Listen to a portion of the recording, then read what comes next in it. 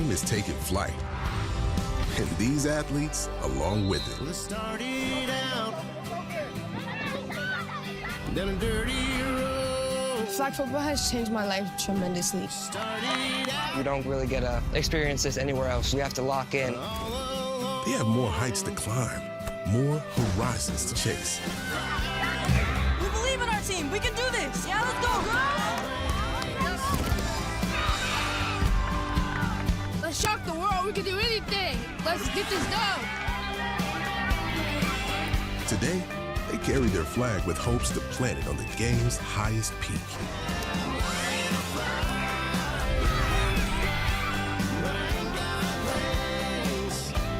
They are ready to fly at the NFL Flag Football Championships. And it's day 3 of the 2024 NFL Flag Championships presented for you by Toyota. And we welcome you to Hall of Fame Village, Canton, Ohio, adjacent to Tom Benson Hall of Fame Stadium, as we get started in the Elite 8 of the 15 and under boys bracket here on just a gorgeous Saturday morning. And great to have you with us, not only on ESPN Plus, but NFL Network this morning with Kirk Morrison, Wes Durham. We welcome you to our coverage. We've gotten to the point now where these teams have played a handful of games. Yeah. They've got an idea about what's going to go down, but this is still for the championship tomorrow. That's where everybody's still trying to go. I think you said it right there. This is for tomorrow. That's all the talk has been about. How do I survive? How do we make it to Sunday? Yeah, well, we've got Cinderella here in our first game. The Loudon Legends, representing the Pittsburgh Steelers out of Northern Virginia, got to the round of 16 by taking down one of the favorites. Yeah, KC Shockers. I mean, this is one of those games that you weren't expecting it, and all of a sudden, quarterback, wide receiver, everybody had a little bit of an advantage in taking down the Shockers. Yep, no question about it. And then Jaguars elite. Well, they haven't skipped a beat. They're undefeated. They beat the Yorkville Jets yesterday in the round of 16, 14-0. And if you don't know about Bryson Wright, you soon will. At 13 years of age, he was a handful yesterday in the 15 and under boys division. Let's look at the bracket. Now, don't forget, coverage will start later today over on ESPN as well. You'll see Elite 8 action from those folks starting at 1 o'clock. We've got a pair of games here for you this morning. Explosive Tucson Turf against the BGCNRI Raptors still coming up as well. But that's a look, and it leads to tomorrow's semifinals in the morning, and then the championship, of course, tomorrow afternoon, 3 o'clock Eastern on ABC. Let's go back to the Loudon Legends.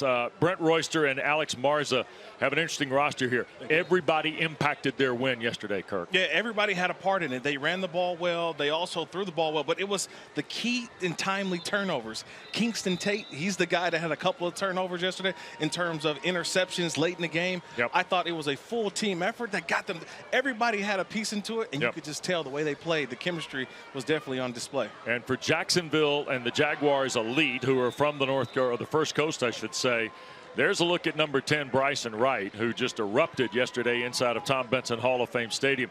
But notice at the top, you see Damian Keister 0, and come down to number 6, Jackson Visconti. Both those guys are quarterbacks. Both are going to play maybe at the same time today. Well, in the NFL, they say if you have 2 quarterbacks, you have none. But it's different here in flag. You've got 2 guys with 2 different skill sets, but they bring something, a different dynamic that puts the defense on their heels. That's why Jacksonville, or the Jaguars elite, have been so special in this tournament. Yeah, they certainly have, and we're looking forward to seeing them in person next against the Loudon Legends as we begin the quarterfinal Saturday in the 15 and under boys division of the 24 NFL Flag Championships presented by Toyota.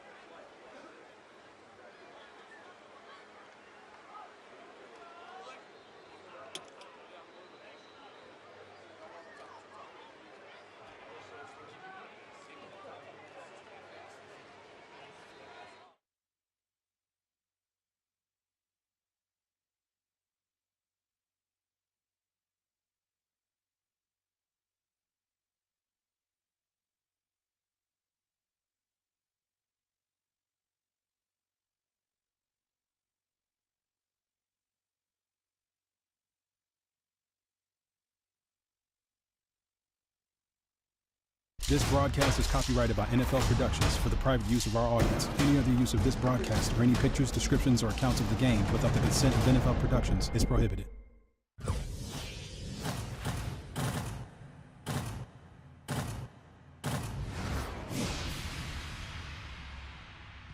Yo, I'm Robert Griffin III, and I'm here with Global Flag Ambassador Phoebe Schechter. Now, I played football in the NFL for a number of years, but I did not play flag football, not at this level.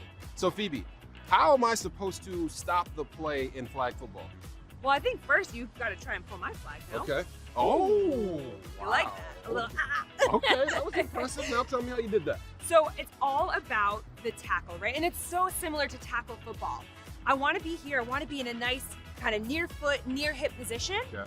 I'm reaching for the top of your flag. My eyes are here. I'm in a nice low athletic position to be able to change direction. Right. I want to reach with two hands because that gives me a higher chance of being able to pull your flag down. And it gives that nice satisfying noise. That was a very That's probably satisfying the best part. Can't lie. Nice job, Phoebe. We appreciate that. Appreciate you. Ooh. Great stuff with RG3 and Phoebe Schechter. We welcome you back. Here's some additional ground rules, if you will, for NFL flag. It's a 5-on-5 game. Running clock, 2 12-minute halves. The field's 50 yards. Each team will start a possession at their own 5. The midline is critical. You get 4 downs to get there, and then 3 from once you cross to score. Touchdown 6. Universal rule, right? If you want to go for the extra point, 5 yards gets you 1. 10 yards gets you 2. And that brings us around to the first of these quarterfinal games. The Jaguars Elite and, of course, the Loudon Legends. And the Legends see the Elite on offense first here. And this is Visconti at the quarterback spot, and he throws for 6 yards right away in the middle of the field. Second down. And the catch is made by Mike Connor, who had a single carry yesterday in their win against Yorkville, 14-0. Talking to the coaching staff of the Jaguars Elite, they want to get out to a fast start, but more importantly, they just want to move the ball incrementally. They know the shots are going to be there, but early on, just get some positive plays and just get the ball moving. That is Brian Traster, the head coach. David Price, his assistant of this Jaguars Elite. And there's Visconti again. Flag is down on the play, and that's the first time we get a look at Bryson Wright, a 6'3", 13-year-old who's at Mandarin High School in that First Coast area. 5-yard penalty, third down. A little impeding there. So the one thing is, in flag football, you got to realize if there's a designated rusher 7 yards deep and he's rushing the quarterback, the offensive player cannot get in the way of that rusher, and that's what happens. So you got to adjust your route. If you're a wide receiver going out for a route, adjust around a defender who's going after the quarterback. Keep an eye on right, top of the screen as you look at it here. Visconti stays in as the quarterback.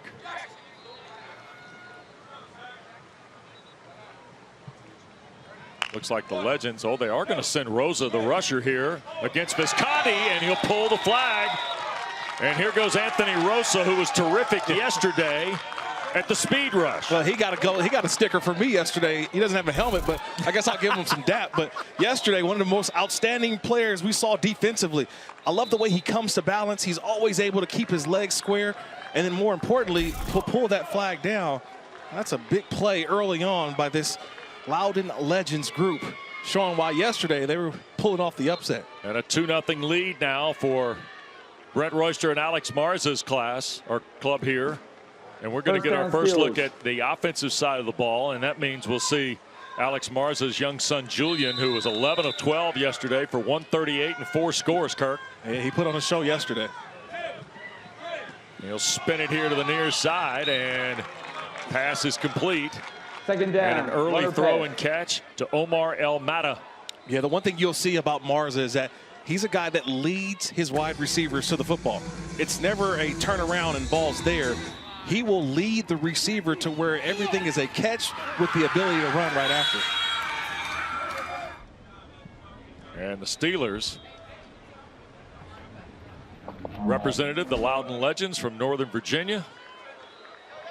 Kirk, would I say here early that they are being deliberate in the approach offensively? Yeah, I mean, when you see the Jaguars Elite, I don't want to see that offense on the field. So definitely clock management so far. Marza pumps one way, throws the other. That is Tate, who keeps his feet.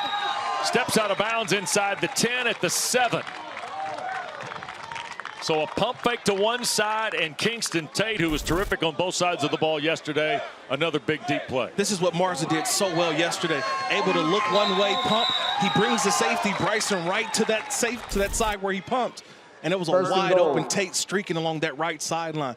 Eye discipline for the Jaguars elite. They have to keep the eyes, not on the quarterback, but on the receivers. All right, 3 shots now across the midfield here for the Legends. Marza to the right, he'll slip it underneath. And the pylon, no, not quite. Kabir Rajpal. Second down. Out of bounds just in front of the pylon. So a second down play coming up for the Legends here. It's just quickly. Everything is quick, quick, quick. And down here, because of such a tight space, Wes, you got to find ways to create a little bit of room to get the ball off. So you've seen a lot of quick shovel passes.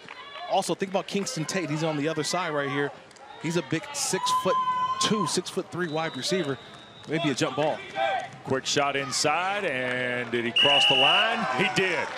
Rajpal in the end zone with the touchdown. The quick shot from Marza. And the Legends not only get 2 points on the safety, now they've added a touchdown on their first offensive trip. It was interesting talking to Rajpal yesterday. You know, I had to ask him, who's your favorite NFL player? He said Xavier Worthy. I said, Xavier Worthy hasn't taken a snap yet. He's a rookie for the Kansas City Chiefs. But he says, look, I watched him throughout his college days, and I really want to watch his game, take some of that game and put it into my own repertoire. And so already he's showing off a nice little score there, Rajpal. Legends, much like they did yesterday, getting an early score to build some confidence. This is one of the youngest teams in the 15U bracket, and Tate couldn't hang on to the 1-point try for the extra point. So it's going to stay 8-0 in favor of the Loudoun Legends. A safety on the Rosa flag pull in the end zone. And then Marza continues his fine quarterback play to post a touchdown.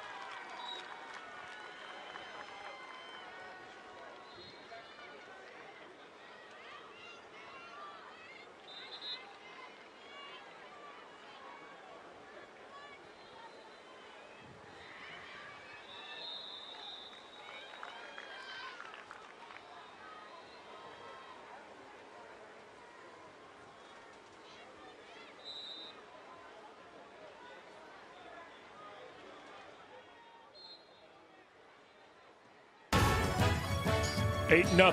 The Loudoun Legends from Northern Virginia, representing the Pittsburgh Steelers, lead Jaguars elite. Don't forget, you have seen talented players this week in Canton from 6 countries at the International Flag Championships, not let alone the hundreds of young people we've seen from around the country. To learn more about NFL Flag and find a league near you, visit NFLflag.com. What a great website, by the way, to find out not only about this event, the other events that go on nationally. We found out a lot about these regionals that each franchise kind of hosted, right? Teams had to travel. They sometimes, some of these teams lost their actual regional and had to go travel elsewhere to qualify for this tournament. So here's Keister at quarterback now. He'll slip it underneath. And a play of almost 10 yards. Second down. And it's picked up by Marquez Hicks. Now this may be the adjustment here, Wes, that they bring in Keister a little bit more mobile in the backfield. We see the rush earlier by Rosa on the opposite side for the Steelers. So you may have a quarterback that can give you a little bit more to improvise when the rush is coming at him. So Damian Keister to work, 15-year-old from Inglewood High School. And he'll take the snap. There's the rush again.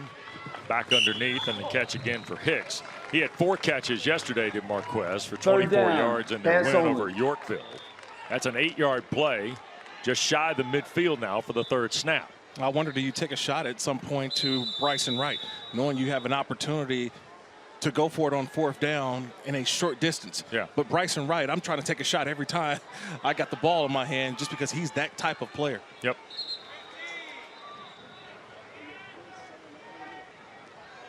Coach Traster could not say enough about how this young man at 13 years of age has become a thing in Jacksonville. Keister left his feet and then throws it back to the far side, and it was dropped. That was Mike Connor, the intended receiver in what would have been a first, and now it's 4th down before the midline. And they're the Jaguars have elected to go for it. So they're going to go for this. You have the option to punt or play, and if you punt, then the Steelers would take over at their end of the field for a new offensive set. Yeah, but I would love the quarterback Keister to stay on his feet. He's kind of jumping for no reason. You know, and I think that throws off the timing with the other wide receivers. That was just a drop. Right. But you'll love to see Keister on his feet. So a 4th down try on their 2nd possession here for Jacksonville. And middle of the field, the catch is made. And that's going to produce the 1st down. And Mike Connor again, the receiver out of Orange Park, Jacksonville suburb. Yeah, that's a nice job by Keister. He doesn't roll to his left. Doesn't have anything initially, the pump, but he comes all the way back to Connor. Just enough for the 1st down. And now they've got 3 opportunities to try to get this ball in the end zone. I'm just surprised we haven't called Bryson Wright's name yet. Yeah. I mean, this is the game changer. He's the best player on this field right now. Last 3 completions, 10, 8, and 9 for Keister. And there's a pass to Mark Alexander Edwards. And he'll work his way inside the 10. So now you got 2 shots essentially at the 9. Yeah, nice drive they have going here. You convert on 4th. You get a positive play on 1st down. Now at some point you got to figure some ways to move it around just a little bit. You put both quarterbacks on the field here, Kirk? Yeah, at some point you have to, just because the field is constricted, have 2 guys with the ability to throw. And you're right, Wes, they're going to put both quarterbacks in. Keister down at the bottom, number 0. Visconti taking the snap from center. Yep, and Wright stands right beside the center, who's also an eligible receiver. They're going to hand it to Keister, and he's going to run around the edge. Did he hit the pylon? He did. Touchdown for the Jaguars.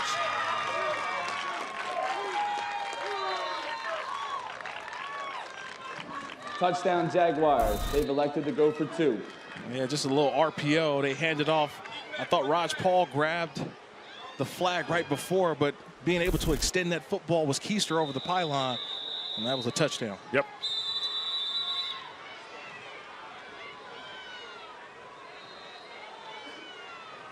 So plays totaling roughly 36 yards in the last 4 or the 5-play drive. They're going to chase the points now. They're going for the 2. I'm a little surprised that you're chasing the points now. I'll probably go for 1. Keister to his left, backing out of the end zone, throws the jump ball for Wright. So it's 8-6. I'm a little surprised at the decision. I don't know if I'm chasing points earlier in this game. Yeah. I take a 1-point conversion. Successful. 5 from the 5 rather than the 2-point conversion from the 10. Right. And now, look, as a former player, I tell you this, you're always looking at that 2 points, thinking, how do we make up that 2 points? How do we make it up? Instead of just saying, hey, traditionally, let's just go play football. We'll be fine. We'll get a stop. And then we see how can the Loudon Legends come back with an answer. Yeah, here's Marza, who was really good in the opening drive, got the touchdown to Raj Paul. Julian, 14 years of age, Riverside High School in Northern Virginia. Almost picked. Oh, it's caught on the deflection. Raj Paul breaking free up near the midline. Wow, a deflection on what looked like a dead ring interception, and Raj Paul stuck with it and comes away with a 17-yard catch. I just love the adjustment because Mike Connor, he didn't go for the pump fake.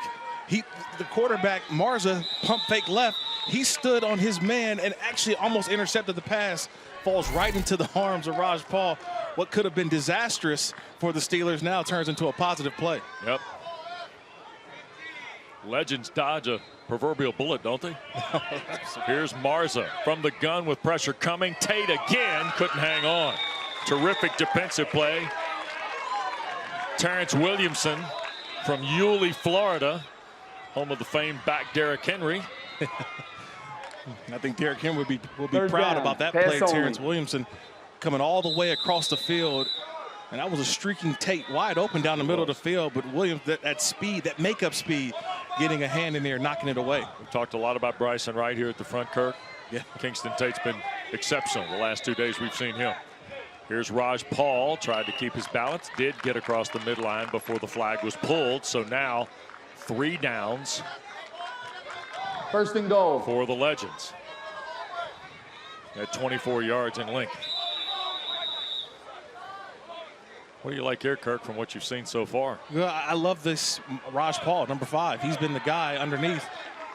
Another shot for Tate, and Williamson in coverage. Incomplete pass from Marza. So the Jaguars know exactly who. On the offense, 5-yard penalty.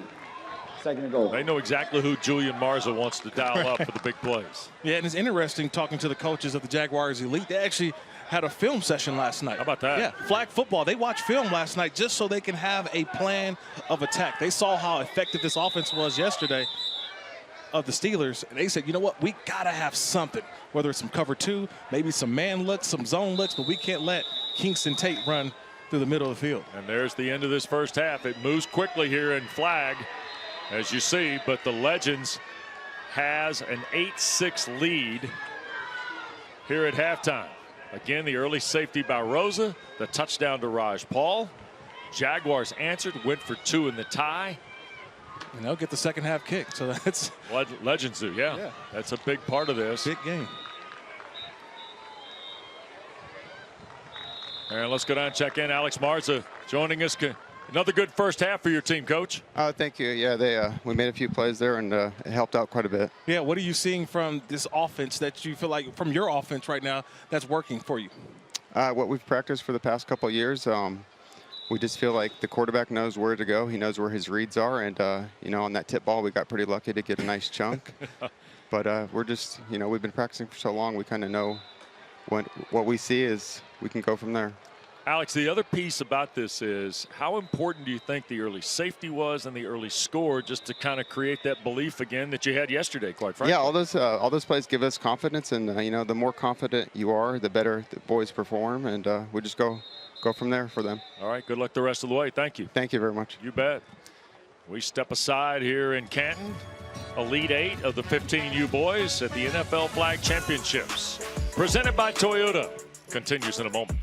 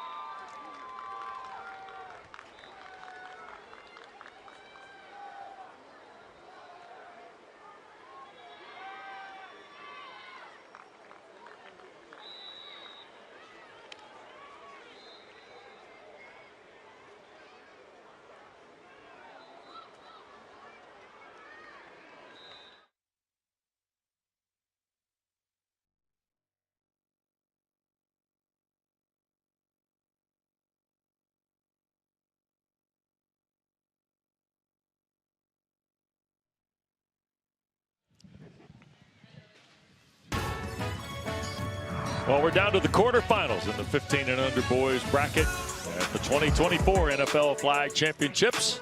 Presented by Toyota. We welcome you back to Canton, Ohio on this Saturday morning. The Loudon Legends representing the Steelers from Northern Virginia lead Jaguars Elite from Jacksonville 8-6 as we get ready for the second half. And Kirk, the action came early.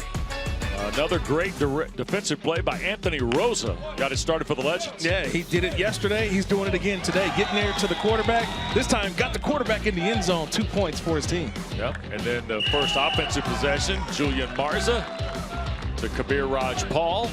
Makes it 8-0. And then Damian Keister with Jackson Visconti on the handoff. The two quarterbacks on the field. Keister got the score. But as you noted, the Jaguars went for 2. Yes. Missed it. So it's a 2-point game.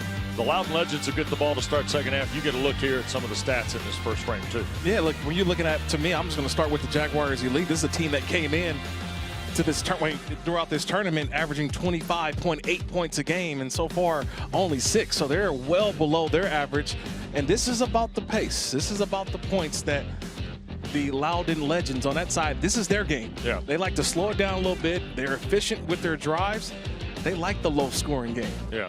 So we're going to see how they operate. Remember now, 12 minutes, running clock. Yes. The winner will play tomorrow morning at 10 a.m. in one of the semifinals against CK Elite or the Lockdown Legends, who are representing the Tennessee Titans. We saw CK Elite late yesterday. They were impressive. And they got a quarterback. We got first down Steelers. Yeah, Stelmack. So here's Julian Marza to work. Legends with the ball at the 5 on this 50-yard field. They're going to hand the ball to the far side, and Grayson Todd touches it for the first time today and gets 5, maybe 6 toward the 11. They got 3 more cracks to cross the midline. Yeah, this offense is not trying to score in a hurry. They're going to utilize this clock, utilize their time, but they just have to score on their drive. They got to be efficient. This isn't a, if we don't make it, we want to punt. No, they're going to be deliberate, but they also want to score and take as much time off the clock as possible. Do you buy the anxiety that might create for the Jaguars? Absolutely, because they've been scoring so well against all the teams so far in this tournament. Now, all of a sudden, they may press a little bit and have to get the ball in the end zone quickly. Here's Marza to his right. He's going to tuck and run and tried to dip down as he got near the midline. He'll be about 4 short for third down. Third down. Yeah, the ability here that he could have also, he can run, but then he could also throw because of he didn't gain possession. He was handed the football. So a little intricacies of flag football that you can do a little bit of both. So now here's third. So 2 downs essentially to get 4 to the midline for the Legends. Raj Paul in motion, fakes the swing. Marza going to come back, gun it underneath, and it's dropped. Omar El Mata. Yeah, decision time here. Wouldn't hang on, so now 4th down. Brent Royster and Alex Marza with a quick visit. And a bit of the huddle. Yeah, the first critical play of this half. Yep. Maybe of the game, where the Jaguars looking to not only get a stop and get the ball right there about that, almost right past the midline, but if the Steelers are able to score this football in the way that they're running the clock, this could be bad for the Jaguars.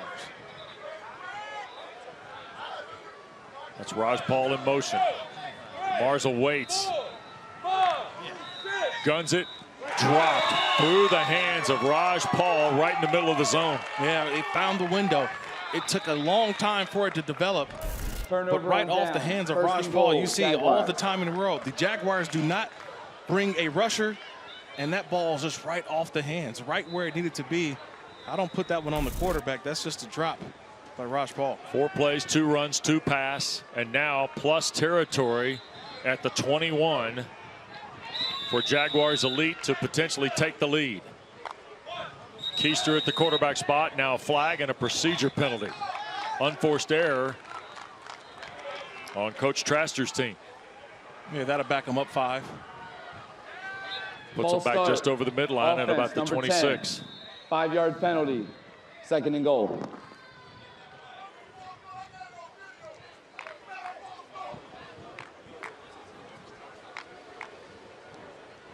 Also comes with the loss of down as well.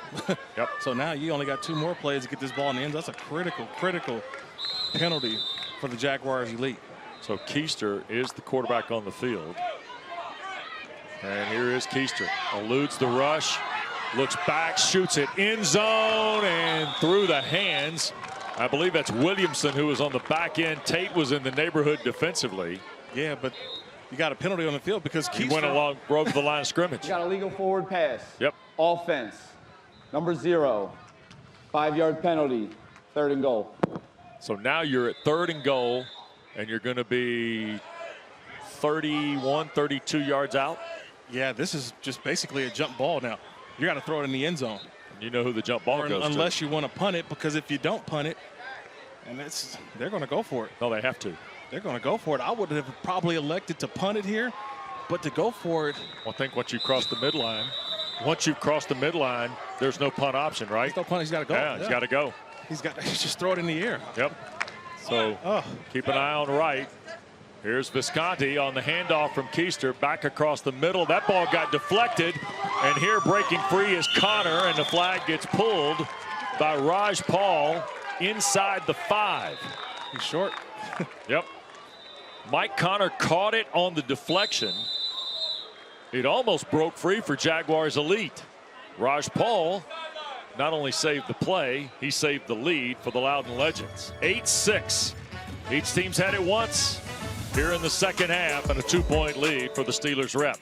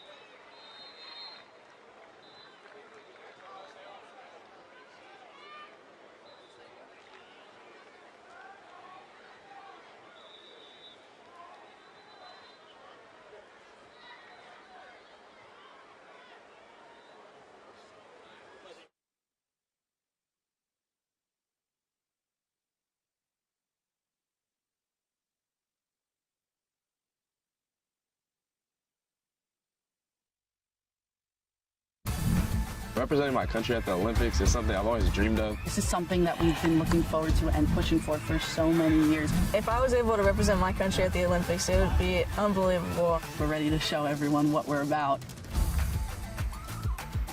Well, in this game, there's a position for everyone. Now that flag football is part of the LA 2028 Olympic Games, join the movement. Get playing today by visiting NFLflag.com to find a league near you. And back with Kirk Morrison, West Durham. We welcome you to our continuing coverage of the 2024 NFL Flag Championships presented by Toyota. We're in Canton, Ohio at the Hall of Fame Village. And we're watching the first of 4 quarterfinal games in the 15 under boys bracket. Legends with a 2-point lead, and Julian Marza's 7th completion in 11 tries. Kirk? He's efficient. A couple yards. Yeah, he's efficient. I love the way that he plays the game. Everything is, second down. I said earlier, he leads his wide receivers. Everything is a catch and run element. It's not a catch and fall down. You have the ability to turn a short gain into a big gain the way that he throws the football.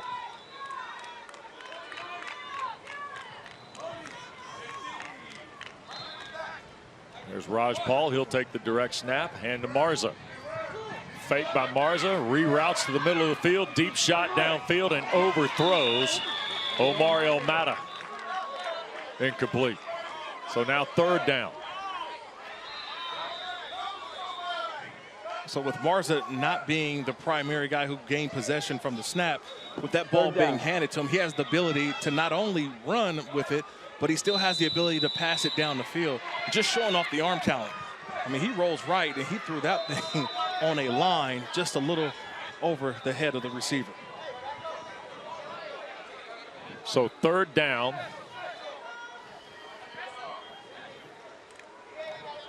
Kingston Tate, their big play guy, to the top of the screen. Middle of the field and broken up on the way to Grayson Todd. And the breakup was Terrence Williamson. So the Legends are going to punt. That will put the Jaguars back at their 5, still trailing by 2, and you see under now 6 minutes to go. Yeah, a couple stops. They brought a little pressure there. Usually you get one designated rusher. They brought 2 rushers just to speed up the process on Marza. Had to get rid of the football quickly. That's a nice job by Jaguars. Elite, changing up what they do. So from the 5, Visconti, quick throw, Bryson Wright, middle of the field. Flag got pulled after about a 5-yard gain. I believe that's his first catch of the game. We haven't seen him much at all. Got his first catch, and you see the ability. It's just a quick, easy slant to the inside. He's a big target. And now, Kurt, it's interesting because the way this changes, the Jaguars, knowing they take the lead with a touchdown, they're going to game the clock a little bit here. Absolutely, absolutely. They can score quickly. How do you slow it down, though? That's what I want to know. Yep. Visconti again at the quarterback spot, middle of the field throw. He was looking for Williamson. Collision. Had a bunch of guys there. The breakup. Kabir Raj Paul was there for the Legends. 3rd down. A couple of different guys were in the neighborhood. It was Ronald Williams III, one of the intended receivers. I believe it was in traffic. And it was traffic. It was a lot of traffic over there. Marquez Hicks the other.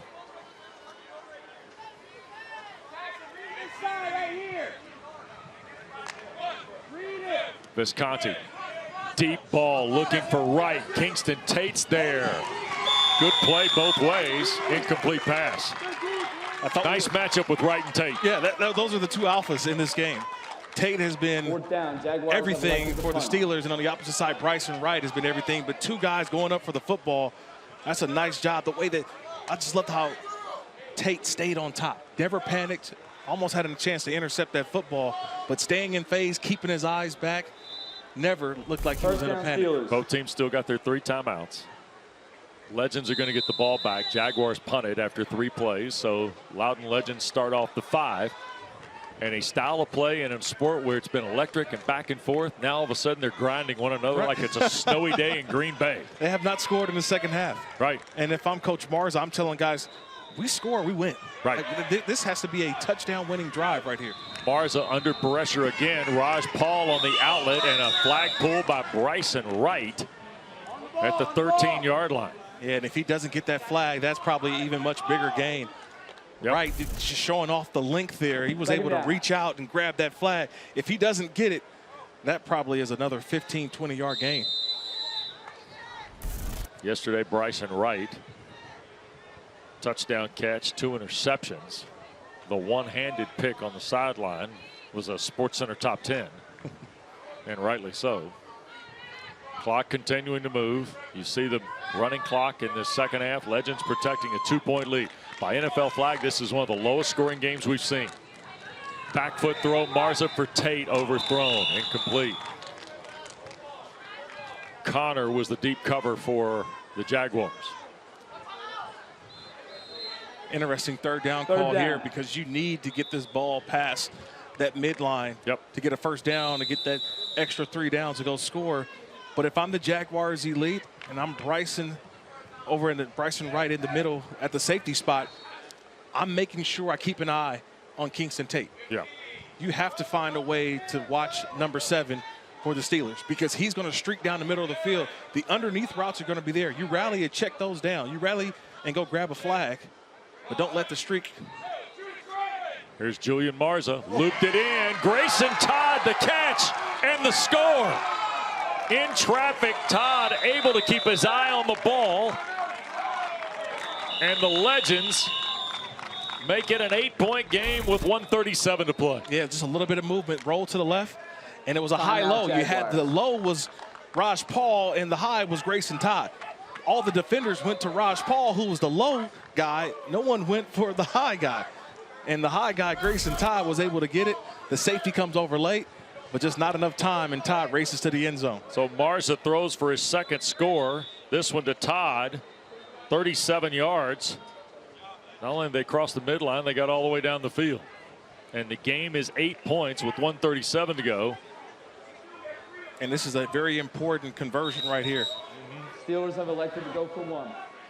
The Jaguars elite, they have to keep them from converting this. At least gives them an opportunity. If they score, they can go for 2 and tie this game up. This definitely makes it a 2-possession game. Here's Marza to his left. Back foot throw. Tate couldn't hang on. The breakup was Terrence Williamson. We got a flag down, and it's a penalty on the Jaguar elite. You got holding. Defense number 1. Half the distance, still going for 1. And another reminder, not just the penalty, Kirk, but the running clock continues. And now another timeout is called. Timeout. Wow. Jaguars. You talk about the emotions. Outstanding play by Terrence Williams at the end, knocking that ball away with his left hand. And then you run into the sideline and you see that yellow flag on the field, having to go back, not only waste the timeout. That is that empty? That's emotions. Yeah, that's empty, right? You can see these young players. I know they're 15 and under, but man, the emotions of still having a chance to win the game and then have to go back out there and defend one more time. Yep. So the touchdown and now another 2-point try. Hanging on the books here. Remember, they missed one after their first touchdown. Quick throw, and that's Raj Paul, and he got in. Terrence Williamson thought he had the flag pulled. The official awards the point.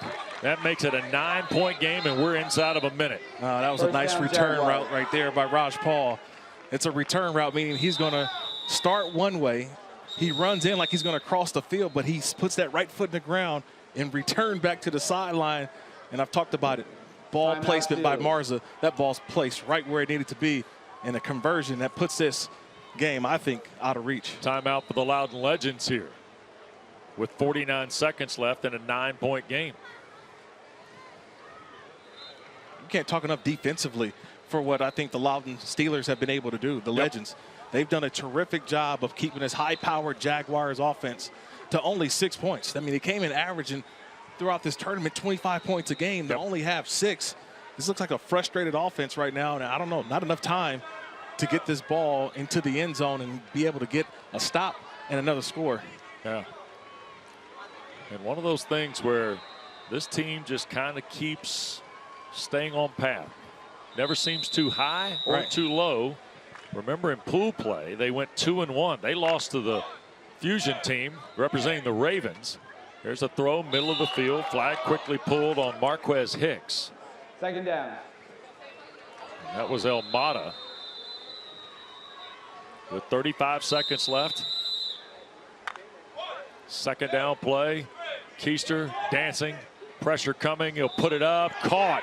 Falling out of bounds. That's a catch inside the 5 at the 4 by Hicks. Terrific catch. Yeah, clock still running. A terrific throw. The clock's still running. This ball's got to be snapped. They got both quarterbacks in. Just confusion, trying to do too much at the end. 29-yard throw. Finally get lined up. 7 seconds left. Here's Visconti. Hands to Keister. Pump fake. Now shoots it end zone. And a toe drag for the touchdown. Touchdown Jaguars. Time has expired. Ball game. So on the final play of the game, the Jaguars score a touchdown. Marquez Hicks, the huge catch. And then the final play of the game, Keister shoots it to the end zone. Well, that might have been 2, Kirk. Yeah, you might have got 2 feet in. Needed 1, he got 2. A little toe drag swag. But just how crucial that holding penalty was on the conversion attempt. This could have been an opportunity for the Jaguars elite to go for 2 to tie it up. On an untimed down. On an untimed down. And then overtime, but not to be.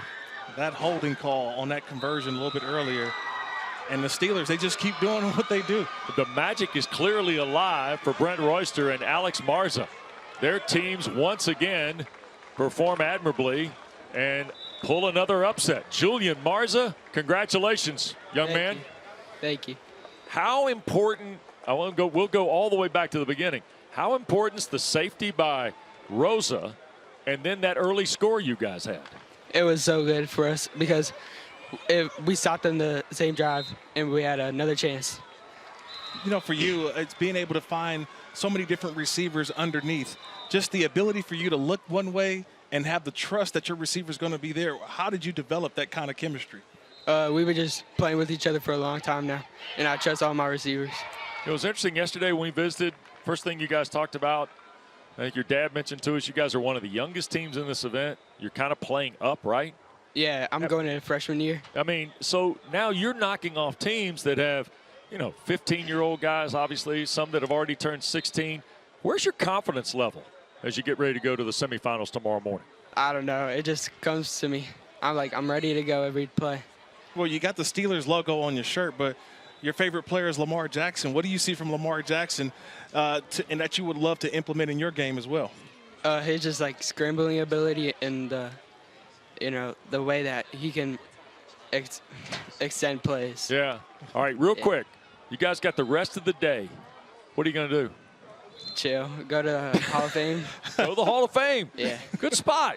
Well done. Congratulations. Thank you. All right, Julian Mars, another terrific day as the Loudon Legends get the win 15-12 here over the Jaguars Elite. We're going to hope to talk to his dad here in just a second, Alex Marza, who joined us at the half. This has turned into really one of the more compelling stories of this 15U bracket and maybe of the NFL Flag Championship as a whole, Kurt. Yeah, I think I love their story because the story that we saw was just a team that has come together at the right time. They had a loss in the pool play. Yeah.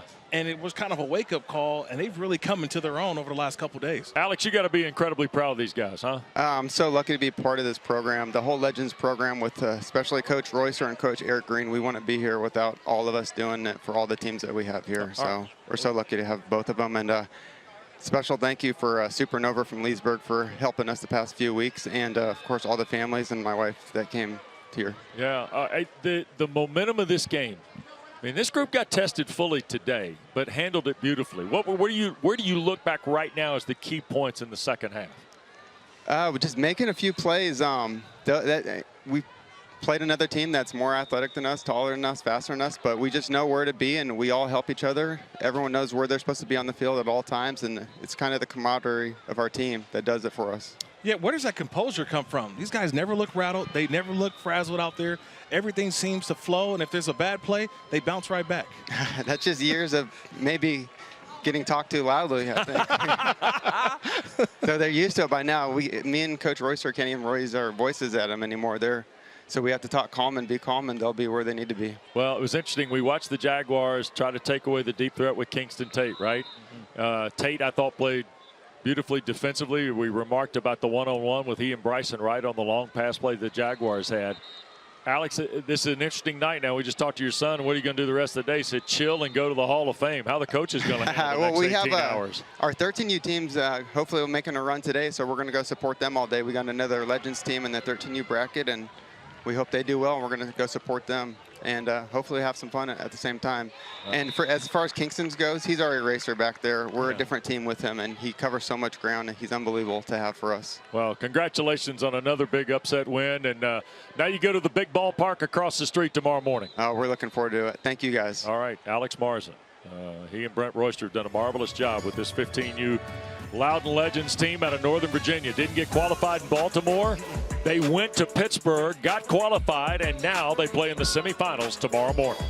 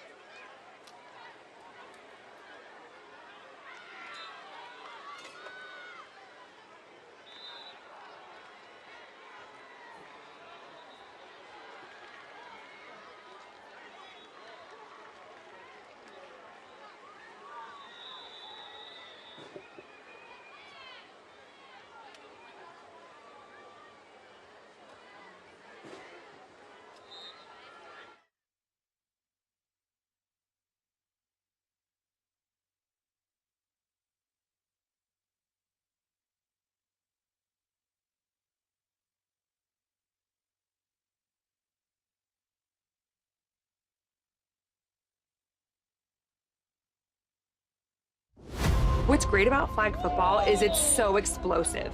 And because there's so many fewer barriers to participation, you get way more people having access to the sport. To see what women can do in this sport is pretty amazing. 1, 2, 3, 7! It has one of the highest growth rates in any sport. Over 20 million people are playing flag football, and that's only going to grow in the coming years. The demand is coming from girls. They're saying, we want this opportunity to play. I'm able to play in college on scholarship. Bring your teammates back up with you. Let's go. I'm really proud. It's just kind of hard to put into words. I see her dedication and her love for the game. The self-confidence this sport gave them is immeasurable. It's made her such a strong person. Flag has a space for everyone. It keeps me moving and it keeps me quick on my feet. Without Flag, he wouldn't be where he is today. All 32 clubs are participating. That young lady, that young man can rep his city. It's not just an American sport anymore, it's truly a global sport. From China, from Japan, from South America, we are truly worldwide. Ich liebe Flag Football. 我喜欢橄榄球。 Me encanta el Flag Football. To be that motivation for all the little girls out there. They're inspiring so many generations of young people. Flag is now LA 28 bound. LA 28 is going to be a game changer. Game changer. Maybe I'll see you there. It is surreal to be able to represent my country. It's like your dream come true, you know? I was super happy when I found out football was going to be in the Olympics. Flag football becoming an Olympic sport would be an absolute rocket ship. On the field, you're trying to win. But off the field, so many bonds have been created. It feels like a family. I like competing and the friendships. It has changed my life. 15-12, the final. The Loudon Legends from Sterling, Virginia, representing the Steelers, move into tomorrow morning's semifinal next door at Tom Benson Hall of Fame Stadium as this 2024 NFL Flag Championships presented by Toyota continues. And let's go right back to the start of the game. Early possession. Anthony Rosa again, Kirk. Yeah, he set the tone early on. He brought the energy. That safety really changed the momentum of the game on the first drive. And then you see the touchdown to Raj Paul. Jaguars get the answer. Damian Keister around the corner. They chased the 2 points, and it proved to be a difference maker. It just felt like they were always playing catch-up throughout the rest of the game. I know they were down, but that 2 points seemed to haunt them the whole entire game. What a catch by Grayson Todd through traffic. That's the game winner. Jaguars touchdown at the end of the game. Not enough. 15-12 the final. Legends move on. You see they'll meet the winner of CK Elite and Lockdown Legends. They're representing the Titans. You can see that game at 3 o'clock Eastern over on ESPN. Coming up next, NFL Flag Championships presented by Toyota continue. Staten Island Giants conquer Social, Irvine, California. Roy Philpott, Phoebe Schechter here for our continuing coverage on ESPN Plus and NFL Network. For Kirk Morrison, West Durham. See you later. This broadcast is copyrighted by NFL Productions for the private use of our audience. Any other use of this broadcast or any pictures, descriptions, or accounts of the game without the consent of NFL Productions is prohibited.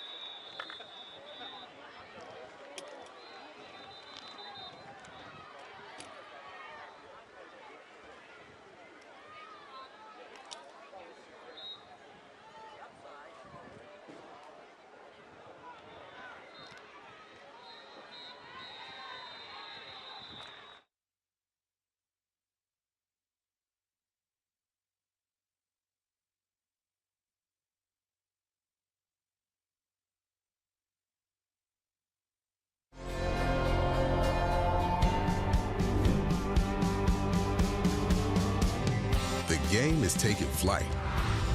And these athletes along with it. Let's start it out down a dirty road. Flag football has changed my life tremendously.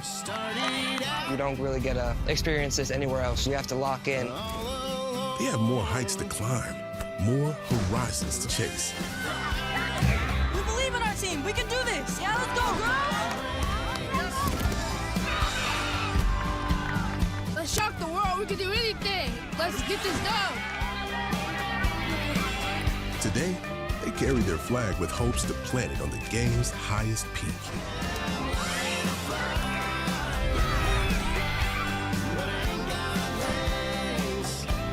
They are ready to fly at the NFL Flag Football Championships.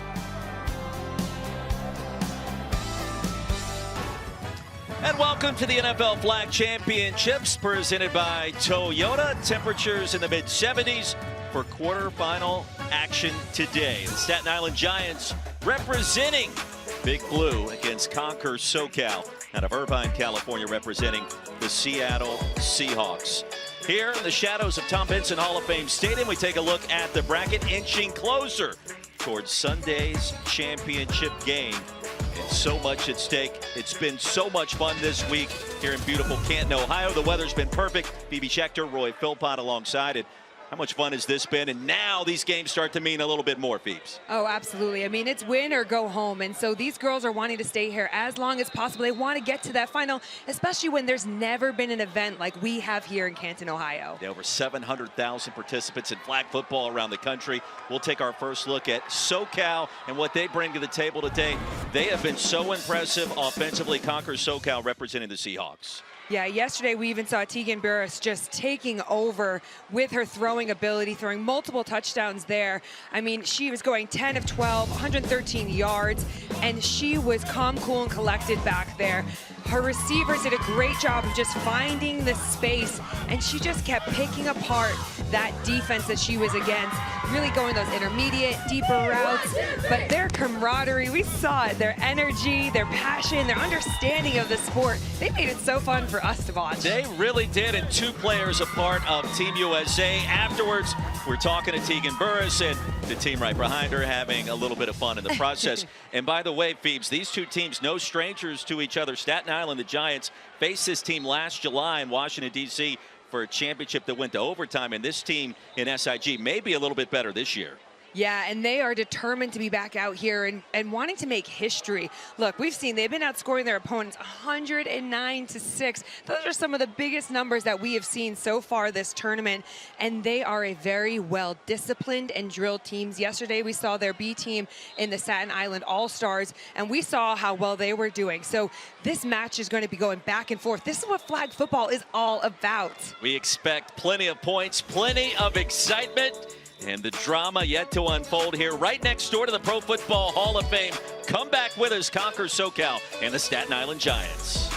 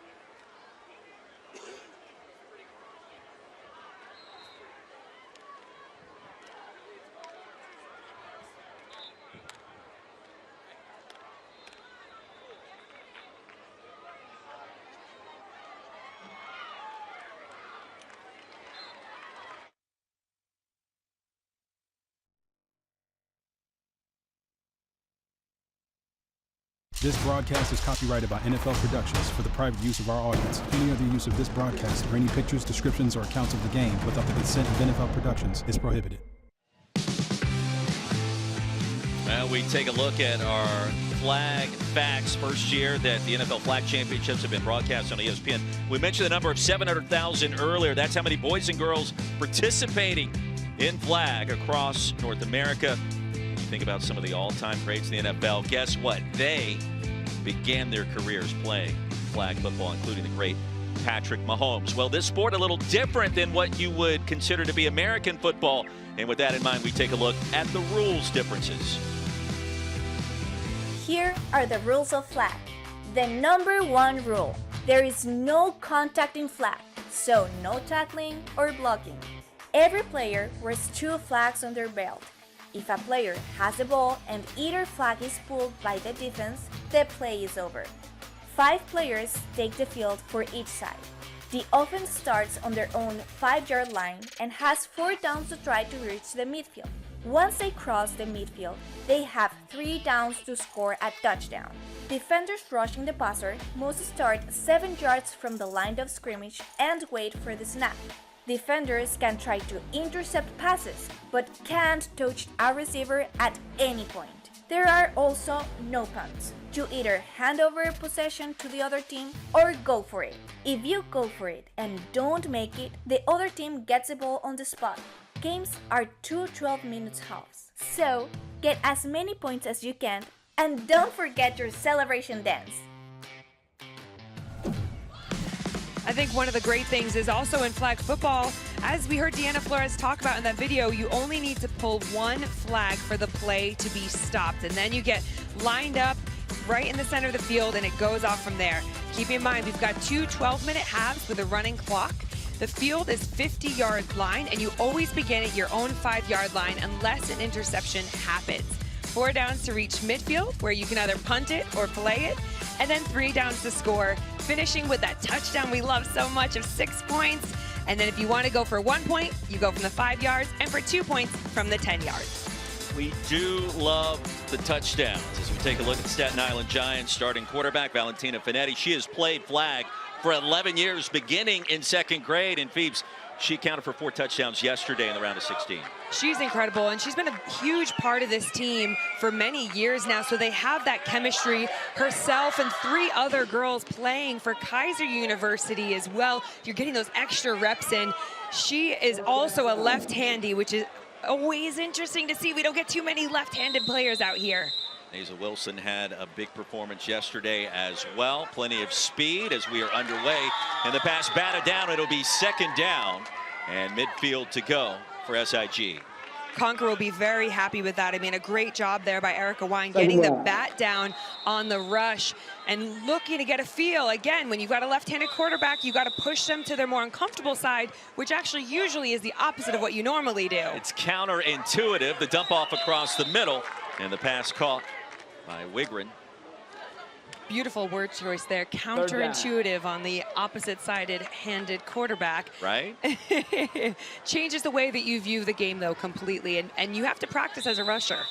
Been saving that word all week until this game today. Did you request this game? Yes, on 3rd down, across the middle again. And the flag is going to be pulled short of midfield. And now decision time with 2 penalty markers coming in late. This coaching staff is pretty confident. You've got Mike Colt as their head coach, and they've had a lot of experience. They have a lot of faith in their girls. Brian Sullivan wearing the white hat again today. They've done a tremendous job this week, reffing all these games. Got a legal flag pull on the defense. Spot foul, 5 yards, automatic first. Phoebes, I turn to you, the NFL's flag football ambassador, for an explanation of what occurred right there from your perspective. When you're watching the flag get pulled on here, it has to do with the fact that the flag is pulled early. So you cannot pull the flag before the receiver has caught the football. Hands only. So 1st down, and it's not goal to go from this spot, still to midfield, so a couple of extra downs here if it was needed. The team from Staten Island. Staten Island known for tremendous flag football players.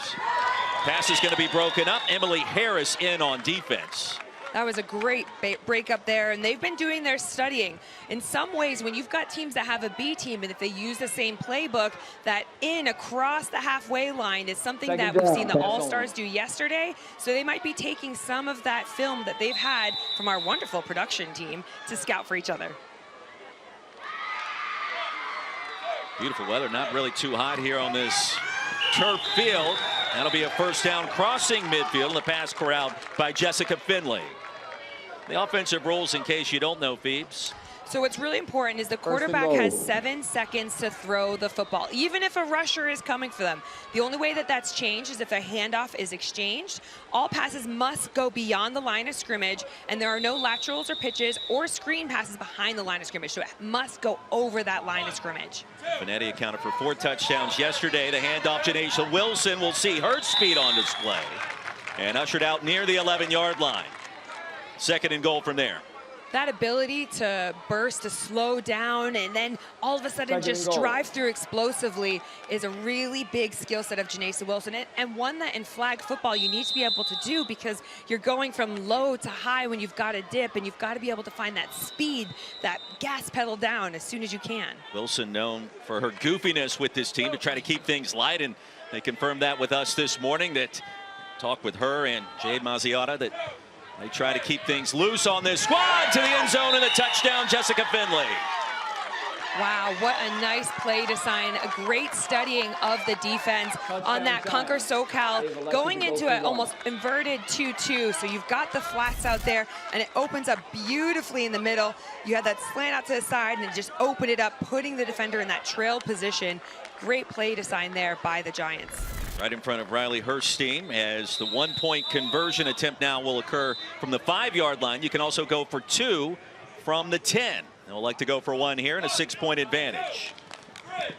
Towards the front pylon and creeping towards the goal line, but shoved out inside the 1. The conversion is no good. So a good-looking play to begin, but the defense for Conquer SoCal was there to end. And we'll take one more look at that touchdown after the conversion was no good with Ganlin. Really nice play design. Again, you've got that out route, and then you've got in the middle. Now, I would choose to put it in Allison Ganlin's hands as well. She is a very strong athlete, but you have to remember you have to reach out to get the ball over and break the plane of the end zone. Tegan Burris only 2 incomplete passes yesterday in the round of 16. A quick toss here to Sophie Guitron, as now Conquer SoCal on the move with their first touch. And again, 2nd and midfield to go. Excuse me, Phoebe. Again, a team that has so much talent from so many different sports there. We talked to Tegan Burris pregame. We asked her, hey, you're no stranger to playing this team from Staten Island. She goes, no. It's like, what's it going to take to get? She goes, this is a revenge game for us. Maya Helmar close to midfield and 1 yard short of a first down. A really nice play design. It allows, they've got so many athletes out here. 2 current USA team players, 1 previous one. I mean, but all of them come from different sports. We've got a D1 soccer player in Milan. We've got 3 sport athletes in Maya. I mean, just an incredible array. We're seeing that more in the NFL as well, right? Those multi-sport athletes. 3rd down, midfield to go to get the first. Time for Burris, in traffic passes corralled, and Heisdorf picks up the first down. It'll be 1st and goal from there. I really like what they're doing here from an offensive scheme perspective. They're doing a delayed release essentially from the center. And what it's doing is opening up a clear read, forcing the defense to show what they're doing, and giving that quarterback that clear read between who do I throw to, off the linebacker, or who's being able to get that matchup versus the corner. Well, Phoebe, it'll be 1st and goal from the 21-yard line, and essentially Conquer SoCal 3 downs to score the touchdown. They'll try to get a chunk of yardage here, but the pass ruled incomplete. And Hurstein unable to bring it in, trying to tiptoe out of bounds. Really, again, a nice play design. They're forcing the defense to show themselves, because they've got some pretty aggressive defenders on the Staten Island Giants team here. But the Conquer SoCal, calm, cool, collected, Tegan is the leader of this team, and you can see her really showing her personality out there. Doesn't get rattled. That's something we noticed yesterday. And on 2nd and goal, the pass complete to Helmar. It'll be 3rd and goal from just inside the 11. And so on this play, Conquer SoCal has to score a touchdown. Otherwise, it's a turnover on downs. 3rd and goal. This is a really big play for them here. They're going to want to get this. These are two high-powered offenses, so getting those scores in early, it just gives you that confidence boost you need early. Maybe it really feels like the team that scores first and establishes that early touchdown. It's a huge advantage in flag. Oh, massively. I mean, like any sport, it's all about momentum, and you want that momentum early in a game. 3rd and goal. Here comes the pressure. Back corner open, and the tippy toe for the touchdown. What a response by Conquer SoCal in the back corner. And that certainly is one way to do it. Oh my goodness, what a great play. I mean, just a great nod at the top of the route. You had Allison Ganlin and Milan Heisdorf, our D1 soccer player, bringing it in for that little toe touchdown in the back of the end zone. Playing soccer for UC Irvine. We're tied at 6, and now Conquer SoCal will go for the 1-point conversion from the 5.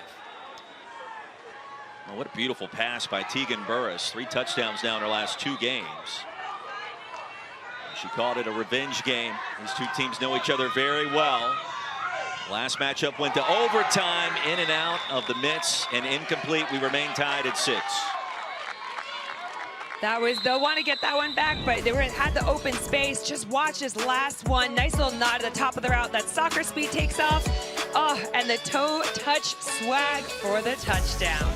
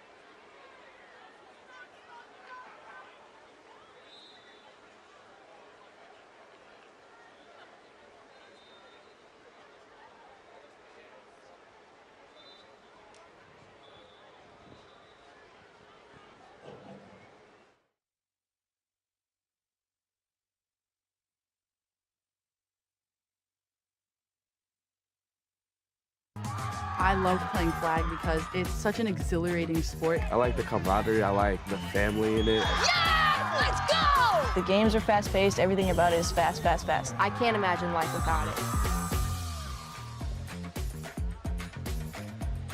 Welcome to NFL Flag. In this game, there's a position for everyone. And now that flag football is a part of the Los Angeles 2028 Olympic Games, join the movement today. Get playing today by visiting NFLflag.com to find a league near you. Back to live action, a tie game. And Sig with the football again against Conquer SoCal. We're tied at 6. Phoebe Schechter, Roy Philpott on hand this Sunsplash Friday morning. Saturday morning, rather. What day is it? We forget. But the important thing is the action on the field paints the picture. Absolutely. All that matters is the day of football. And that's what really means most to us here. Starting the playoff, Janasia Wilson just on that little drop, but they're doing a great job of forcing that defense back. Open up that space so you allow your athletes underneath to move and use those wonderful evasive moves we love so much. Valentina Finetti, the quarterback. And back to Wilson. Well, you see her speed on display, tumbling out of bounds, crossing the 10. It'll be 3rd and goal from there, or 3rd and mid from there. Wow, what speed she has when she gets on the go like that. But that's where that threat of, is she going to throw it? Is she going to run with it? And when you get going, we see that burst come through that she's got that's so lethal.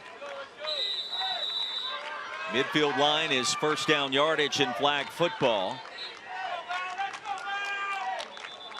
This possession results in a 4th down before midfield. They'll have an opportunity to go for it there or elect to punt.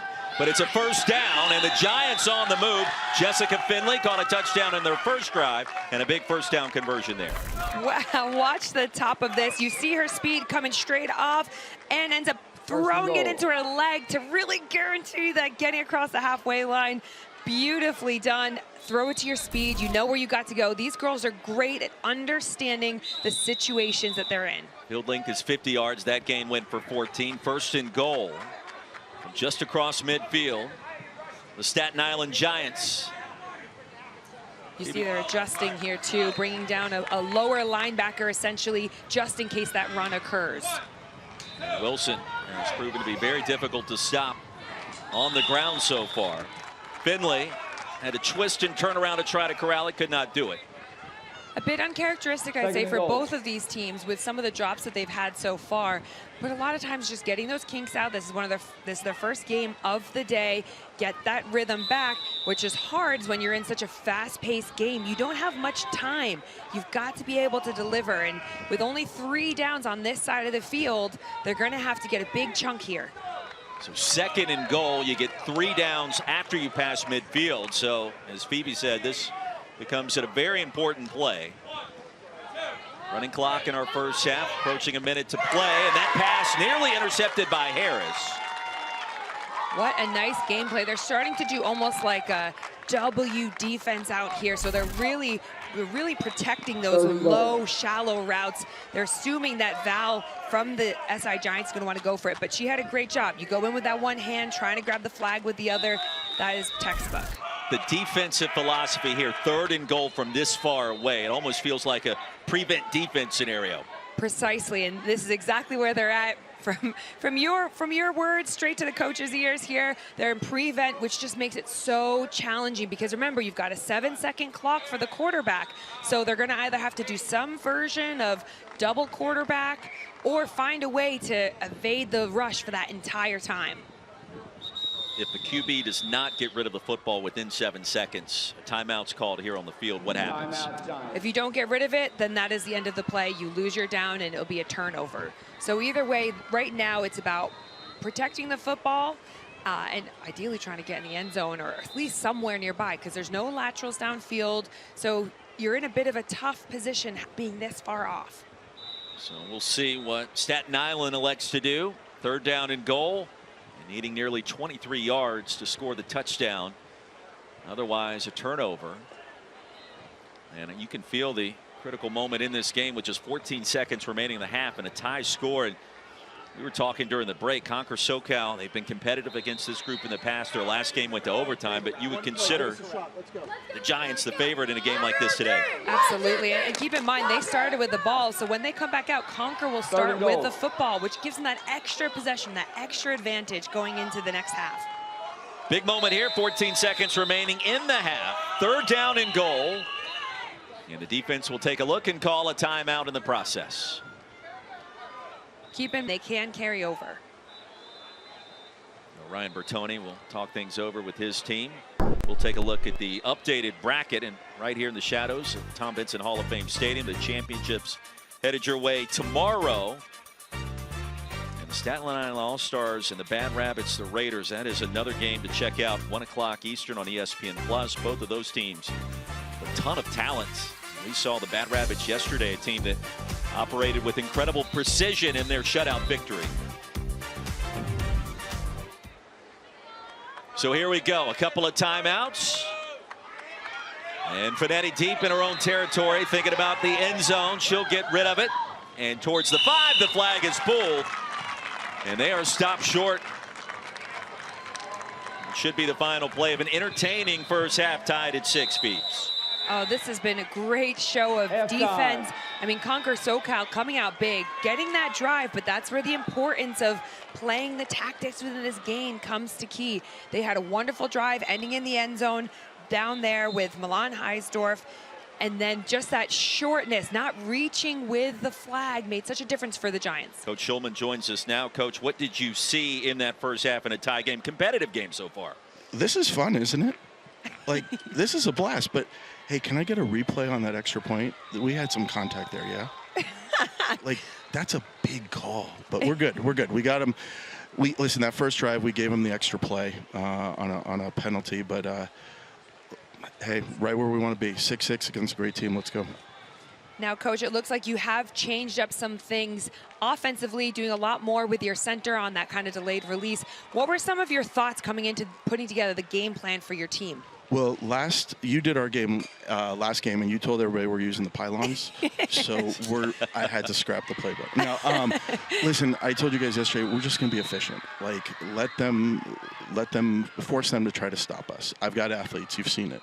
Get the ball into their hands. And, SIG's a great team, great team. They usually blow everybody out. So this is fun. Like, let's make them work a little bit. Coach, we're having fun. You're having fun. We can make it a three-man booth in the second half if you want. I want to play. I want to win. I want to win. But listen, help me out. Don't give them my secrets. Don't give them my secrets. We got you, Coach. Best of luck second half. Appreciate you. Justin Schulman checking in, tied at 6. Phoebe Schechter, Roy Philpott. Glad you could join us on a spectacular Saturday morning here in Canton, Ohio.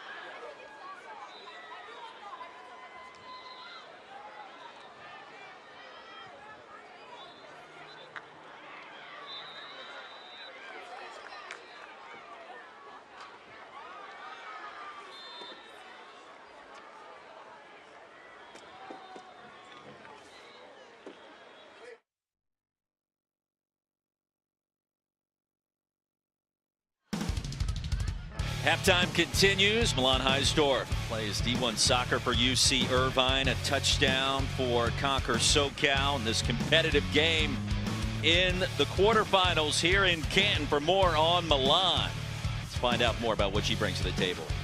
It should be normalized that girls are playing football. It's really cool that you're out here breaking the barrier, but that barrier shouldn't be there. I'm Milan Heisdorf. I play wide receiver, and I'm from Conquer SoCal. I first started playing in second grade. I was playing with boys and against boys. Once you beat them once or twice, then they kind of give you the respect that you deserve. It was amazing to represent my country playing for the junior national team. You get to see how big the game actually is.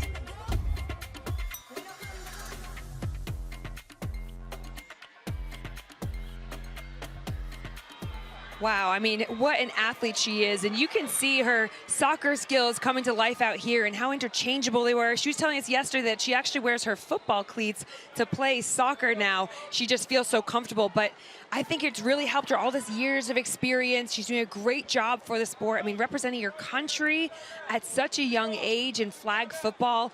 And to be honest, we've seen a lot more soccer players coming from soccer to flag football because of that already familiarity with space and movement. I mean, we saw that footwork at the back of her touchdown on the last play. Those things come natural to you when you've been practicing them for so many years in different sports. Soccer, footwork goes hand in hand. It can help you out in every other sport, including flag football. Conquer SoCal, our first possession of the second half. And this 12-minute running clock already underway. The pass grab by Sophie Guitron, a member of Team USA, and ahead towards the 15-yard line.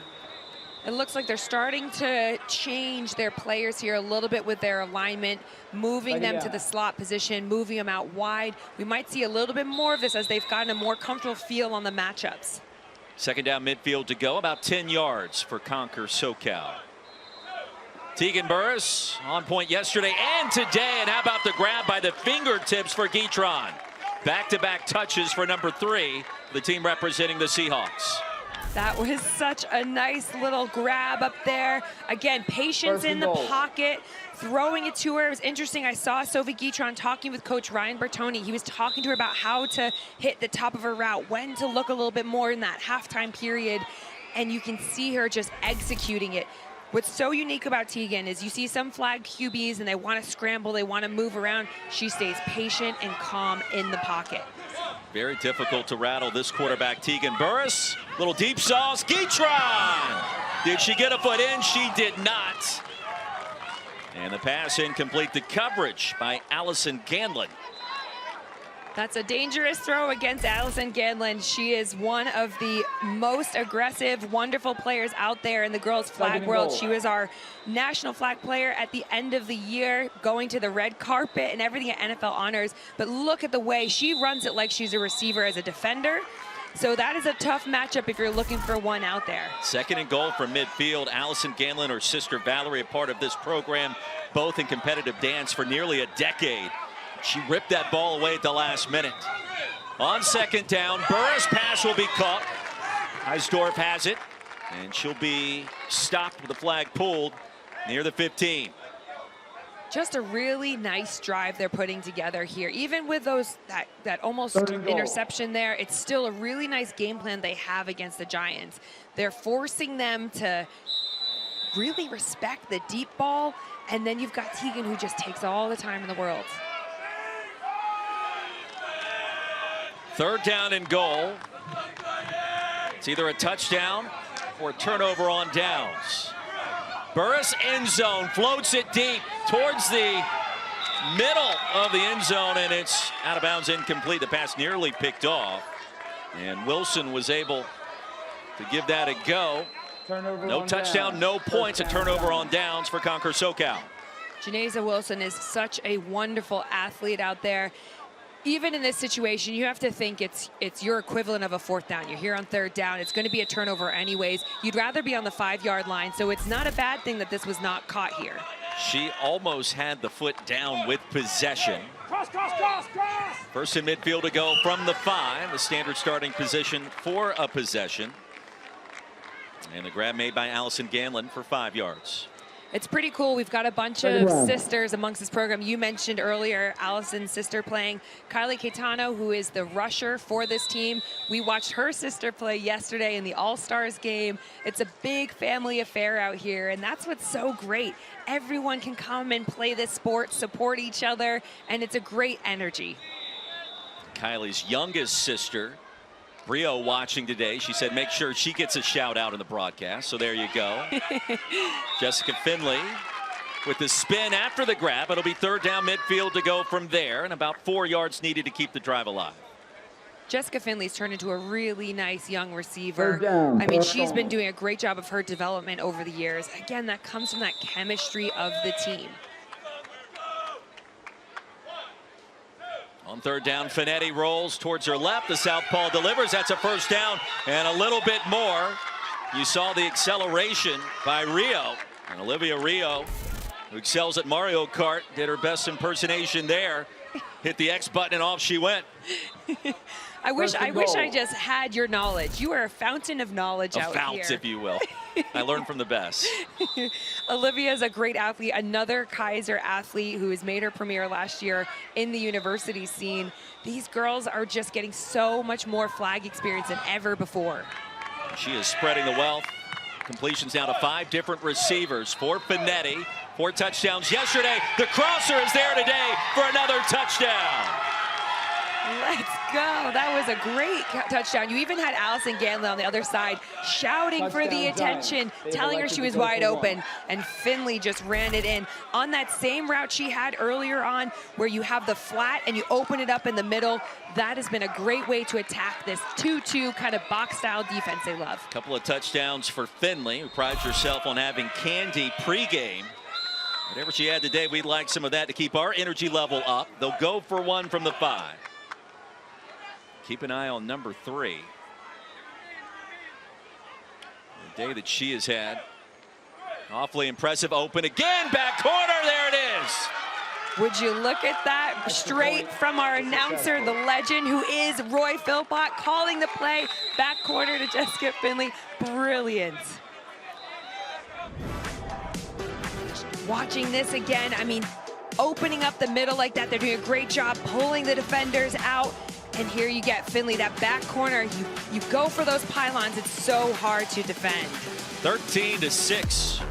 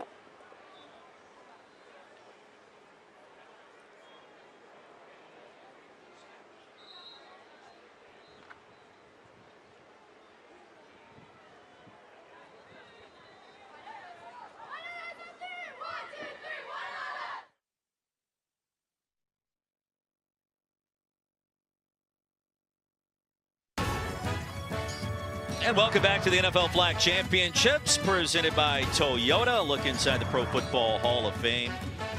13-6 our score. Staten Island, the Giants, leading Conquer SoCal, the Seahawks. Welcome to NFL Flag. In this game, there's a position for everyone. And now that flag football is a part of the LA 2028 Olympic Games, join the movement. Get playing today by visiting NFLflag.com to find a league near you. Phoebe Schechter, Roy Philpott, a great game underway.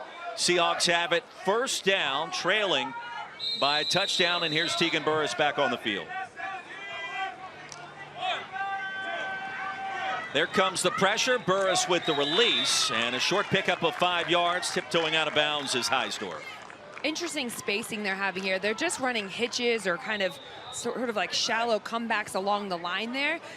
but the spacing is quite tight on one side. I'd be interested to see what they do, but you see the head coach is starting to adjust the plays and call them once he sees the defense is lined up.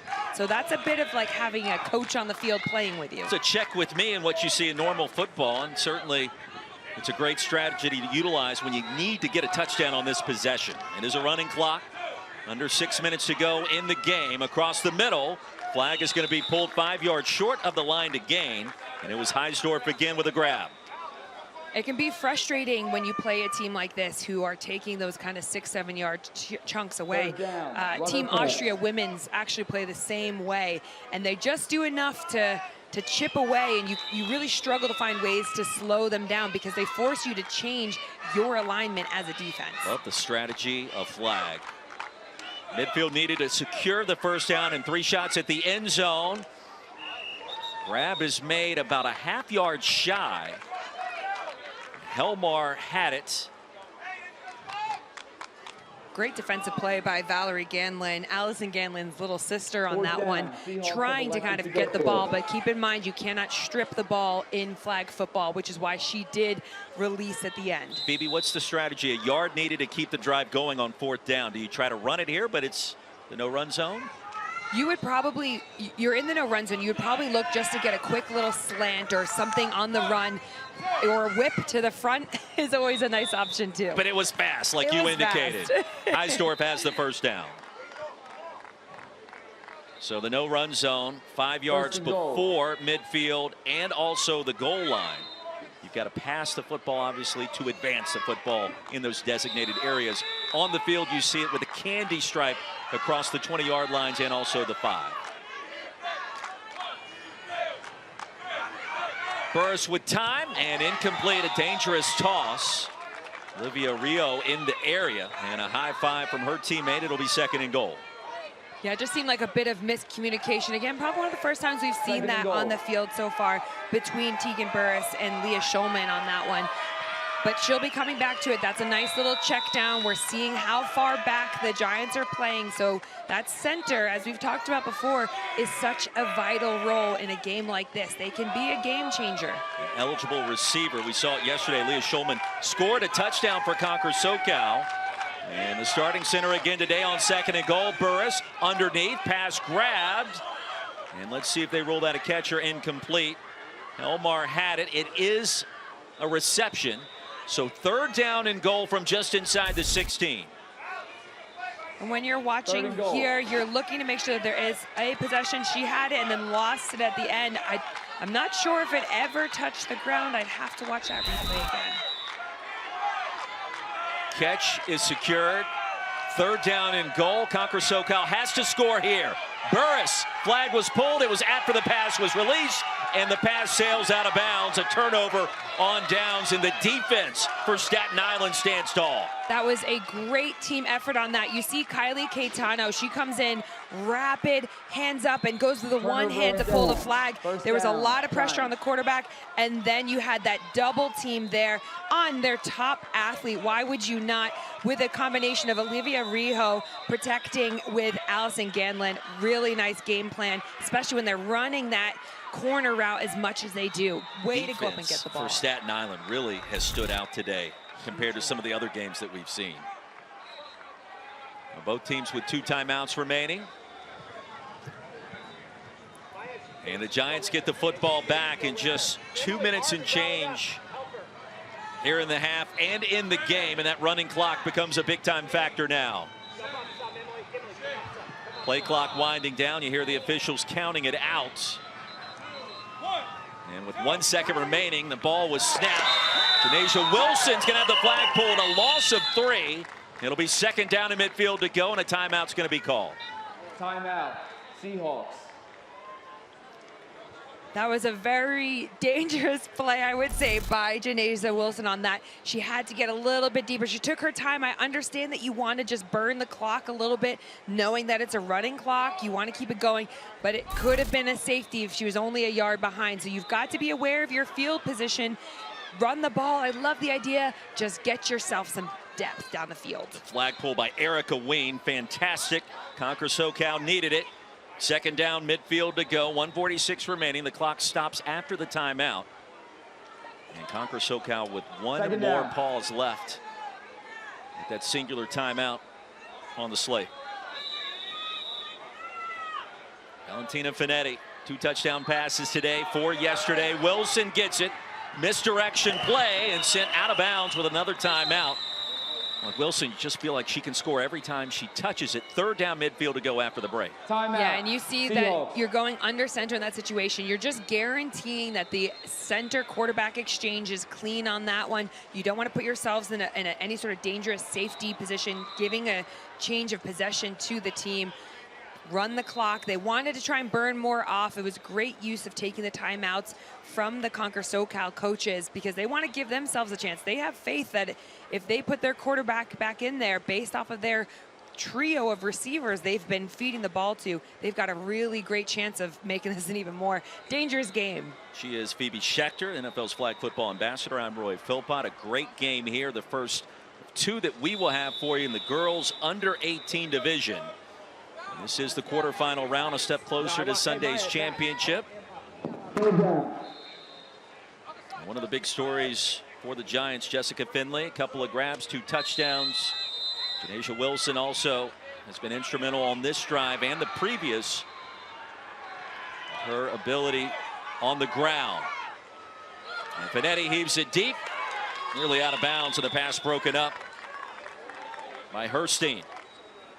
4th down. So 4th down midfield to go, and they're going to punt the football, and that means Conquer SoCal, Phoebes, will take over at its own 5. This is a huge drive for Conquer SoCal. I mean, how exciting is this? They're going to have to be fast, so they're going to have plays lined up.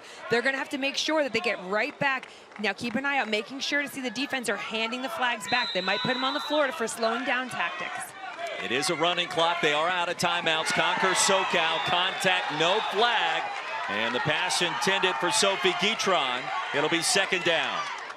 That's always a tough call on this sort of play. I mean, you're watching. You want to make sure the defender is not coming through the receiver.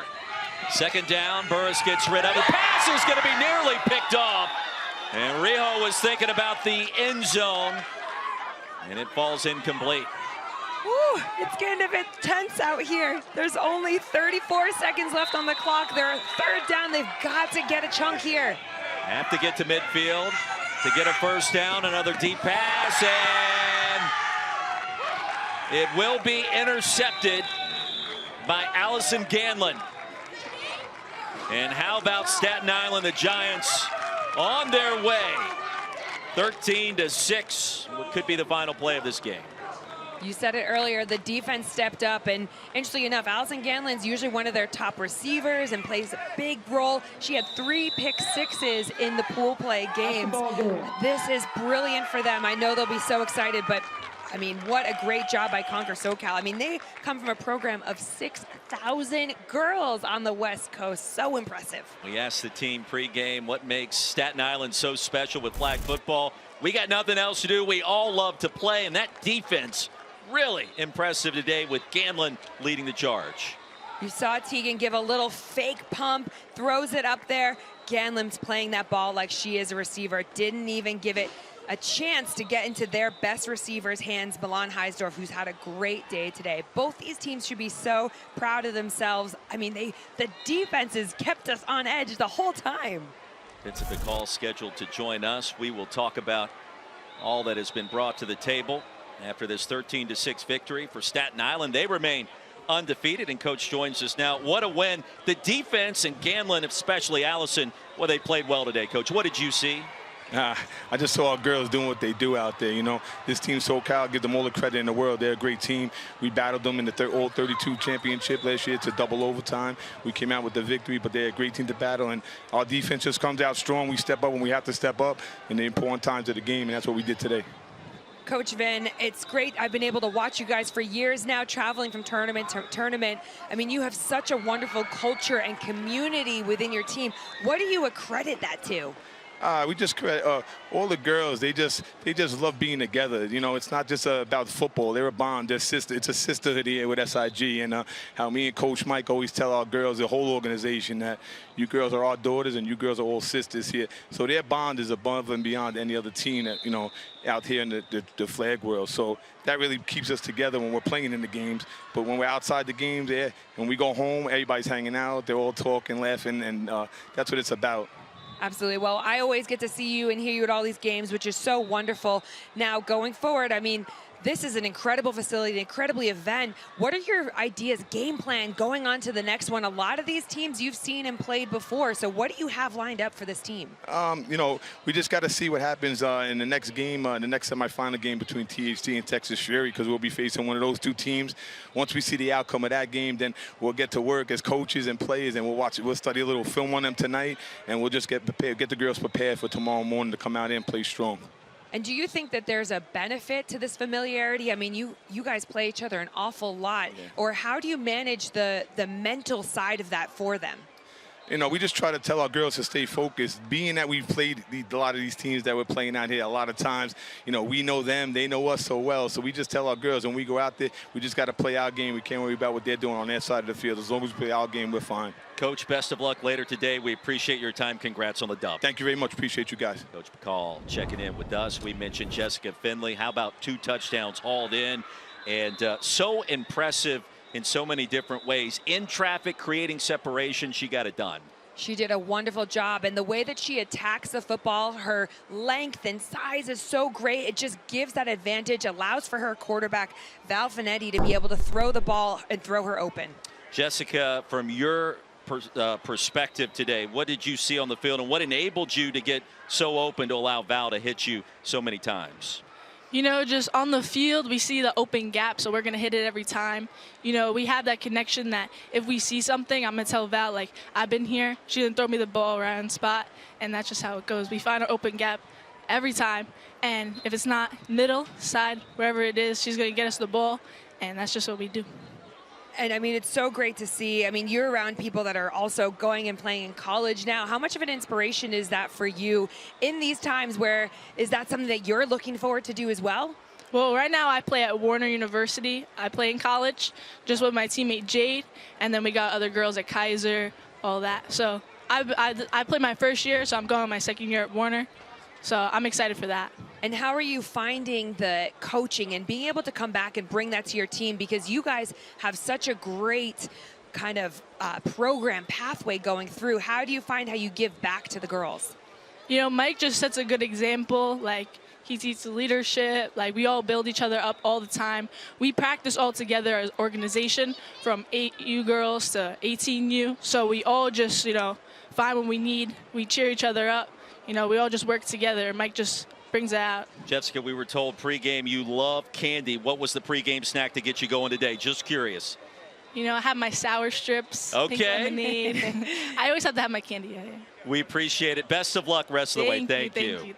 I was going with the nerd clusters, but I think her decision is even smarter than that for the instant energy. We'll step aside. We'll wrap it up coming back. Congratulations to Staten Island as they continue their march here in Canton.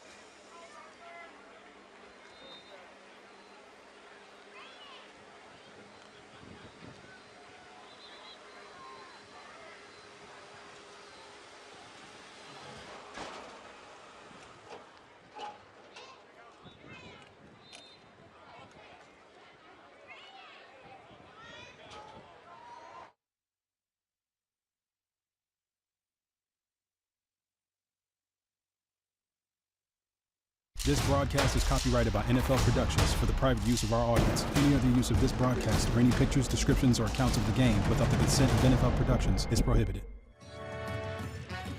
And welcome back to the NFL Flag Championships. 13-6 our final score. Staten Island, the Giants get it done over Conquer SoCal of Irvine, California.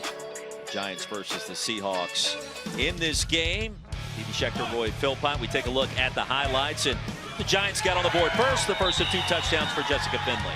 I mean, they just did such a great job of being able to make this an exciting game. They kept the Giants in. The Conquer SoCal kept the Giants in this game, made them fight for everything. But Val Finetti connecting with Jessica Finley time and time again, really using nice route concepts, pulling the defender out, opening up the middle. I mean, they brought it home on that.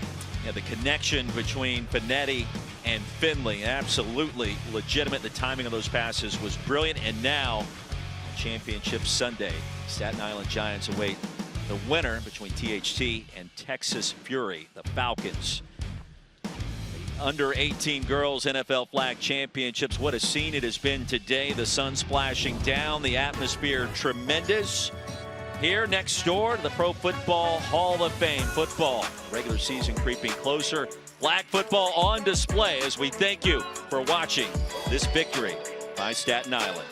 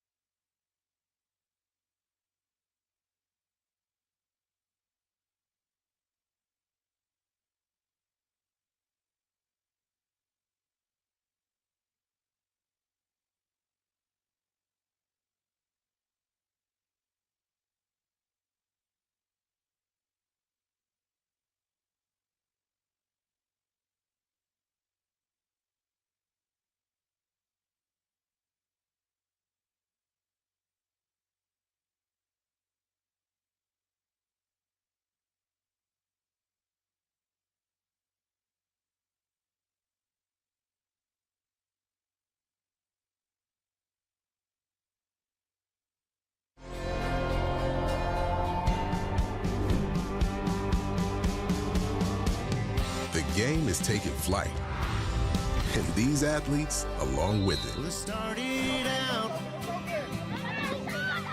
down a dirty road. Flag football has changed my life tremendously. You don't really get to experience this anywhere else. You have to lock in. They have more heights to climb, more horizons to chase. We believe in our team. We can do this. Yeah, let's go, girls. Let's shock the world. We can do anything. Let's get this done. Today, they carry their flag with hopes to plant it on the game's highest peak.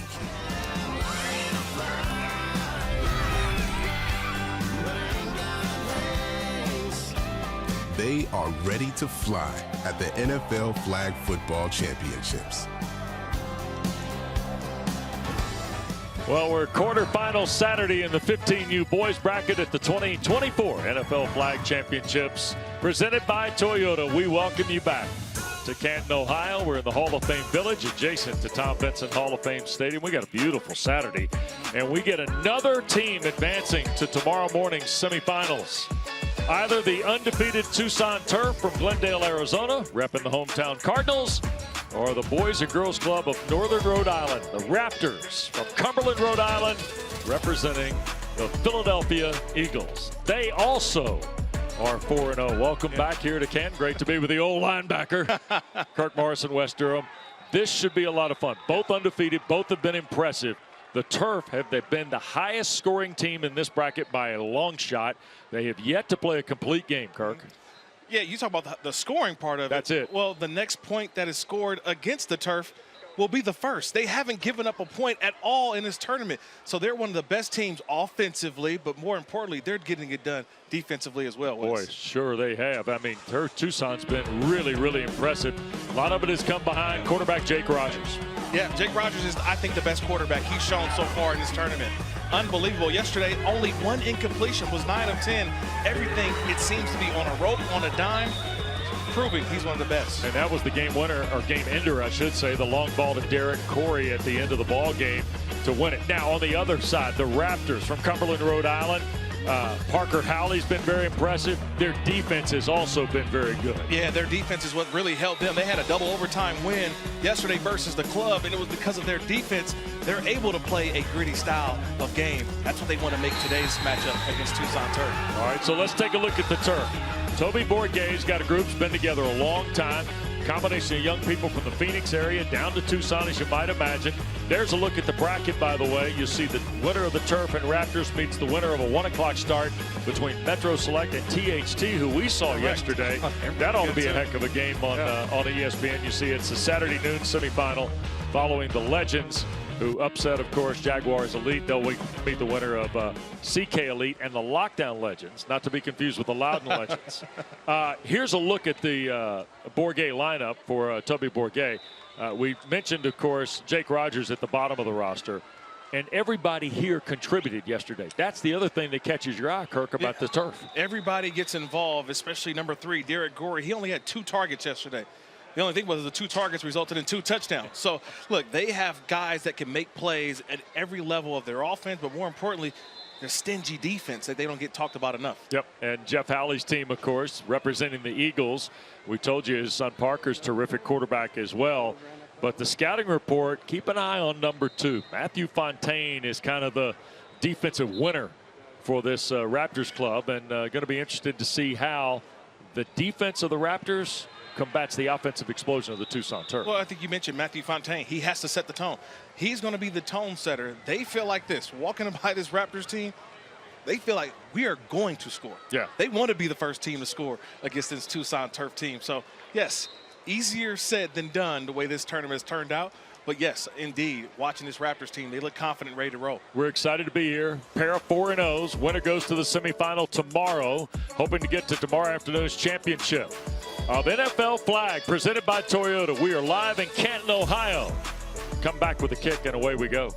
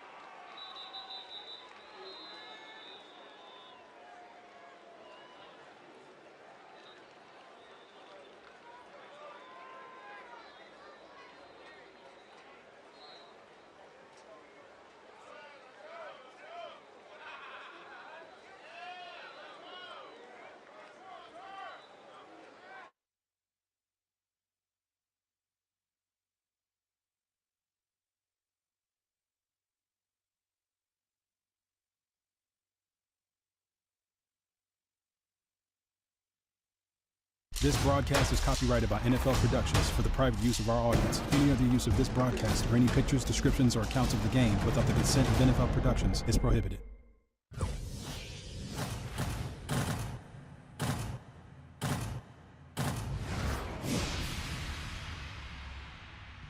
Yo, I'm Robert Griffin III, and I'm here with Global Flag Ambassador Phoebe Schechter. Now, I played football in the NFL for a number of years, but I did not play flag football, not at this level. So Phoebe, how am I supposed to stop the play in flag football? Well, I think first you've got to try and pull my flag, no? Okay. Oh, I like that. A little Okay, that was impressive. Now tell me how you did that. So it's all about the tackle, right? And it's so similar to tackle football. I want to be here. I want to be in a nice kind of near foot, near hip position. Yeah. I'm reaching for the top of your flag. My eyes are here. I'm in a nice low athletic position to be able to change direction. Right. I want to reach with two hands because that gives me a higher chance of being able to pull your flag down. And it gives that nice satisfying noise. That was a very That's probably satisfying the best part. Can't lie. Nice job, Phoebe. We appreciate that. Appreciate you. Great stuff with RG3 and Phoebe Schechter. Here's a quick overview if you're dialing us up for the first time this weekend from Canton. Teams are 5-on-5, and that makes a big difference. The 12-minute running halves are a fascinating piece of this whole operation. The 50-yard field drive begins off the center, off the 5-yard line at the own end, so 45 to go. You got 4 downs to reach the midfield line, and then you got 3 downs to score. And as we saw in our first broadcast this morning, you get 3 downs, you don't have an option to cash it out on the punt and put the other team at the other end of the field. You got to try and score. Touchdowns are 6, extra points. How far you want to go? 10, you get 2, 5 yards, you get a point. That brings you up to speed, and now we get to see 2 of the best teams in this bracket. And here's Parker Howley on the first play, and he dials up Julian Gutierrez. And a pickup right at about 7 on the first throw for Parker Howley. And there's a look at the Raptors capsule. The double overtime win yesterday in the big ballpark next door. But you see, that's the first tight fit they've had. They steamrolled through pool play. Howley, another quick throw. Grab made, that's John Caggiano. And we're rolling off names of guys that have played together for 4 years in this program, Kirk, and it makes a difference. He said they've all been here since day one. So they know each other. The chemistry has been there, and you can see already the timing of these routes on point. They need 6 on the third play, and did he get it? No, it's 4th down and a yard. Early decision for Jeff Howley. I think decision's already been made. They're going to go for it. Sure. Now, do you crowd the line of scrimmage here a little bit? Because it's just a quick throw that can get you the 1 yard to get you the first down. Yep. Here's Parker Howley. Pump fake. Tried to back it up. And the Turf get the stop. Firing through was Kane Collins to get kind of in the grill of the Raptors quarterback. Yeah, he came from about 7 yards deep. And with the quarterback moving, Collins went to that outside hip. He was able to distract the quarterback. Could not find a way, an open window to deliver for a first down. And we've got our first big stop of the game, a 4th down stop for this Tucson Turf football team. So here is Jake Rogers. The ball was released from 4 yards before the inline, so that's where the Turf takes over. And here's Rogers. Got the ball on the perimeter, MJ Roebuck, and a nice defensive play. And there's the young man we talked about at the top, Matthew Fontaine. He's the tone setter. He's the best rusher that we've seen in this tournament. He had a couple sacks yesterday, and he's already off to a great start. I love the way that he finds that hip. The upside hip is where you're aiming for. If the quarterback goes underneath, he can't cross the line of scrimmage. That's a good job of knowing where you're on the field by Fontaine. Rogers has the center and 3 receivers to his right. Snap is high. Fontaine the rush. The throw back inside. And Roebuck unable to pull it in. So now all of a sudden 3 downs. That's it. This is final down. Do they find a way to get this ball straight into the end zone? How many plays do you have sort of drawn up on the board to just get you right to the end zone? Or is it a catch and run element? Yep. So starting at the plus 21-yard line, and now 3rd and goal. Here's the long rush from Fontaine. Rogers going to cut it loose for the end zone. It's a jump ball in the corner, and it's broken up incomplete. The intended receiver was Zarek Sidney. And Ethan Delgado was in coverage for the Raptors. And 2 stops by both defenses right now. We talked about offense, right? 116 points scored by Tucson.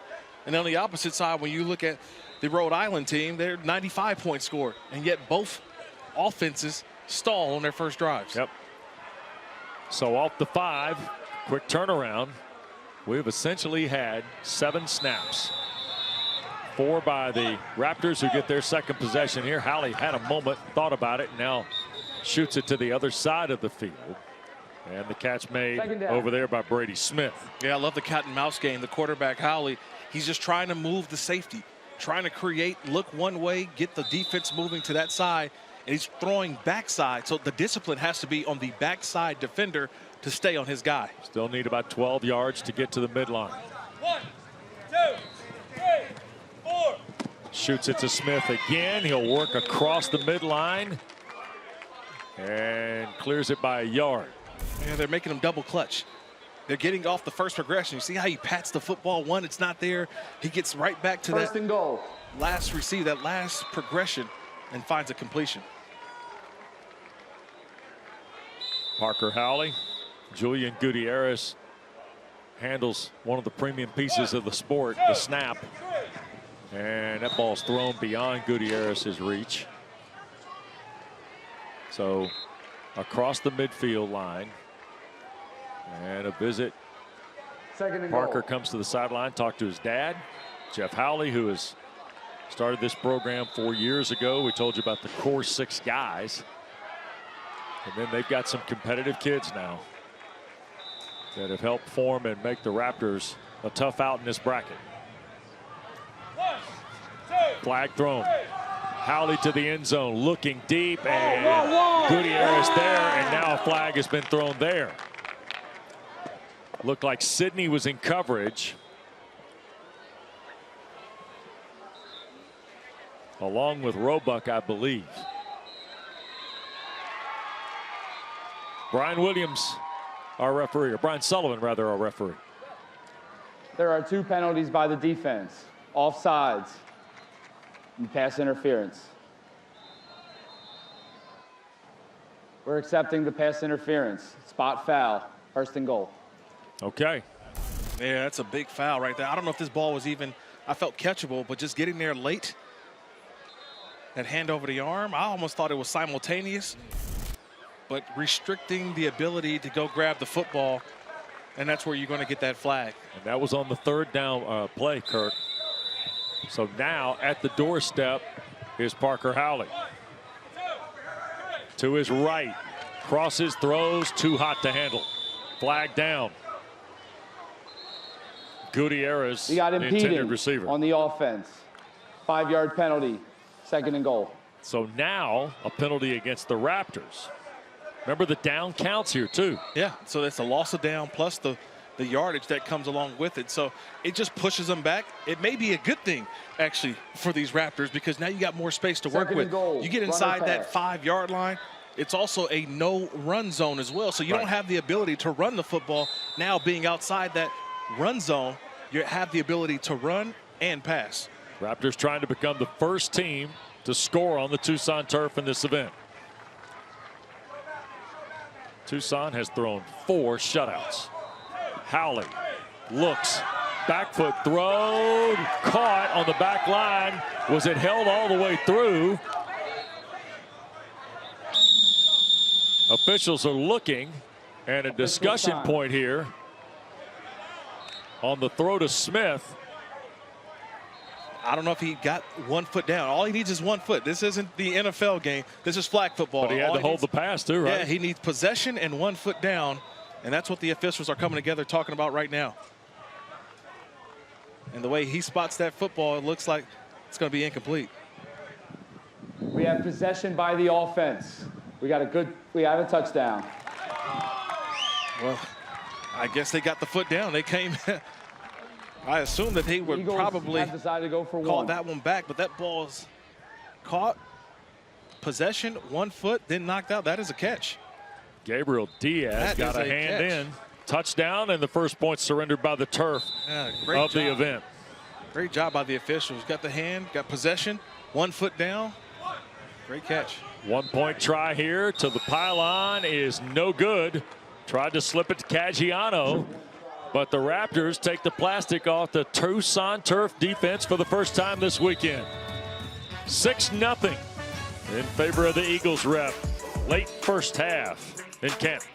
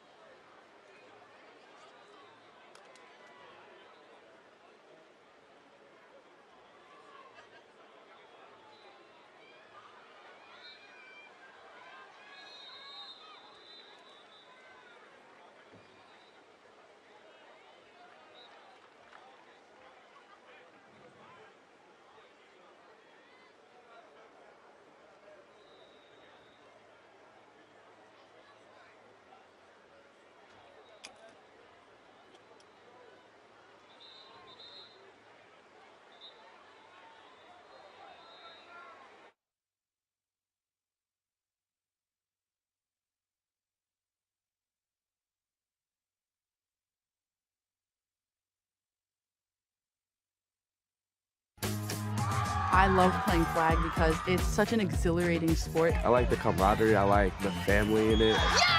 Let's go! The games are fast-paced. Everything about it is fast, fast, fast. I can't imagine life without it. Welcome back to the NFL Flag Championships presented by Toyota. 6-0.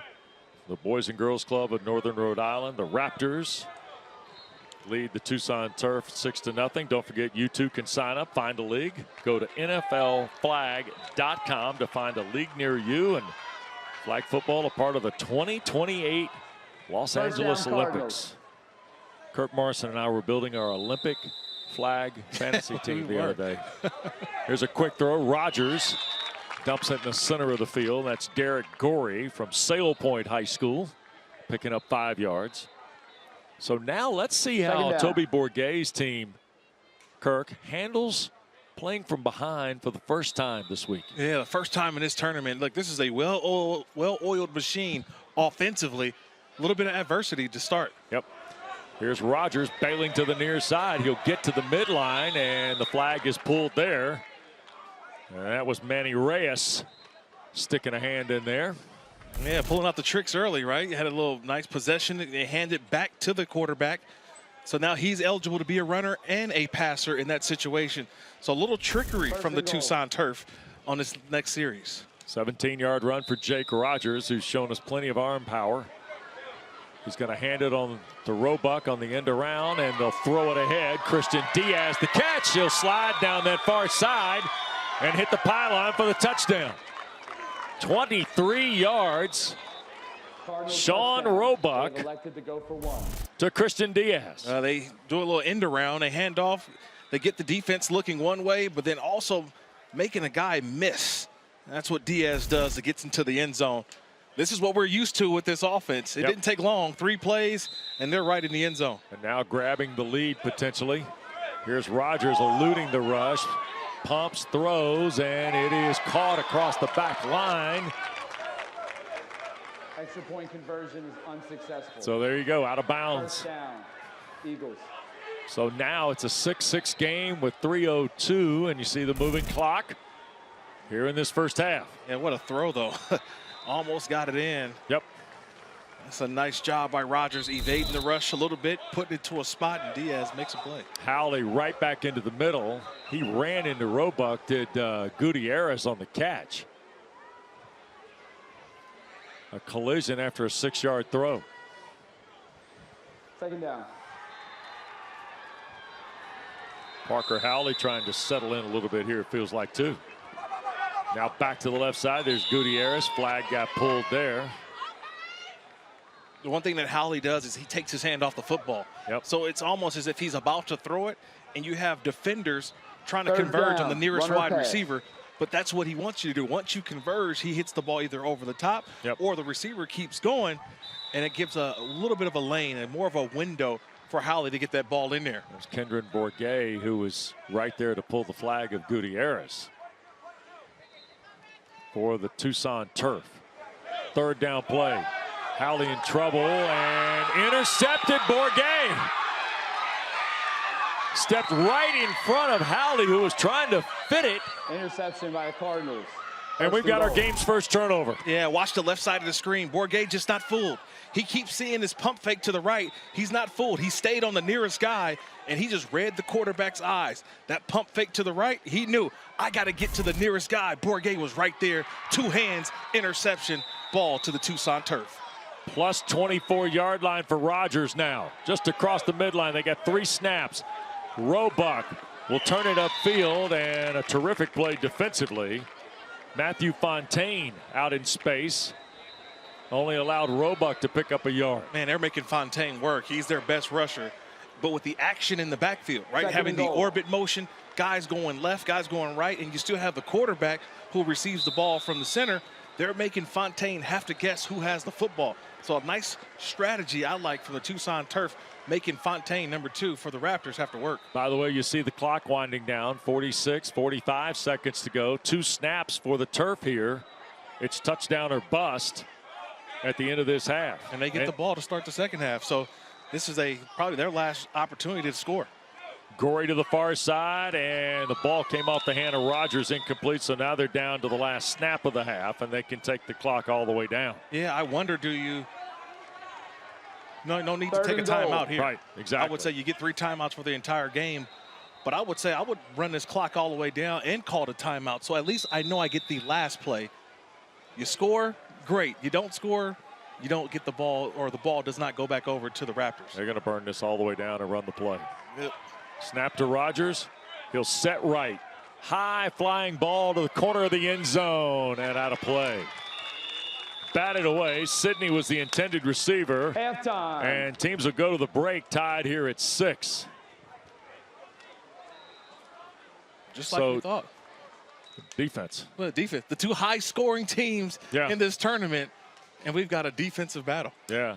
So Toby Bourguet's Tucson Turf and the Raptors from Cumberland, Rhode Island, tied at 6. Coach, this has kind of changed spectrums from what both these teams have had early in this event, huh? Well, we're in a battle. We're in a battle. That's what we anticipated, so that's why we play. Yeah, the first score given up in this tournament, how do you guys respond? Well, we get under center and we do what we do. Hey, Toby, process this a little bit, because we talk about the quarterbacks, but yet you guys are stingy on defense. Great play by your son there with the pick at the midline. They've got a good rusher. I mean, this thing is really going to change gears from what the first 4 games have been really for both clubs, it feels like. Absolutely. At any given moment, you're going to run into a gauntlet, and this is why you come to tournaments like this. So they're a great team. It's nothing we didn't anticipate, and we'll just get after it. Keep doing what we do. Appreciate it very much. Thank you. Good luck second half. Appreciate you guys. Yep. Toby Bourguet on the Tucson Turf. We thought it would be a good battle. A pair of 4-0s. They're delivering through the first 12 minutes of the half at the NFL Flag Championships.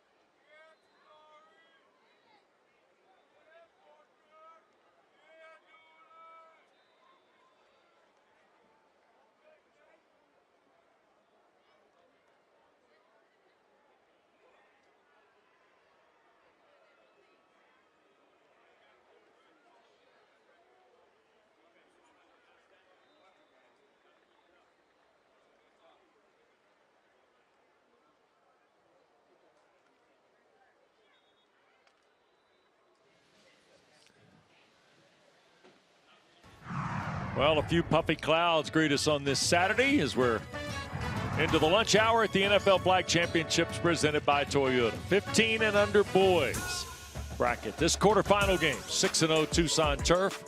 Or 6 is all up across the board for the Tucson Turf and the Boys and Girls Club of Northern Rhode Island Raptors. And Kirk, let's get to the first half highlights. And it's been a defensive game. Yeah, we got 2 scores, but that's it. We expected more. I expected 2 or 3 touchdowns on both sides, maybe in that first half. But it's been the defensive battle. Who is going to bend first? Who is going to break first? Right. You got a couple of plays here and there, but you had an interception, a couple stops. It's just been a defensive battle, something I sure didn't expect in this ball game. Boy, how about play by Bourget to give the Turf a shot in the end zone in the final half minute here, but to no avail, so we're tied at 6. See, Jake Rogers is just 1 of 5 passing after a terrific day yesterday where he threw for 132 and 4 scores. And the Raptors, offensively, Parker Howley's 8 of 11, but to be honest with you, Brady Smith, the touchdown catch, he's been the guy who has found the vacancies in the Turf defensive secondary. It's been the late in the down offense for the Raptors. If they're able to continue this late in the down, find a guy open, it's going to be great. It's going to come down to the rush, I think, of the Tucson Turf, trying to speed that process up for Howley, the quarterback of the Raptors. So Turf's going to get the ball here to start half 2. And just like when you talk about full-length games in the fall, yeah, this possession right here feels pretty big. Well, it's a statement. The statement is that we want to come out and show you, hey, we had a rough first half, but this is how our offense looks when we got it going. First down, I think you're going to see more of that misdirection in the backfield to slow down Matthew Fontaine, number 2 of the Raptors defense. Fontaine, center of the field defensively in that front. Here he comes on the rush. Rogers, the quick throw. And up the middle of the field goes Diaz. That's Christian Diaz. 3 catches and a touchdown yesterday, along with 3 tackles. Second down, runner pass. And he also is the center for Rogers, who works under center. Pump fake by Rogers, and there's the play by Fontaine again. He's good. Boy, he's good. Jeff Howley wasn't kidding. He's the straightest way, or the best way to get to a certain point is a straight line. Just watch Fontaine. You put him in one point and tell him to get to that point. I've never seen anybody as fast as he has in this tournament get from point A to point B that quickly. 11 yards to the midline for the Turf.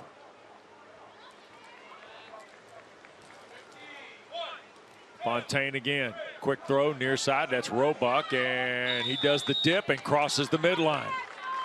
The dip is basically to lower the body to prevent the defender from grabbing the flag. And it's all about timing. First and goal. Because you have the defenders bearing down on you, but watch that dip at the right second. It's just, it changes the angle for the defender. They're aiming at one spot, and then all of a sudden that point is now an inch or 2 lower, and that's what got the first down there for the Turf. You know what they call that in your days, don't you? What's a that? Fine. Because the guy would dip and you'd hit him above the shoulders. Absolutely. They're still doing it in college football. Something out of the check, man. And the throw is caught. Christian Diaz measured out at the 5. That's just experience right there. That's experience. They had a deep guy running free down the middle. Just watch. But instead of taking the deep shot down the field, they decided to go underneath to Diaz, picks up the positive yards, and now they're right there at the 5-yard line, knocking at the door of the end zone. Only. In the no-run zone now with 2 snaps, Kirk. Gorey and Rogers both in the backfield. Rogers will take it. Shoot it to the end zone. It is caught.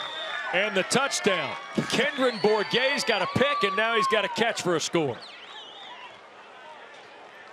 That looked to be Josh Allen of the Buffalo Bills. If you haven't seen Josh Allen of the Buffalo Bills, watch this throw. It's just sit back, he's waiting, and just a laser. That is a laser by Rogers. That's a nice walk-off throw from the quarterback. See how he just sees it? He knows it. That's like the shortstop going over to first base. That ball's hitting the middle. That's a laser over there for a touchdown. 1 point extra try here now by the Turf. Play fake Rogers. Pressure coming. Eludes again. Back to the left. Throws and overshoots the intended receiver across the back line. That was Christian Extra Diaz. Point conversion is no good. So it's First still down, just Eagles. a 6-point lead now. And the Raptors' first possession of this second half starts from its 5. And you see they're already 3 full minutes gone in this second half. 12-minute running clock and NFL flag. Rodgers 5 for 9, 52, and the touchdown a moment ago.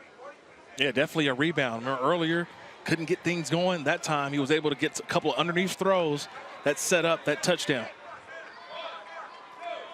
Howley, near side. Gutierrez tries to make the move and ran through a couple would-be tacklers, and finally the whole belt got pulled down. But he's out across the 15-yard line. Julian Gutierrez, one of several Cumberland High School products from Cumberland, Rhode Island on this roster, and that's basically the way these guys have stayed together. Yeah, they've necessarily guys just watching. They've kind of recruited along the way a little bit because they've been so good. They're like, hey, guys want to join and be a part of what they're building at the Boys and Girls Club in Northern Rhode Island. So now the clock inside of 8 minutes to play, and Parker Howley in a second down. Remember, 4 chances to get to the midline. Howley across the body, put it up, and it's intercepted. Zarek Sidney, who had an interception yesterday, comes up with a huge takeaway here. I'll be honest, it all starts with the rush. Kane Collins, number 7, his rush to just get Howley off the spot. See Howley, he's on the spot. Collins gets him off, and he's trying to make a throw going to his left. Just couldn't get the arm strength to throw it. And Sidney right there to step in front for the interception. So now with a 6-point lead, Jake Rodgers brings the offense back out. And a 6-point advantage and a huge takeaway by the Turf on defense. Quick throw and a move in space for Derek Gorey. 2 touchdowns on 2 catches, as Kirk told you earlier. Yeah, he's just the inside guy, but they find ways to get him the football. He's a check down, but Rodgers, such an experienced guy at the quarterback, never seems to be razzled in the backfield. Rodgers had it batted away. Boy, Fontaine is right there. Yep, he's made my all-tournament team. I don't know if I get a ballot, but on Kirk Morrison's ballot, this is just all-tournament play. The Raptors are in this game because of him. Right. Honestly, he's been the force defensively that have really helped out his offense on the opposite side because they're not playing well offensively, but Fontaine's defense is helping keep this game close. Rodgers needs 14 yards here. Play fake, flag is thrown. Rodgers going to look back. Here's Roebuck, and look at the dance and spin, but he's going to be well short of the midline, but there is a penalty marker. We got impeding on the offense. 5-yard penalty, 4th down. So they're going to punt, I'm guessing. Cardinals have elected the punt. So there's the punt. That'll Eagles. put the ball at the Raptors 5, and the interception goes by the boards. Kendron Bourguet, a terrific play on the first interception. Equally as good from Zarek Sidney, but no points. Still a 6-point advantage for the Turf.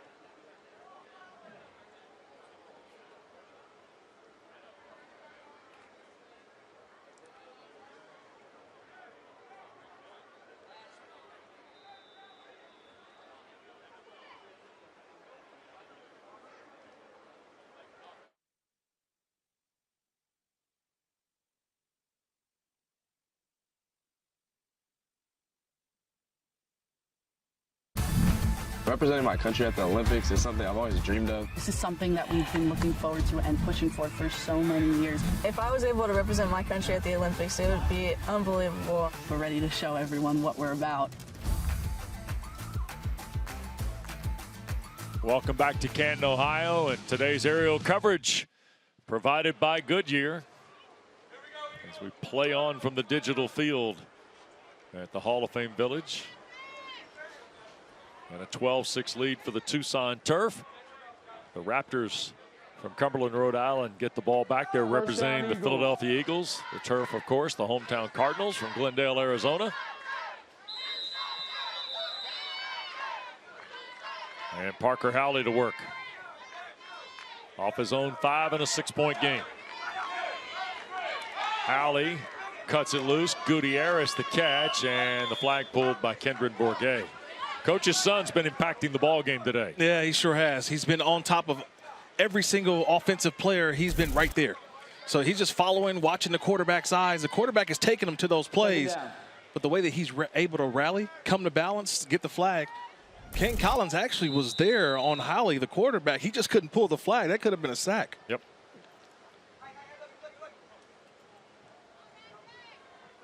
So Howley here, second down. Count is on. Pressure coming. Going to put it up for grabs downfield, and Gutierrez couldn't hang on to it.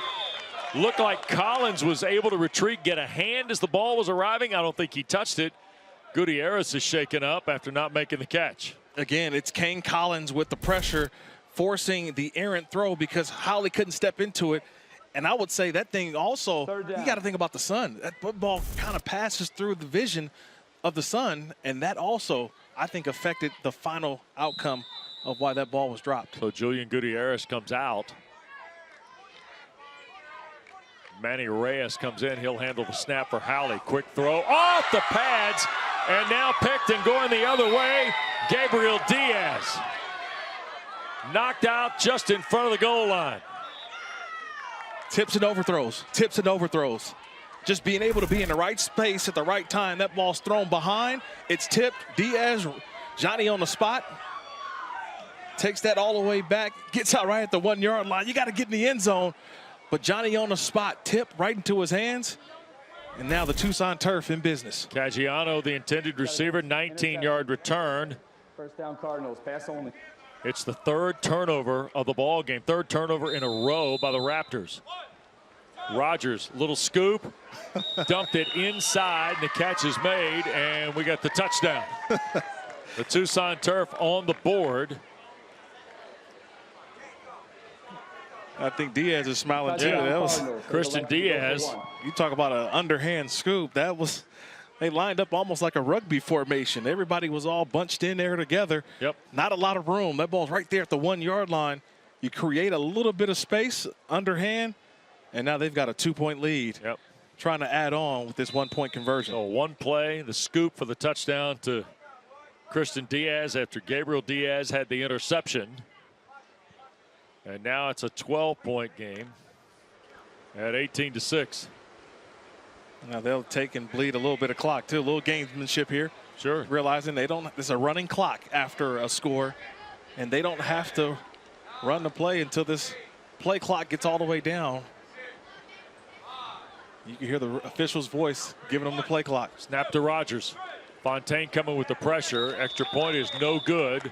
Nonetheless, still a 12-point game at 18-6 with 2:35 and the clock still running, Kirk. Well, they've got to score quickly and then utilize those 3 timeouts that they have, because they didn't use any timeouts in the first half. So 3 timeouts for the entire game. They still have their full assortment of timeouts. It's about scoring quickly on this drive and trying to get one more stop on defense. Parker Howley to work quickly. Brady Smith the catch. He had the touchdown grab for the Raptors. And they get right at about 6 yards. Second down. They got to leave themselves at least about a minute left. Yeah. In terms of trying to get a stop defensively, use those timeouts. Howley back across his body. That's caught. Up the field goes John Caggiano. They're moving now, and I would say taking a couple shots at the end zone. First and goal. As quick as possible and call timeout, because this clock is going to continue to move. The clock is not your friend if you're the Raptors. There's Howley again. Backside, Caggiano. And it's called a catch. There's a flag added, and I think we're going to get 5 added here. Yeah, but you got still, the clock is still moving. Yep, sure so is. I would have called the timeout to at least stop the clock. And now it is stopped. There goes the timeout. Offense. So Brian Sullivan spells out the mechanics of the game with 1:21 to go. We'll also get some administration of the penalty. We got stripping on the defense, half the distance, automatic first down. So the ball at the 5. Raptors only have 2 timeouts left. Yeah, so they've got to score here and quickly call a timeout. So they score, call timeout. That'll leave them 1 timeout remaining. But the Turf will have 4 snaps, though. Not enough time. I don't think so. Not enough time. There's Howley looping, and that's caught. Dancing through the back line of the end zone is Manny Reyes. We got a touchdown, Eagles. They've elected to go for 1. So going to go for 1 to make it a potential 5-point game with 1:04 and the clock is moving. And Caggiano, did he get in or not? Brian Sullivan to tell us. And that clock is still running. There goes the timeout. So in or out? We got a timeout, Eagles. Another look at an the illegal rush on the defense. Half the distance. What's that? So is it a point or not? We have an illegal rush on the defense. Half the distance. Retry, extra point. Okay, so there's the call. So they're going to retry the point. So they're going to redo it. And to me, that's a disadvantage to the offense. Right. I would do it again. If I'm on defense, why not do it again? What's the incentive for me playing the play the right way? I would do another situation in which I'd have an illegal rush. All it's going to do is continue to run the clock. Clock goes back to 1:03 here. I'm only going to utilize the rules to my advantage. And if I'm the Tucson Turf, I'm doing the same thing. Snap, Howley looking again. He'll throw back. Wow. Reyes, what a catch. Yes, Manny Reyes. Timeout, Eagles. And now the Eagles, with 54 seconds left, make the call. What a catch by Reyes. Oh, man, he doesn't need 2 hands. He just needs 1. Reyes, look at that. Manny. Oh, man. Welcome to SportsCenter's Top 10. Here you go. Here. This is quite a grab. Go get you some. Oh, yeah. That's Extra a nice catch. That's why you wear that. That's why you wear that arm First sleeve down, too. Cardinals. But now with 54 seconds left, clock will start on the snap. And you've got 4 plays, so there's not enough time. And the Raptors are out of timeouts.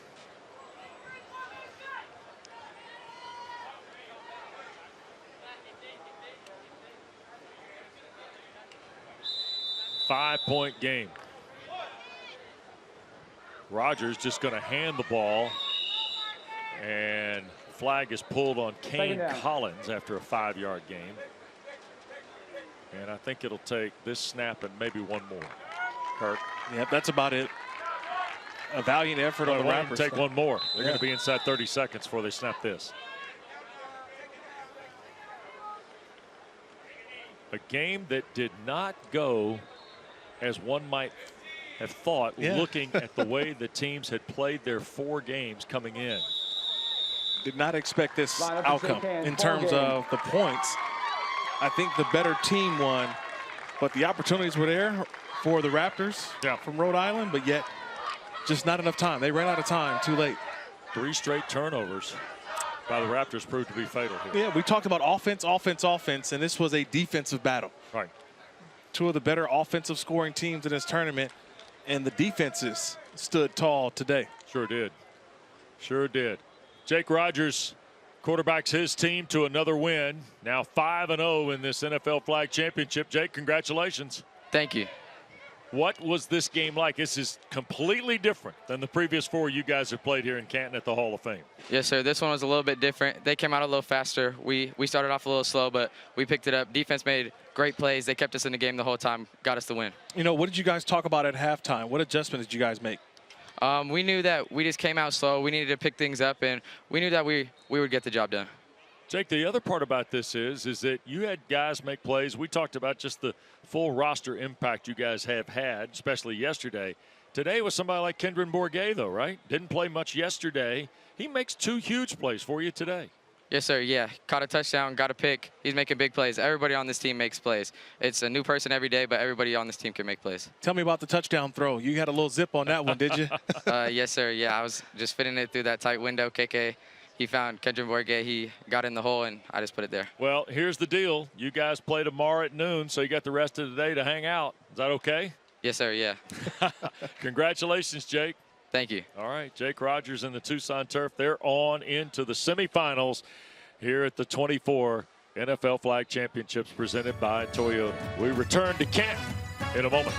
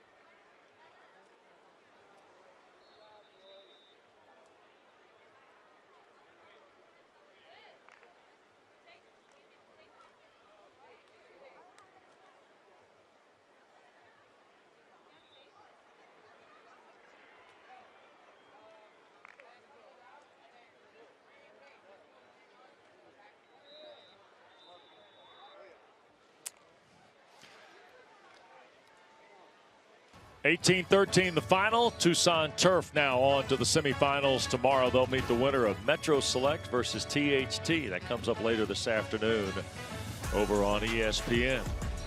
Well, game was 2 high-powered offensive units. Curtin, we got a lot of defense to show. Yeah, you saw Howley connect for a touchdown in the back end for the Raptors.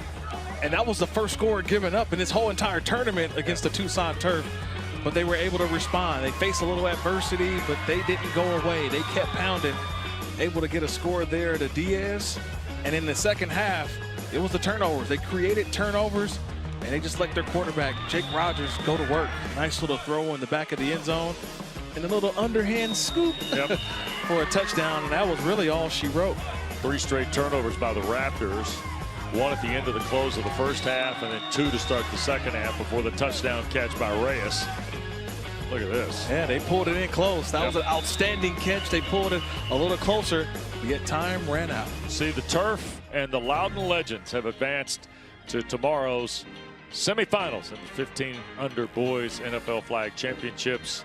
Tomorrow's first one 10 a.m. over on ESPN Plus and NFL Network. CK Elite and the Lockdown Legends later today determine who sees them. And then, of course, coming up, well, here in just a few minutes, Metro Select THT on ESPN. Winner will get the turf tomorrow in the second semifinal championship game at 3 o'clock. Great to be with Kirk Morrison, our producer John Colano. NFL flag championships continue in a moment. Roy Philpott, Phoebe Schechter here. Bad Rabbits Raiders. Morrison's favorite against the team representing the JETS. Jets, Jets, Jets.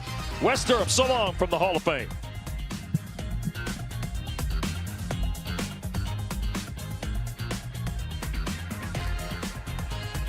This broadcast is copyrighted by NFL Productions for the private use of our audience. Any other use of this broadcast or any pictures, descriptions, or accounts of the game without the consent of NFL Productions is prohibited.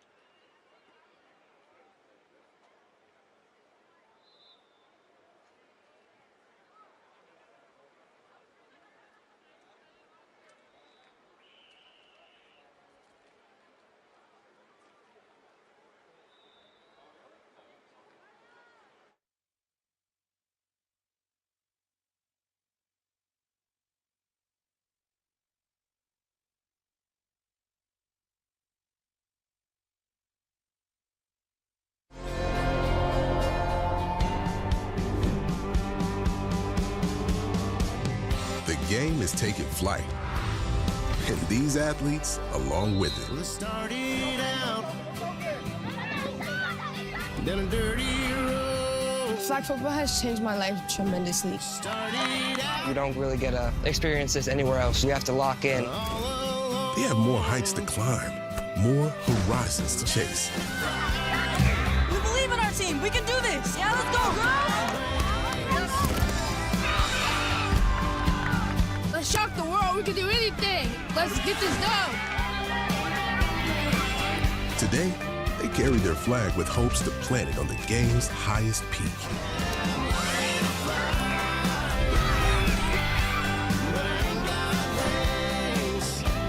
They are ready to fly at the NFL Flag Football Championships.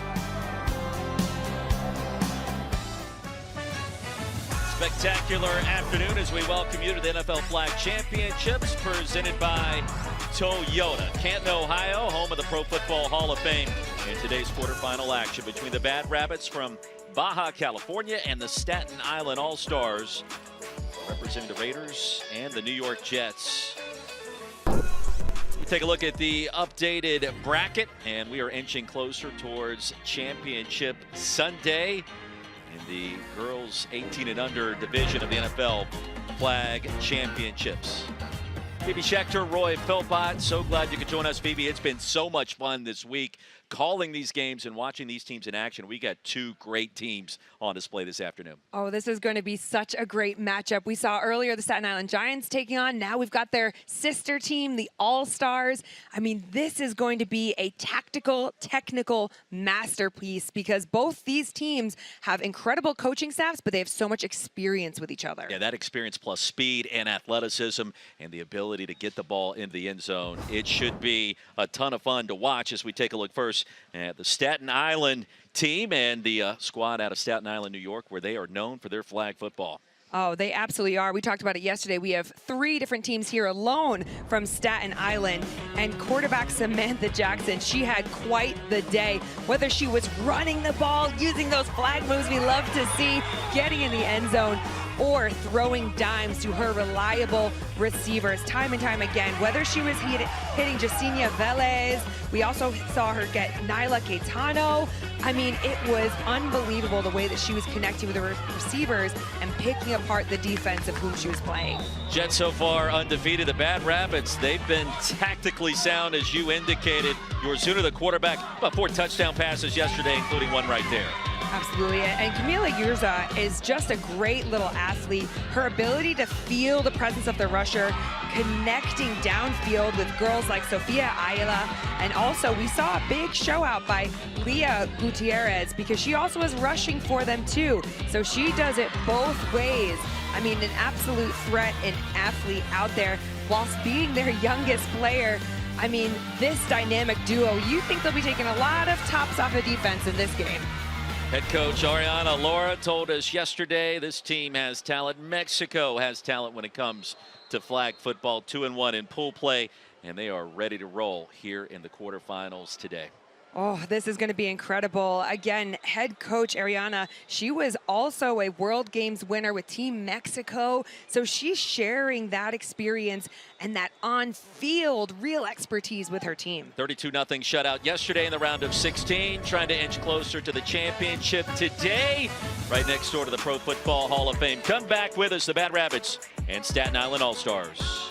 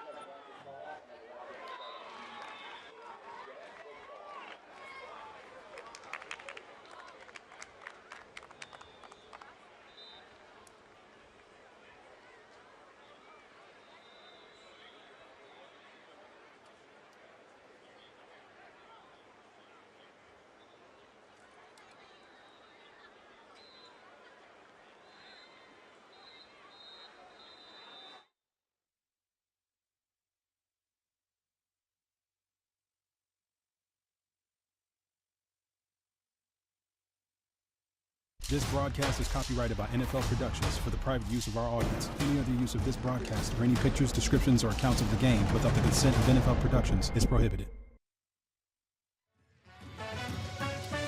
Beautiful afternoon in Canton, Ohio. We take a look at our flag facts. First year the NFL Flag Championships have been broadcast on ESPN. That number in the middle, 700,000. Phoebe gets us excited. And you know what? A lot of NFL stars started playing flag back in the day.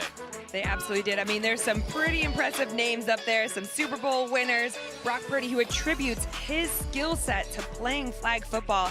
And you can never leave out the incredible Julio Jones, whose ability to attack the ball, get a contested catch, all those lessons learned right here with flag football. The art of pulling the flag, the difference between tackle and flag. RG3 and our own Phoebe Schechter explain.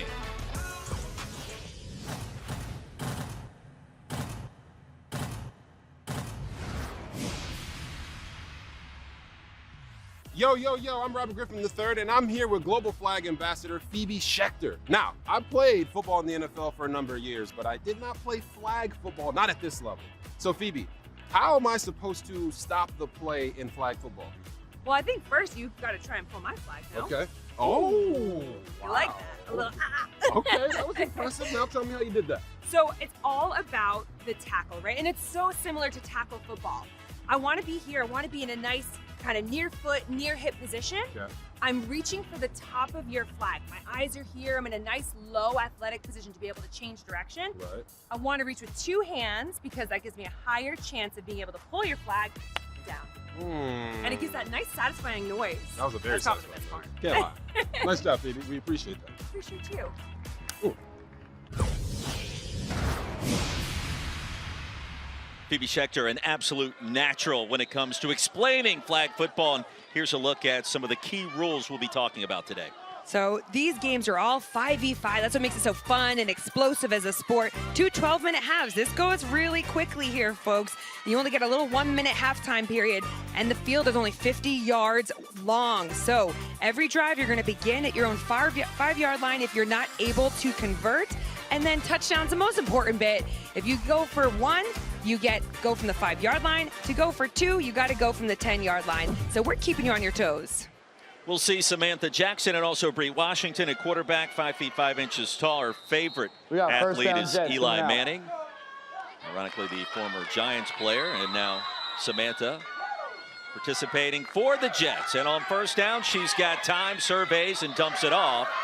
Velez has it.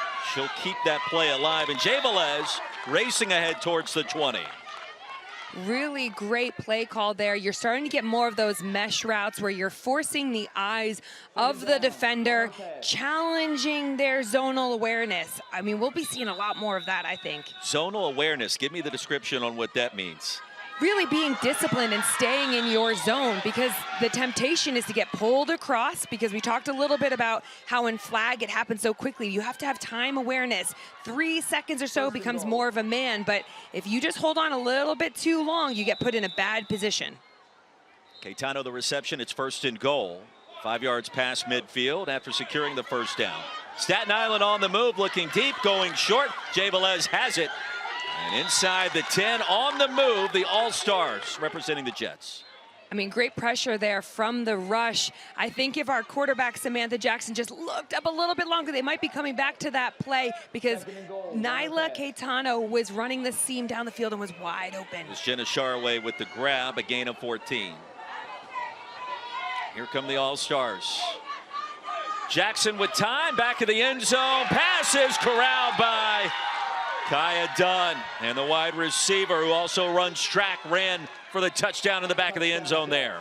They made that look nice and smooth. This is what we love to see in flag football.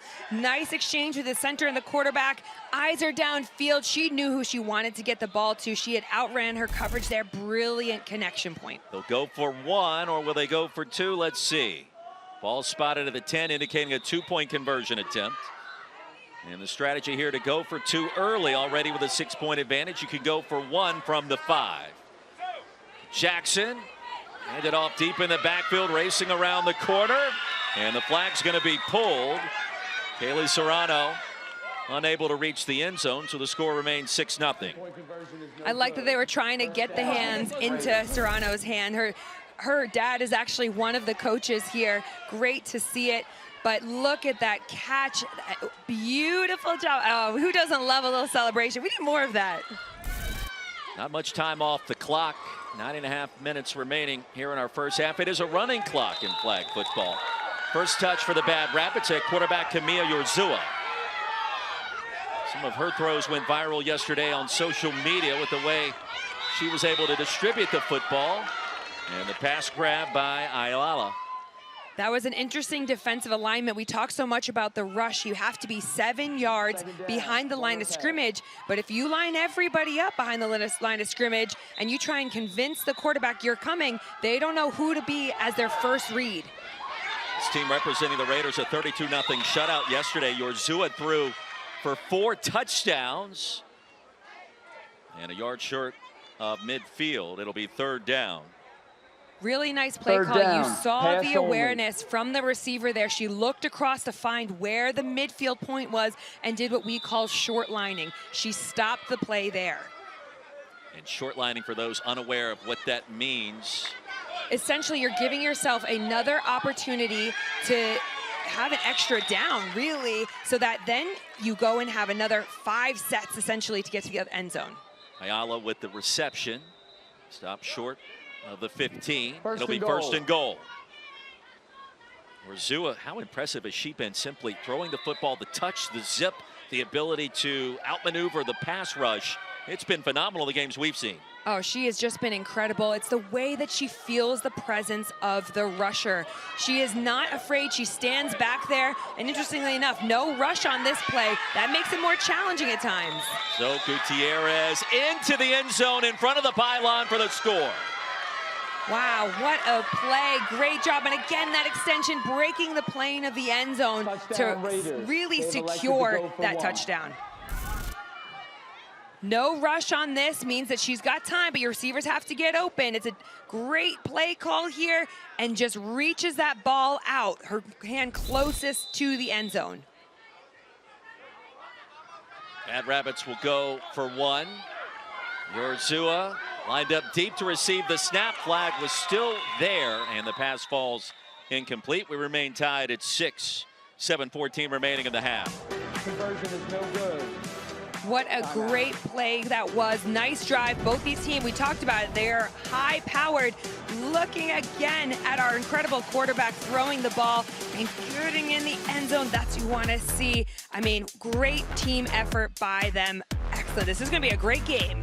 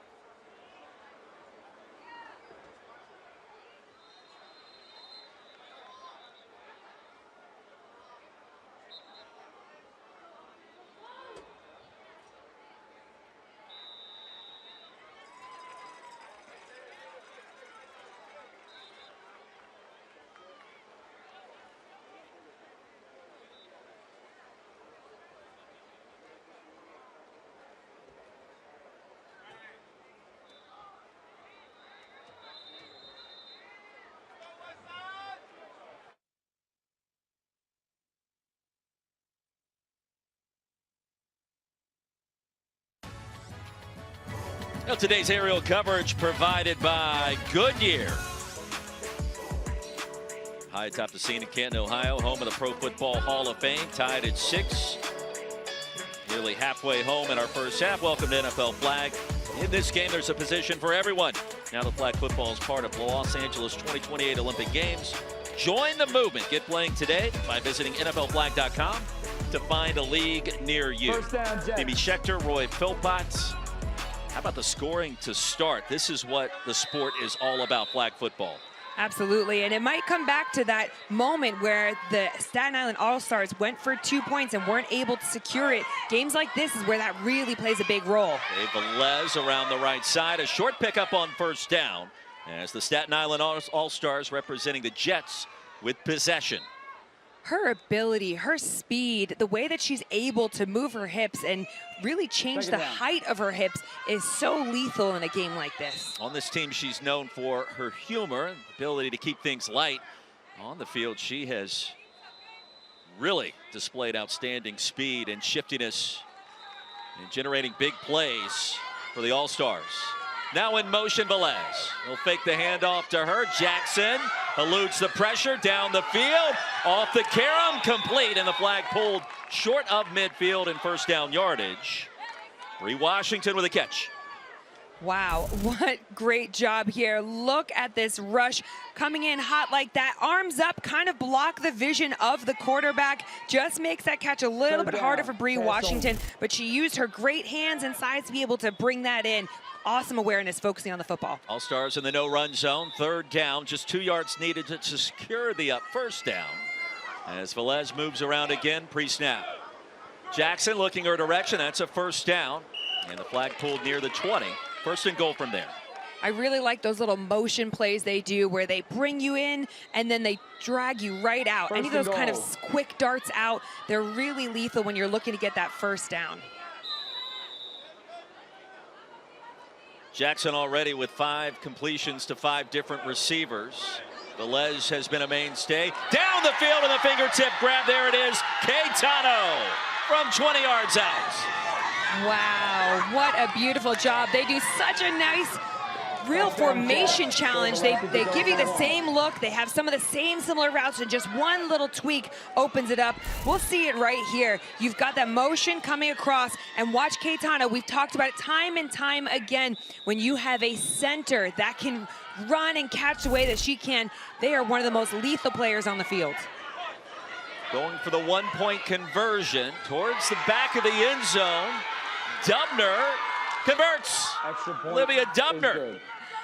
Excellent. You love to see the energy and passion. I mean, the crowd here is getting louder and louder already. Look, you got to give it up to the All-Stars. They play with the formation so nicely in your route concepts. Watching Caetano here, running that corner route beautifully. Quarterback puts it where only she can grab it.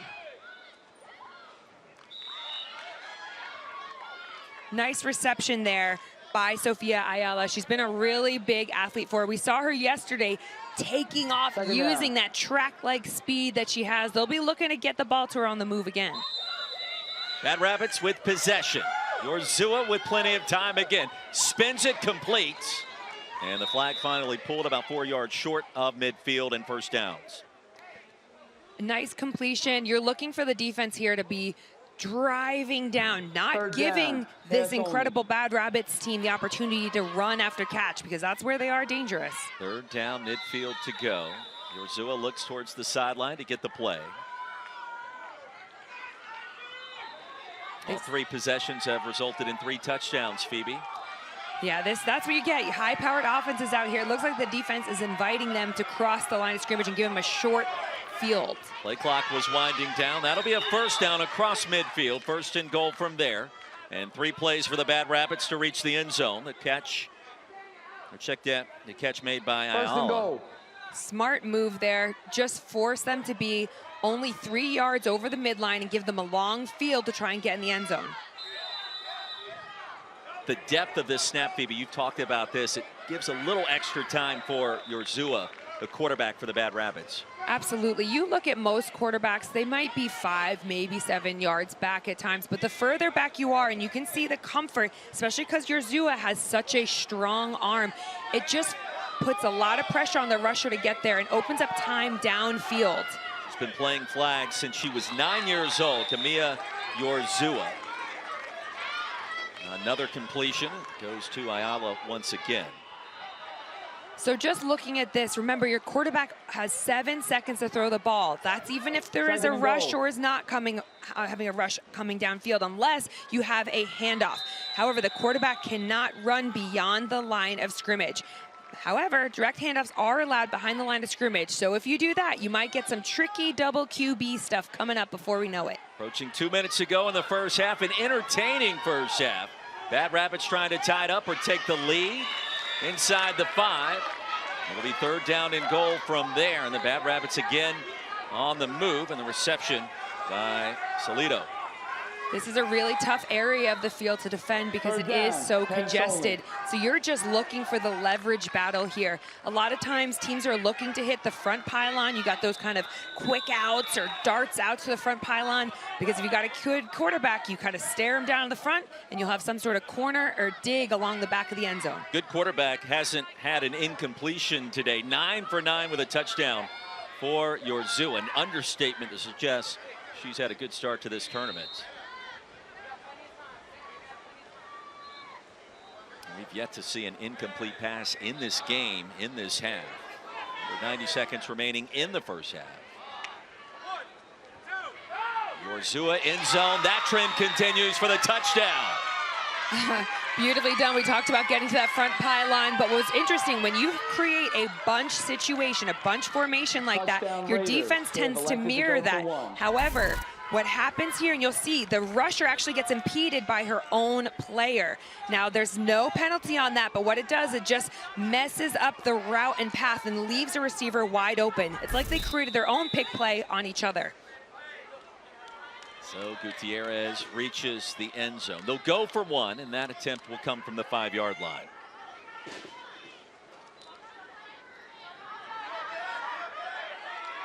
(13-12) for the tie.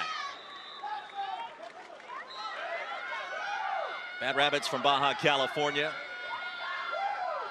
Big fan of TikTok, we're told, collectively as a team. Front pylon, flag comes in, 2 penalty markers. And Chione with the conversion. We await the infraction ruling. Looks like I might be on the defense here. But you could see on that one, the defense. There are penalties on both teams. We have holding on the defense. Offensive pass interference, offense. Those penalties offset. We're going to redo the try. So offsetting penalties, just like what we would see in tackle football. Similar scenario in flag.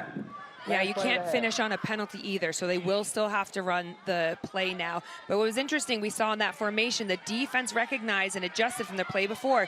Even though the offense was in the bunch, they went wider, and now you see your rusher has changed her angle. She's no longer direct, she's out to the side. Final play of the first half, barring a penalty. We've yet to see an incompletion, and we are tied. Back-to-back conversion attempts. This one counts. And what a first half we have witnessed, tied at 13, Phoebes. This is incredible. This is what we want to see. Just watching here, I mean, she just came out wide open. Beautiful job there by Sofia Ayala, and great eyes. I'm telling you, Camilla Urzua is a very incredible player. The way that she's able to play with the defense with her eyes and her shoulder movement. Head coach, Staten Island, the All-Stars representing the Jets, Anthony Velasquez. Coach, entertaining first half. What did you see? Oh, great game. You know, Bad Rabbits, they're a great team. I see a lot of energy out there on both sides. I think the second half is going to be fireworks again. It's a very good game. Coach, I mean, it's been great to watch you guys play. This is exactly what we want, these high-powered offenses that you have. I mean, what is your message to the girls at halftime now? Because this is a high-stakes game.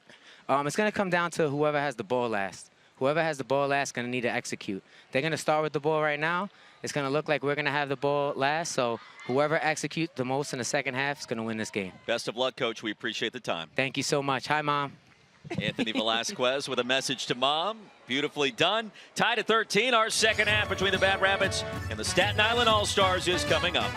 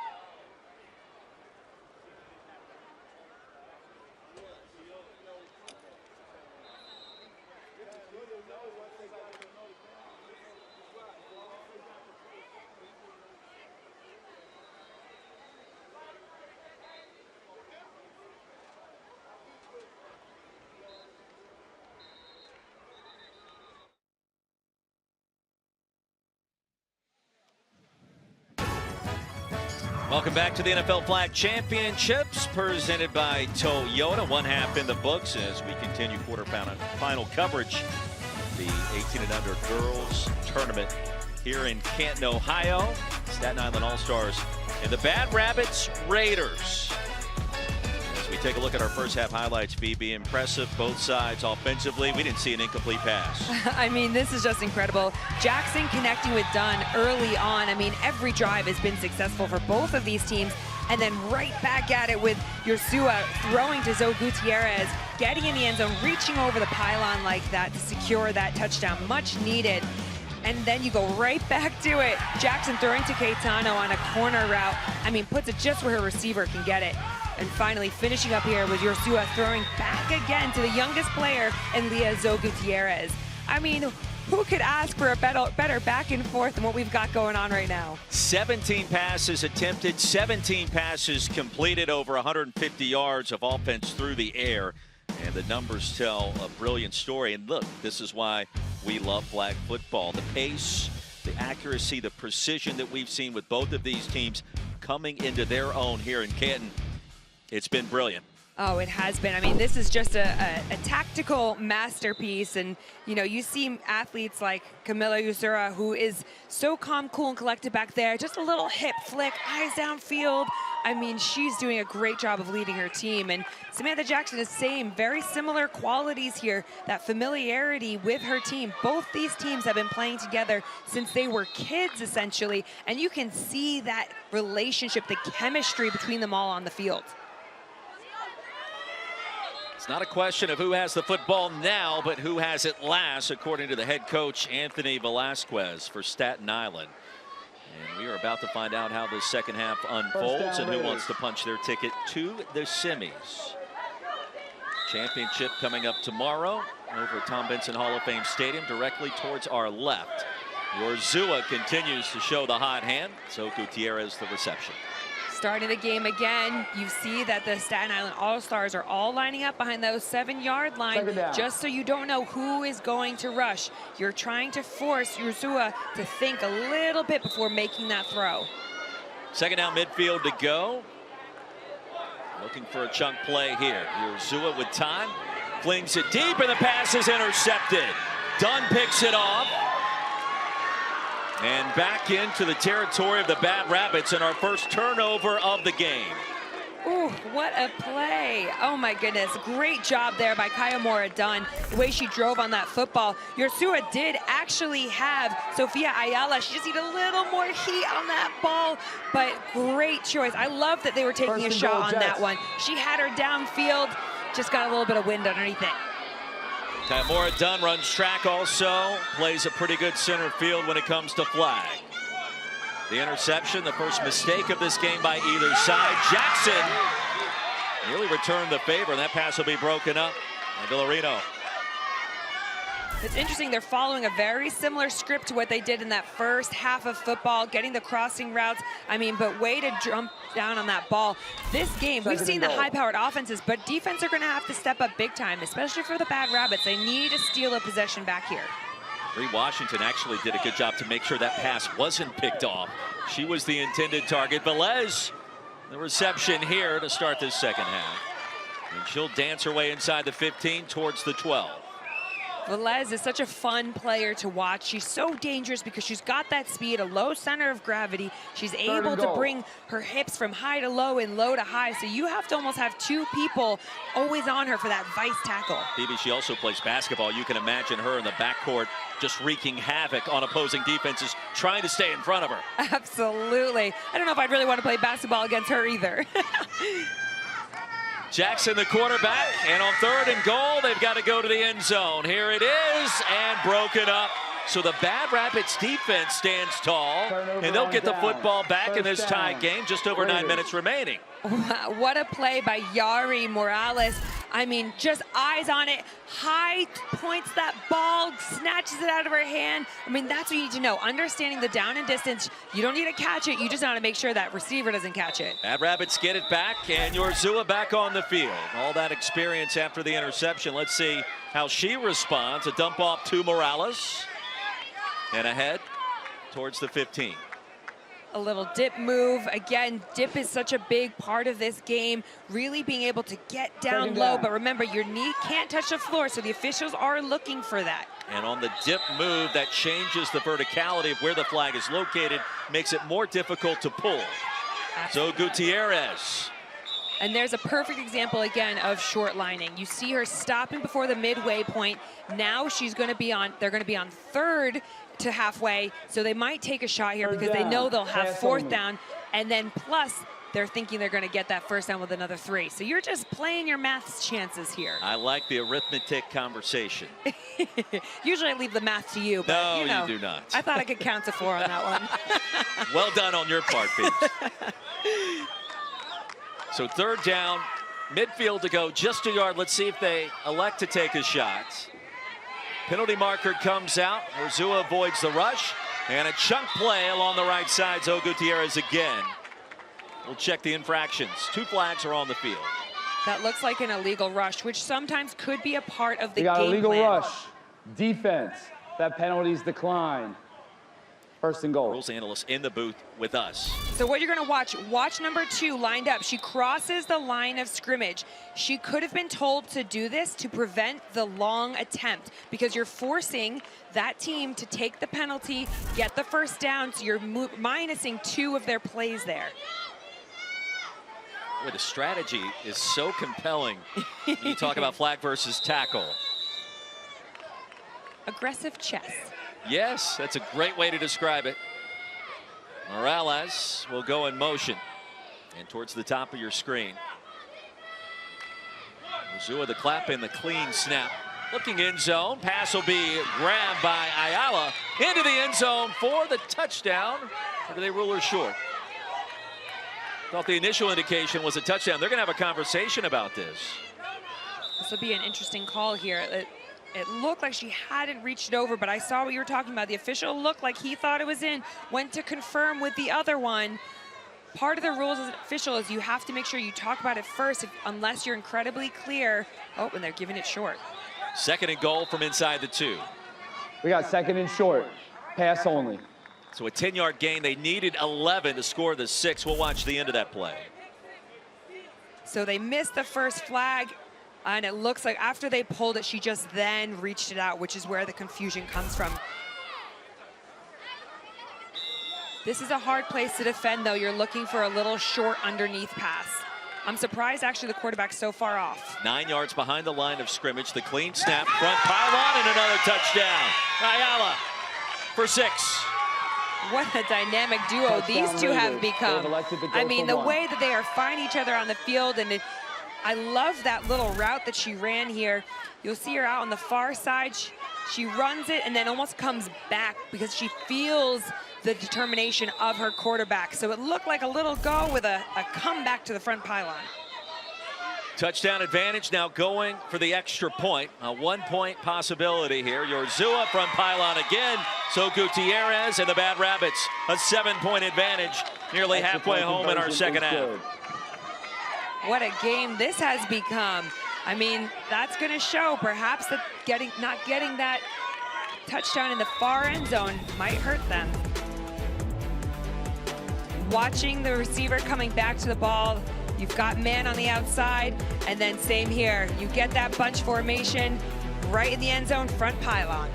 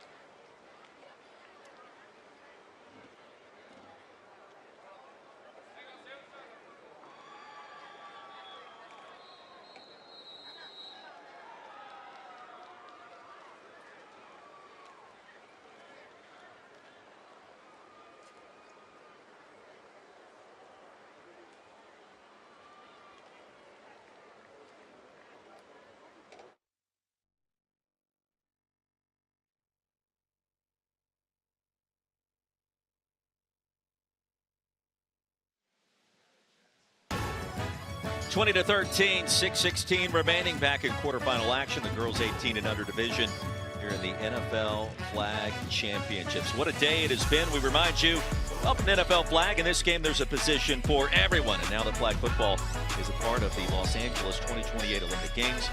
Join the movement. Get playing today by visiting NFLflag.com to find a league near you. That is NFLflag.com. The Goodyear blimp on hand, rightfully so. Taking all the action from high above the Pro Football Hall of Fame here in the Hall of Fame Village. Phoebe Schechter, Roy Philpott. Great game on hand. Bree Washington now the quarterback for the Jets, and the quick handoff. She'll get it back, and the pass falls incomplete. One of the things that makes the Staten Island All-Stars so unique is they have so many quarterbacks on their team. They talked about 3, even 4 athletes being able to play quarterback, 2 of them in the backfield right now. And we've seen Olivia Dubner, we've seen Bree Washington, Samantha Jackson.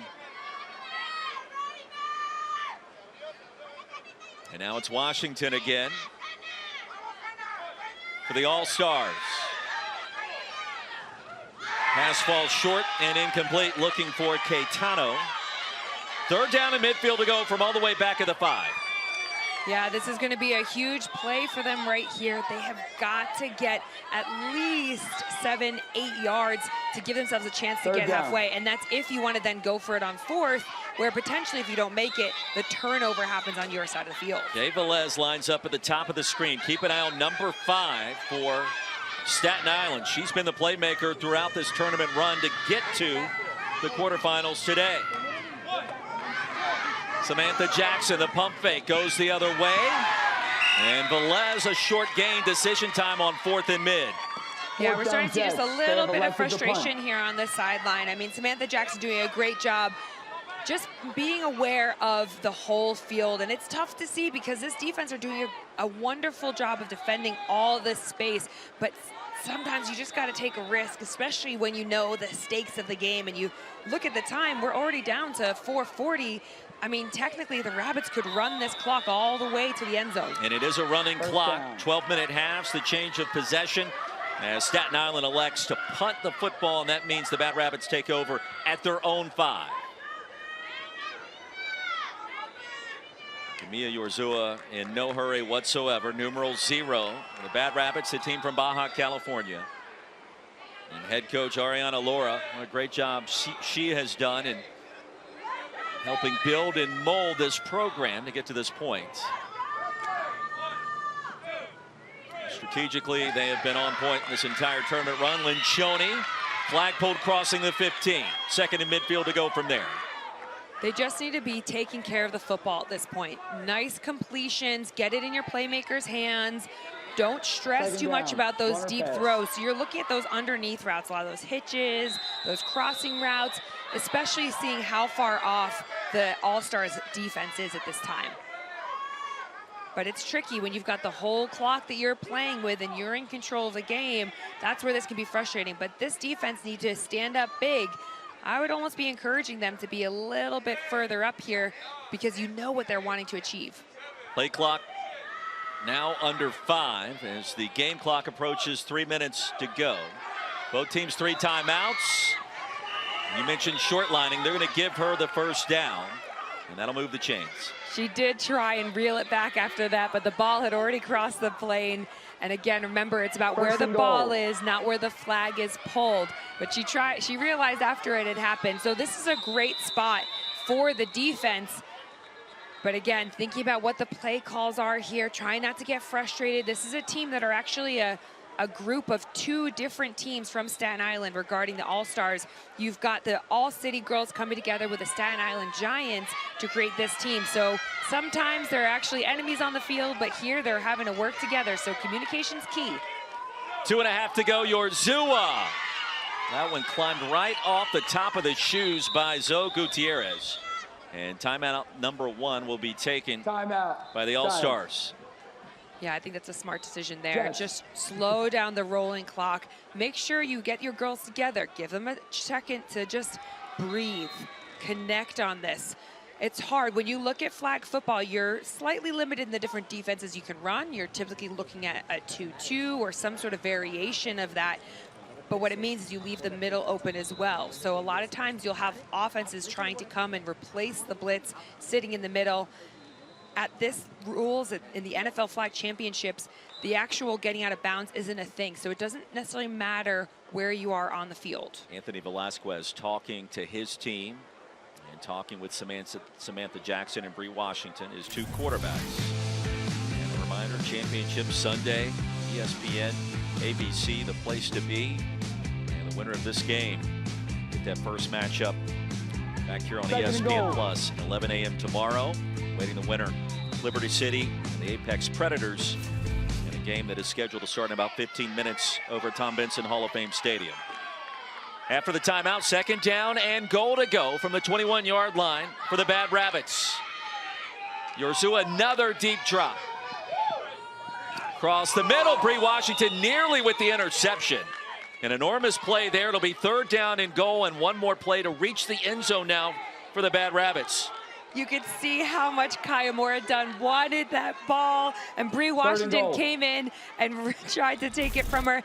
You know, again, we talk about that communication. Both these girls, absolute athletes. That could have been a great field position for them, but hey, this is a huge stop right here. They can be in that sort of prevent style defense, making sure they don't lose their receivers.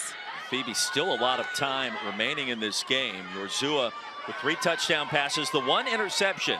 Only 2 incompletions overall. Play of the game comes right now. This is hugely important for them. Both sides of the ball, and it almost goes to benefit them that if the Staten Island All-Stars get another possession here to drive down the field, they could be the ones that finish with the football, as you alluded to. And a chance potentially to go for 2 and the win at the end. The play clock winding down, the snap over the head, oh my gosh. What a huge play. Oh my goodness. Timeout. Jets. All right, so after that sequence, Phoebe, where is the football spotted, considering that was 3rd down and goal? Turnover on down. You're thinking of it like a First down, turnover, Jets. just as we heard our white hat there, Brian Sullivan, say. So everything starts right back on your own 5-yard line. Imagine it's just like an incomplete pass there.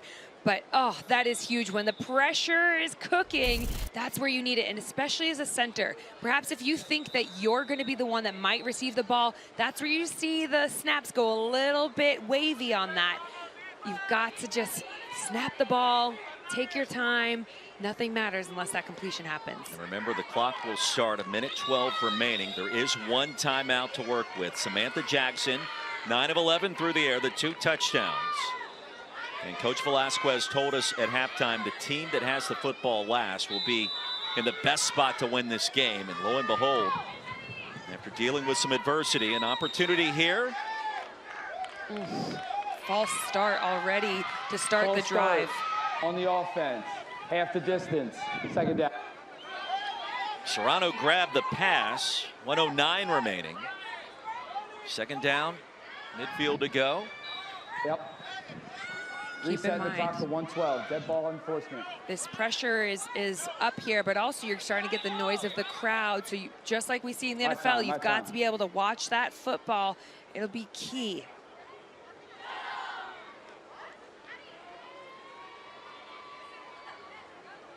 They're double checking the timing of the clock. They reset it back to 1:12 seconds. It's a really great communication we have here between those on the field, our officials. We've got our head official who just came on the field to speak to them, talking to those in the booth, talking about the clock. So it's an incredibly professional procedure we've got going on. Half the distance towards the goal line. Jackson, a pump fake underneath. Intercepted, Zoe Gutierrez. In for the touchdown and the pick 6, and the Bad Rapids in position. Wow. I don't even know what else to say. I'm on the edge of my seat right now. Oh my goodness, what an interception that was in such a huge moment. Touchdown Raiders. They elected to go for 1.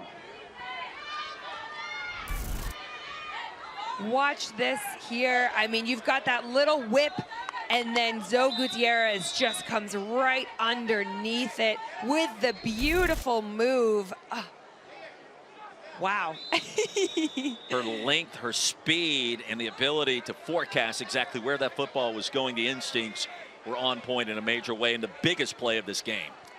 Yeah, they're going to be very pleased with this. And now you go back into this formation. And there is 1 timeout left for Staten Island. They elect to use that here to keep this game going. And Zoe Gutierrez, 6 receptions, 52 yards, a touchdown on offense, and the pick 6 there. Yeah, I mean, she has been quite the utility player for them. I mean, just watch this unfold. She reads the quarterback. She sees the receiver do that little pivot route, and then that evasive move, throwing her hips forwards to be able to keep her flags away from what was the offensive player. But you can see also why it's so important that you have athletes who play both sides of the ball. We saw her catching multiple touchdowns as a receiver, so her feeling and understanding for concepts is already right there. 8 seconds remaining. Staten Island out of timeouts, and the Bad Rabbits. What a run it has been. A shutout victory yesterday, a 2-score advantage today, and just seconds remaining in this contest.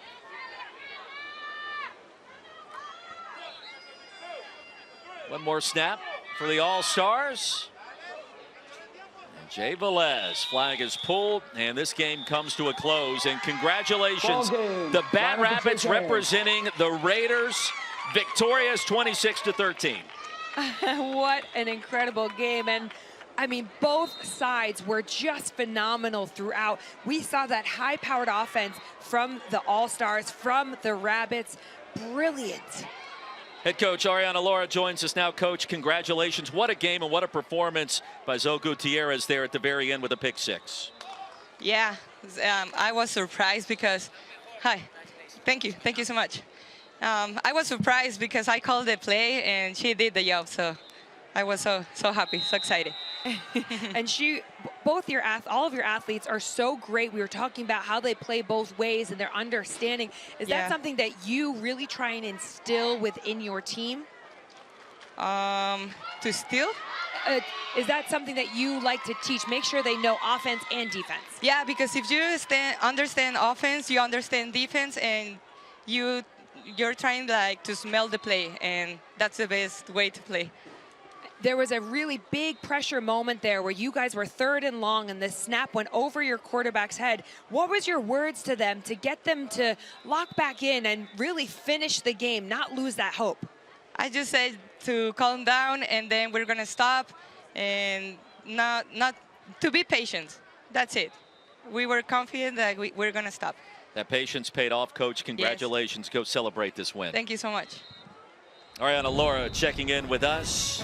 And Zoe Gutierrez, about 6 receptions and a pick 6 as the Bad Rabbits punch their ticket to the semifinals. 26-13, the final score. As we step aside, we'll wrap it up after this.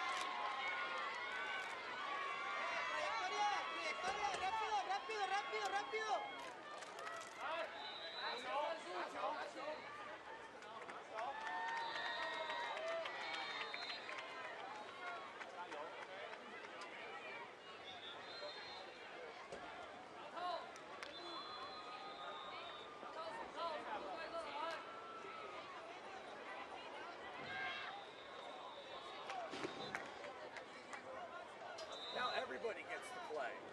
That's what I did yesterday.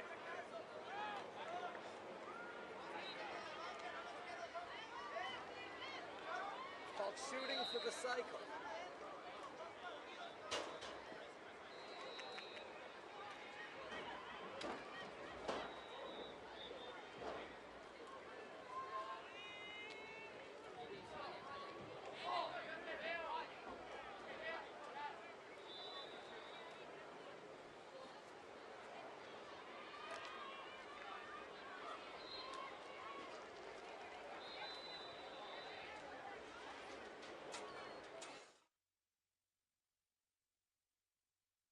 This broadcast is copyrighted by NFL Productions for the private use of our audience. Any other use of this broadcast or any pictures, descriptions, or accounts of the game without the consent of NFL Productions is prohibited.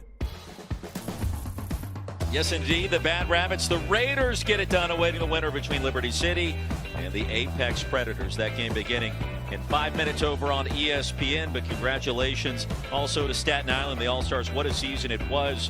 And this run of the postseason comes to a close in a highly entertaining, high-scoring contest against the Raiders from Baja California. Phoebe. Oh, I mean, these are going to be some serious matchups. And again, Staten Island Giants, Texas Fury, they play each other a few times. So there's some heat in there that they're going to want to take off. Fireworks, explosive plays across the board for all of these games, getting closer to the championship tomorrow. Head coach Anthony Velasquez, what a great job he's done. China and Mexico in the international 14 and under semifinal. That's coming up next as we continue our coverage here in Canton, Ohio.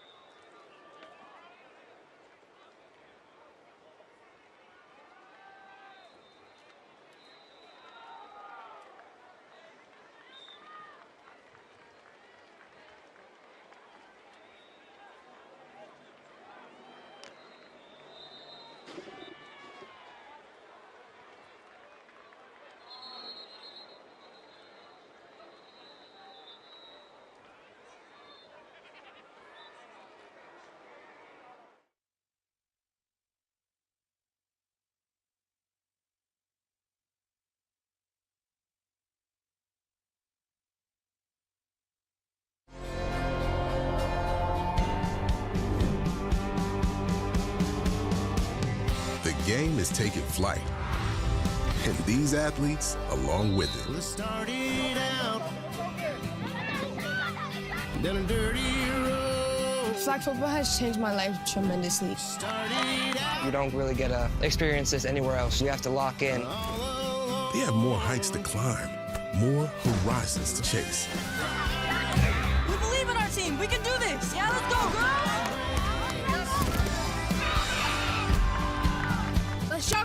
we can do anything. Let's get this done. Today, they carry their flag with hopes to plant it on the game's highest peak.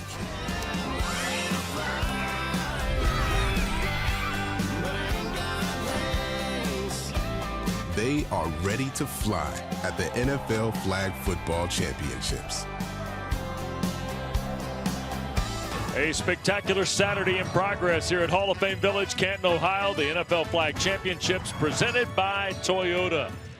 And we now get to show you the International Showcase here at the Digital Field.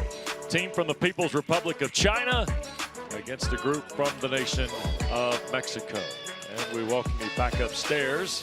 Of course, you know Kirk Morrison, and we have classed up the joint because not only do the linebackers show up, we have the NFL Flag's global ambassador, Phoebe Schechter, here. It's great to see you. This will be fun. Oh, I'm so excited. I mean, first off, I am the one that's honored to work with you classed guys. up the joint. No, stop. Maybe I brought the mean height down. Maybe that was that might be the case. Let's talk about the international aspect of this because I think we've seen terrific play in all divisions, right, for 3 days. And now we get to a point where you see the literal expansion of NFL flag, right? Oh, it's just incredible. At this tournament alone, we have 6 different countries represented. And putting them on the big stage like this, it is all about the growth of the game internationally and showcasing that we have this incredible sport no matter where you are, especially with the Olympics in 2028. Yep. This is a huge start. We might be seeing some of these athletes playing for their countries here in LA 2028. What's the big thing that you want our viewers to see in today's game? I just want you to see how flag football, it goes beyond any language. Right. Everyone understands the language of football. It doesn't matter what you actually speak. So this is going to be a showcase just to show what they've got. All right, now we look at some of these teams, and the first thing folks are going to notice, they've seen boys, they've seen girls. These are co-ed teams, right? These are co-ed teams, and to be honest with you, technically our boys teams are actually co-ed teams as well, so you have the option of having a girl on there. But what I love is that because this sport is in its infancy around the world, some of these girls players are your best athletes and your best weapons on the field. So you'll be seeing them make some incredible plays. Both these teams are incredibly competitive, and they've got a lot that they want to show us about what football is like in their countries. Well, I think I want to dig into one topic as the game unfolds, and that's the influence of the NFL's international series on these countries. I saw it firsthand 20 years ago in Japan. I know Kirk has played in Europe as well. We've both been to Europe for various times for coverage. Phoebe, the impact, you played in the UK.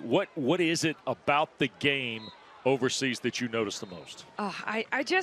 I see that it is a place, no matter what other sports you played before, this really gives you an opportunity. And the way that the NFL has driven the sport from the international home markets, I mean, they're showing you that we want to bring you in. Come get a taste of this incredible sport that we have in flag football. I also think that one of the rules, they don't change. It doesn't matter. Right? You see international basketball, there's different rules to the NBA. Yeah. When it comes to flag football, it seems like the rules are universal. Yeah, you're absolutely right. And we have the International Federation, IFAF, which is what you play at national level. They actually work with RCX and NFL flag to be able to make sure that we are working as one and making the rules as similar as possible. So collaboration in a sport like this globally does not come that often. Well, don't forget now, as Phoebe just mentioned, we're 4 years away from this being staged in Los Angeles at the Olympics. Maybe Phoebe's got a thought about Kirk's fantasy NFL flag football team. Kirk's got 14 guys. He's got to whittle down the list. We'll start next on the International Showcase.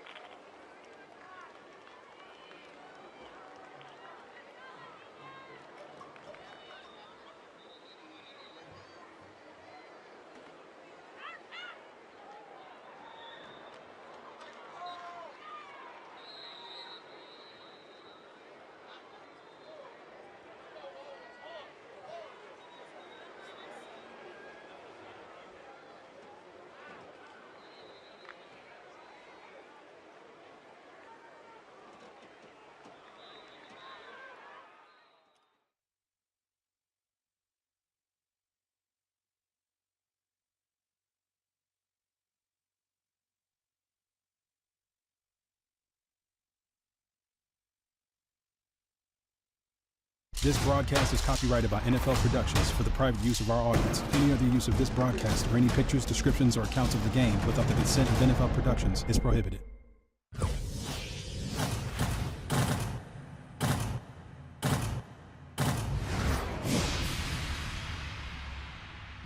Yo, yo, yo, I'm Robert Griffin III, and I'm here with Global Flag Ambassador Phoebe Schechter. Now, I played football in the NFL for a number of years, but I did not play flag football, not at this level.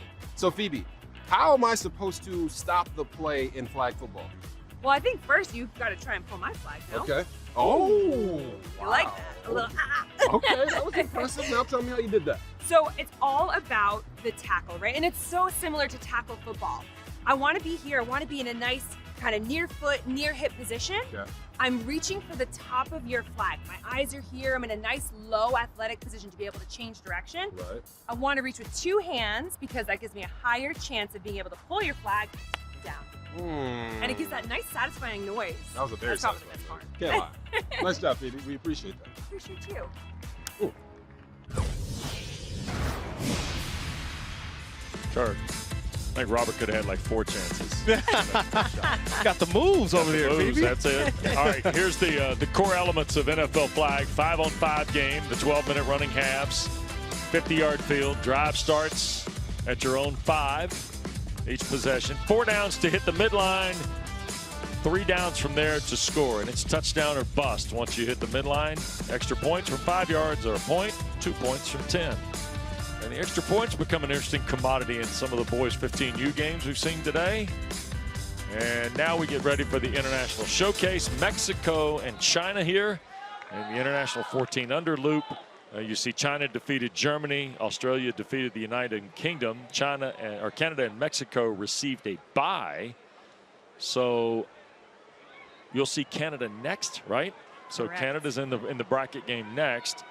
And Mexico and Canada, prohibitive favorites, Phoebe? Still the favorites, you think?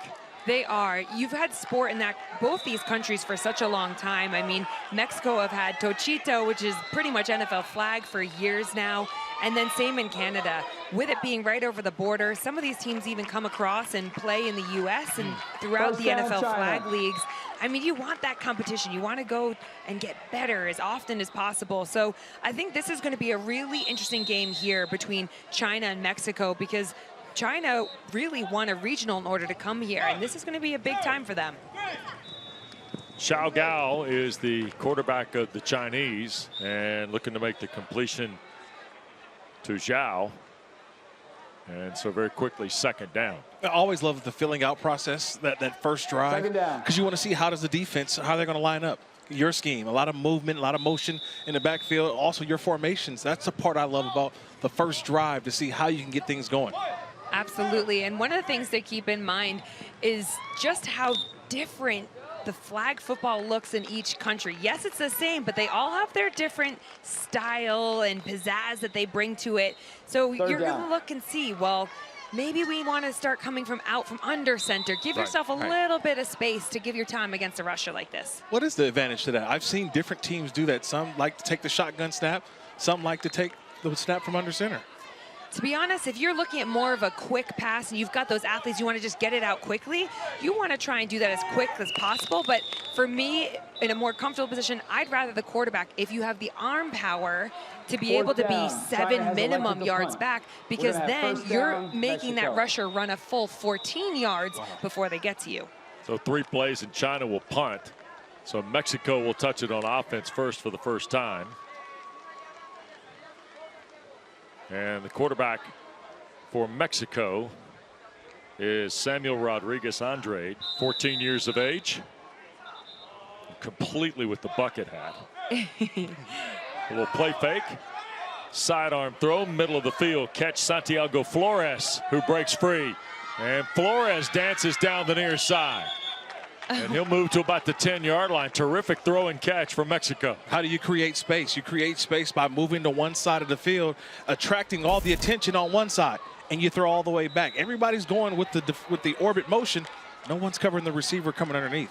Absolutely, and then he's got the speed to take off and the awareness. Look at that right along the sideline there. I mean, that is a definite skill set, just having that feel. The more time you play within a flag football field, remember, it's only 50 yards long. I mean, that's crazy before your 2 10-yard end zones. So here is Andre, the quarterback, looking for the quick throw, dumps it in the middle of the field, and the catch and the score. The touchdown belongs to Mexico, Touchdown, and on Mexico. the board They've elected to go for 1. is Ariana Herrera Montoya with the touchdown catch. And she was actually the MVP of the national tournament. She's had an outstanding performance in the championship game. Been playing receiver, played a little bit of quarterback, even at the national level. So she's a bit of a dual threat there. 1-point try here. And a throw to the end zone, and Montoya hauls that in. So Flores Extra point is good. and Andrade and then Montoya. Everybody impacts the drive to put Mexico in front here. Yeah, it starts with Andre just getting away from the rush. Just keeping eyes downfield, and Montoya's over there in the back. Down, China. That was her drive at the end. Nice little delay on the touchdown throw, and then coming back to the football on the 1-point conversion. A job well done.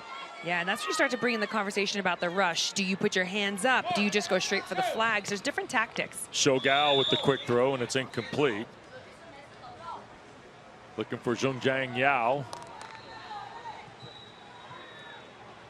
Second so very down. quickly, second down for China. I love the fact that Zhao's favorite player is Tyreek Hill. Oh, what a catch this is. Zhao stole it out of the air. Looked like Diaz Lopez had it dead to rights for the pick. Yeah, I love what they're doing. They're trying to throw to an open spot. So you allow the receiver to go out and grab it and keep going. These short, quick passes that you mentioned from under center, they have to be quick and precision, but they give the ability to run after catch. Absolutely. Use your ability. That's your speed. And especially then you start using any of those evasive flag football moves that make this sport so unique. Get them going on the run. China needs 14 to keep the drive. High arcing throw down the field and almost pulled in. Zhao had a crack at it. Lopez Carrillo was defending for Mexico. Fourth down. China's elected Great job by both teams there, though. And I like that they're wanting to take a shot here. Give your receiver a chance. Get the ball in your athlete's hand. 7-0 Mexico. They'll get the ball for a second time. China kind of trying to get a little set offensively. We'll continue in Canton in a moment.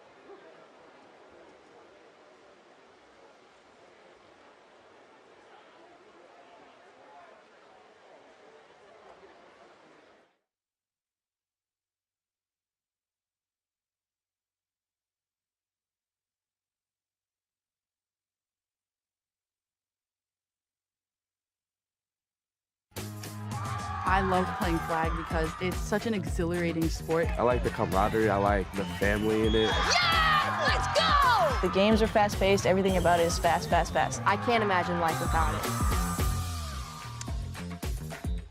Visit NFLflag.com to find a league near you. And tell you what, whether you've watched 1 day, 3 days, you're going to see all 4 days unfold here from Canton. And you don't have this sport in your neighborhood, my goodness. The athleticism, the energy in these games is incredible. Deep shot coming and caught in stride. Andre put it on the money, and Santiago Flores, the easy touchdown on a 45-yard rope. Touchdown, Mexico. Wow, I mean, what an incredible first play of the game, taking a shot downfield, total faith in his receiver, just lost the defender on that. But the speed that this young man has, impressive. Yeah, it's hard when it's the communication. You've got 2 routes. One wide receiver goes underneath, and both guys jump the underneath route. No one takes the outside route, and it's a touchdown. Andre is perfect passing, 3 for 3, 90 yards and 2 scores. There's the jump ball, and that is Bernardo Diaz-Lopez hauling in the extra point. China ball coming out. So it's 14-0 now Mexico, and we're not even to the midway point of half one. Yeah, I just love watching scheme, right? I'm a big scheme guy, so you try to figure out how do you create the space, how do you create the leverage. First when you down. see a guy that wide open, a lot of times it's because they do a good job also with the center. It's a delay, it's a snap and a delay, and it brings so much attention because that player seems to be wide open. Yep. And Coach Reynoso's got to feel pretty good about his team, and now a pick 6. Sebastian Rojas. Ball got deflected in the air. Rojas picks it up and scores. I mean, both these coaches for Team Mexico have been coaching for over 9 years each. Coach Yadira for 12 years, Coach Iraq for 9 years, and they've been to multiple NFL flag nationals here. So they have the experience. They understand the speed of the game and the scheme, like you were saying before. I mean, it's so important in these key moments. Here is Ariana Herrera Montoya for the point, and just underthrows Nicholas Lopez Carrillo. Conversion is no good. So it'll First down, stay at China. 20-0. With ahead of 5 minutes to go. Don't forget, this week the NFL hosted youth flag football teams from 6 countries at the International Flag Championships. To learn more about NFL flag and find a league near you, visit NFLflag.com. So now, Gal and China trying to build some momentum here. Remember, they beat Germany earlier to advance this morning. They're just needing to get back on the same page. Get those nice completions, build the confidence of your receivers around you. There's a swing pass to the far side. Yu Chung Yan with the grab, and there's a flag on the play. Phoebe, when you take the game. Got a flag guard. Offense, number 3. 5-yard penalty from the spot. 3rd down. When you take the game into a foreign country for the first time, you see the development in small stages. How important is what's going on, like in the People's Republic of China right now, to the NFL flag international? Hugely. It's a really big driving point because we're wanting to make sure that everyone's got an equal opportunity to play this incredible sport. Wow, what an interception Rojas there. Pull away on the long ball, and now Rojas will dance back through China's coverage and into the end zone. We saw all the flag moves in there. Yep. A little quarter hip turn. What would be your flag move in that situation? Okay, Kirk, yeah, this will be good. I'm hitting the old spin button. Yeah, what do you hit the spin button? I mean, just watch playing center field, go up, high point the football, that's number 1, and then you turn from defender to offensive player. Look at that, I like that little twist. Yeah, it's a little salsa in there. So back-to-back pick 6s now for Mexico to make it 26-0. Andre throws for the point, incomplete, so it'll stay 26-0 ahead of 3 minutes to go. No good. In this first half. China will start again off its 5. And just going back to the flag girding call from before, it's really tough. You might play other sports, but when you run, you can't even run with your hands down low. Right. Even if you're falling, you have to prevent yourself. Yeah.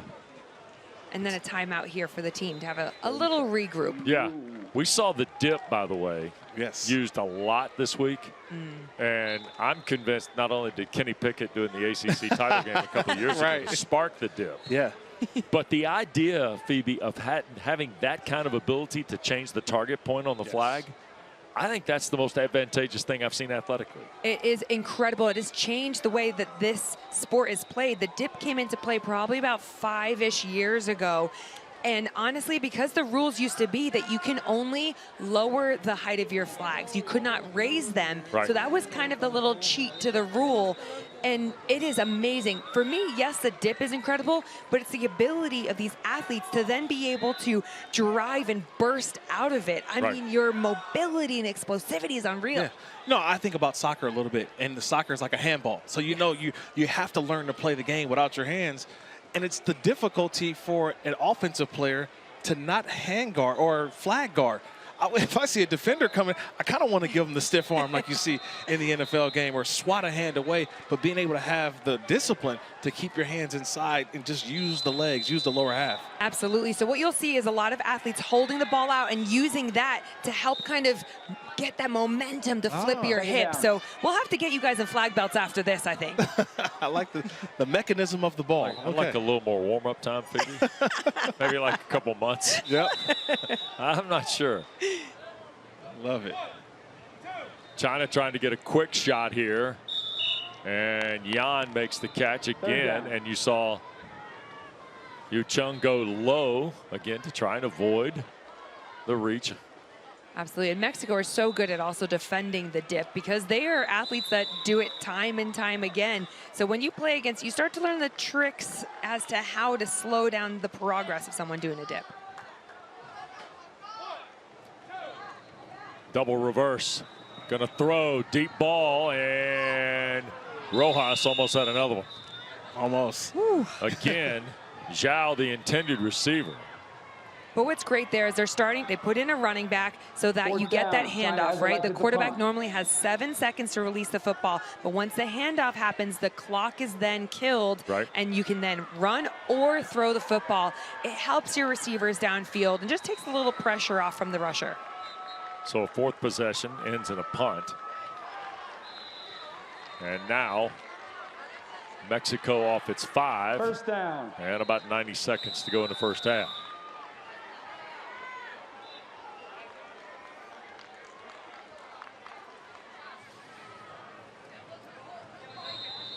And Ariana Herrera Montoya is going to take the snap here at quarterback. And back across the middle, Alexa Cardenas, the catch. Second down. And second down coming from Mexico. That was nice speed there, though, by the rusher, Yanxi Wang. He can make a really big difference here, especially when you've got a shorter quarterback. If you can get your arms up like that, just block them and block their vision downfield, you can have a big impact.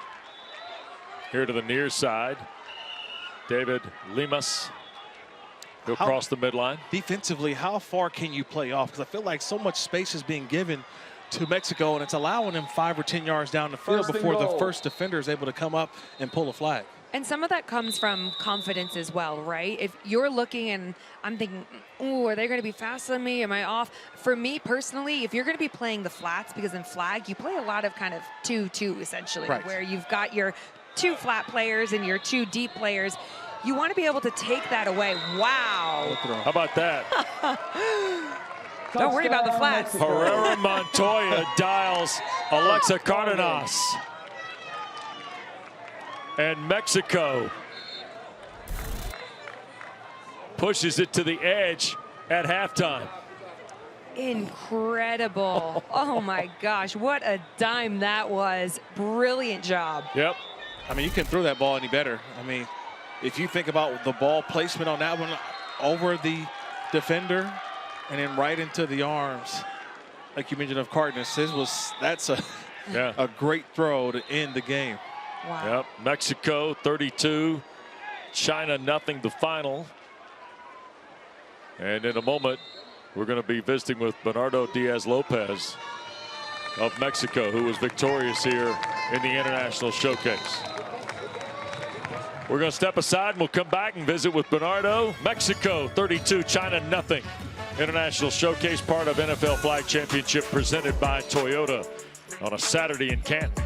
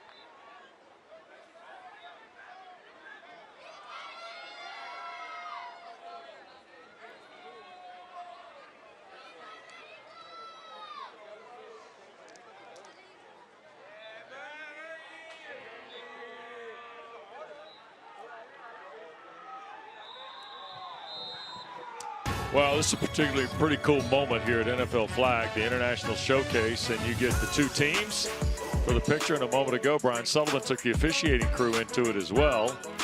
That's part of the deal as well. Mexico impressive, 32-0 is the win against China here in game one of the International Showcase. Let's get to some of these highlights. We thought Mexico would be impressive, and they were. Phoebe, what do you see here? Flores was unbelievable on the back end of that throw. Absolutely. I mean, just using that speed, taking the top off of defense. He was on his own. And then you look at the interceptions. Think about this. There are only 8 players here for Mexico, and they played both ways the whole time. The girls showed up and showed out, from throwing touchdowns to catching touchdowns. It didn't stop. That was the throw of the day. It didn't matter. Boys, girls, that was the throw of the day. Yeah, no question. Bernardo Diaz-Lopez joins us from down on the field. Bernardo, congratulations. Thank you, thank you. You guys made quick work of China. It looks like you're having a ton of fun, though, here in Canton this week. Yeah, it's really fun. Actually, it's like one of the best experiences that I have had, like when I started in flag football. This is so cool, and we are here for the championship. And you've been experiencing a lot whilst you've been here, from going in Ferris wheel rides to playing golf. I mean, tell us about your experience here in Canton, Ohio with the team. It's really, really great to be here in Canton, Ohio. The NFL is like a really good hostess. We are staying in a university, and we have like all the international guys. That's so cool. We also have like talk with the German guys, the one of UK, Canada. It's so cool because you can do like a lot of friends from all around the world. And but we are focused. We are also focused, like we want to win this. We want Mexico to be #1 in flag football. You know, how fun has this been for you, your teammates, to come here, sign autographs, and everyone congratulate you, tap you on the back, and say, "Job well done"? Yeah, it's really crazy because we have a really good team. We did a great job here, and we want to win versus Canada. I think the Canada is the #1 opponent that we have in front of us, and I don't know, we want to beat them. Yeah, Bernardo, here's the question.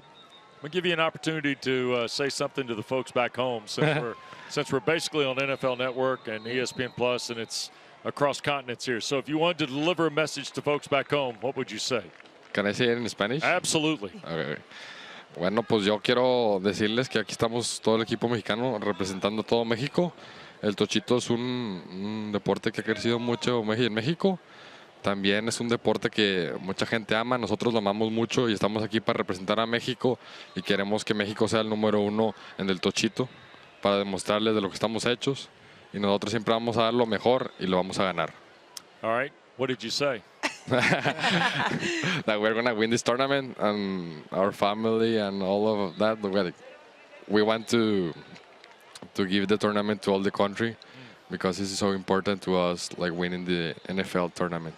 All right, congratulations. Great effort today. Thank you. All right, Bernardo Diaz-Lopez and Mexico. Impressive today in dismissing China. They'll now wait on the winner from the other side to tomorrow's international champion. Back to Canton in a moment.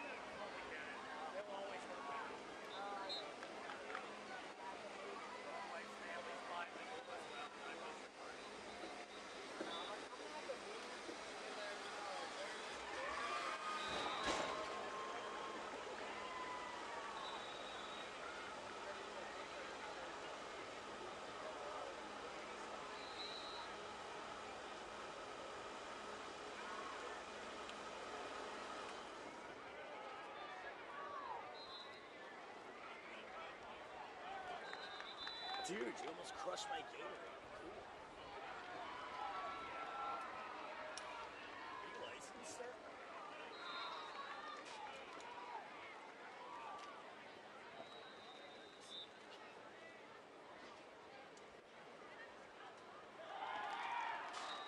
few minutes, I run back over there real quick.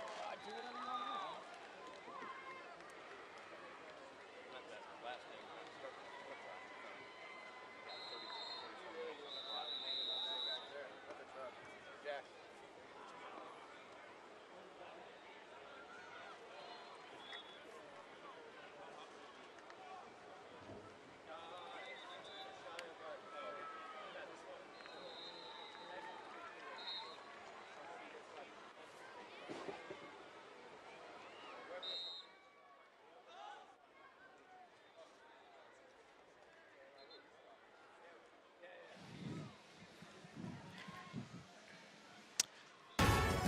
Well, the 2024 NFL Flag Championships, we're in day 3, presented by Toyota. And here in the international bracket, Mexico has beaten China 32-0. They'll move ahead. Wait on the winner of the next one. And we get to some headlines from NFL flag football this championship weekend in Northwest Ohio. First year, of course, the championships on ESPN and the family of networks. That's been a success on all fronts. 700,000 boys and girls ages 5 to 18 are participating in NFL flag football in North America. Here are the notable NFL players to play flag. But Kirk, let's get to the points with Phoebe Schechter. In LA in 2028. Now, Phoebe, here's the reality. And we started talking about this the other day. There are already players who are talking about wanting to be a part of LA. And it's going to get hotly contested. Kirk equated it to the 92 USA basketball dream team. Dream team, yeah. I don't know how you can't equate it to the NFL's opportunity, and they're talking about something none of these guys have. Not one of them since Jim Thorpe, and that's a gold medal. Absolutely. I mean, what other opportunities will you have to represent your country in a sport that you love and play so much? And what's really cool is, yeah, the NFL guys are going to want to be involved. We even heard Brock Purdy, we've heard Mahomes, Travis Kelce talk about how badly they want to be playing. George Kittle is on a promo. Oh, my gosh. Tyreek Hill. I mean, you got guys who want to do this. And it's incredible because we also have the International Player Pathway Program. Okay. So you're looking at athletes from around the world who are now in the NFL, guys like F.A. Obata, correct, who are going to want to be able to represent their country. So it's not just the U.S. They're going to have these incredible NFL players. I mean, think Amon-Ra St. Brown playing for Germany. Yeah. I mean, what could that look like? All right, so tell me, former player. Yes, sir. How many guys you think really, really, really want to do it? Really want to, I would say at least 25 to 50%. Okay. Because now we got offensive linemen. I don't know if there's going to be a spot for them too much, but I would say, how many quarterbacks do you bring? Josh Allen, we mentioned Patrick Mahomes,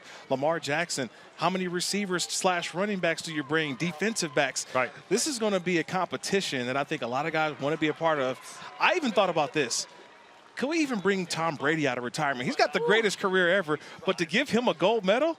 Come on. I mean, look, Willie Gault was a wide receiver Super Bowl champion for the Bears. He won a gold medal in '84 in Los Angeles as part of 4x100. We've had NFL players attain gold medals. Jim Thorpe, by the way, in the early 1900s at Stockholm, won a gold medal in the decathlon.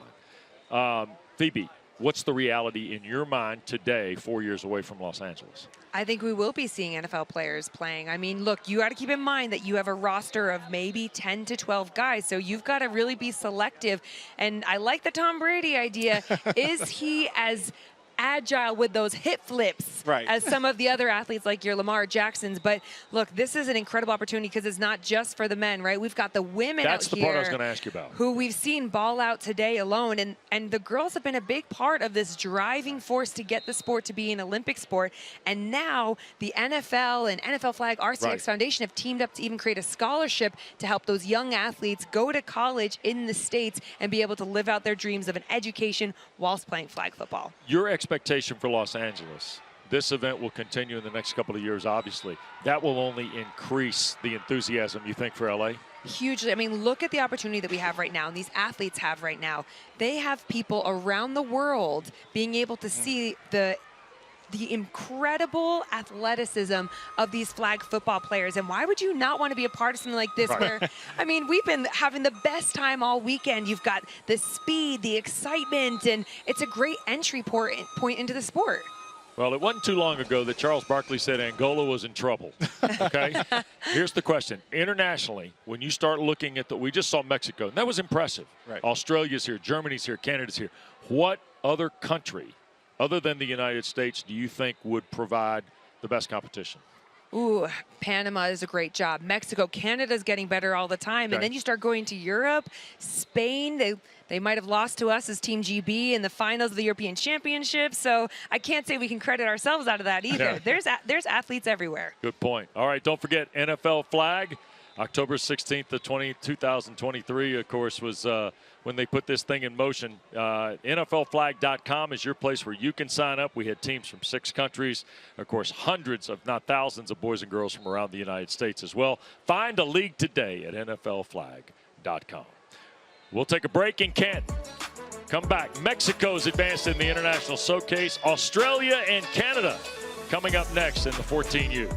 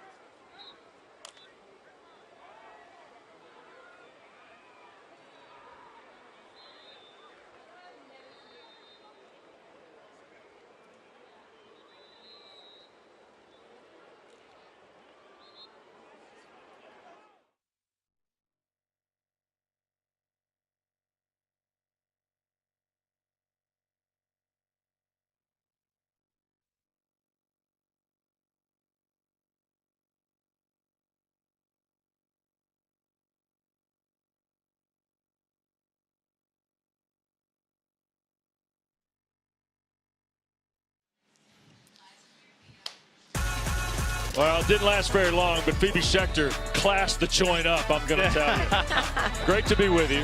Congratulations on a terrific event this weekend.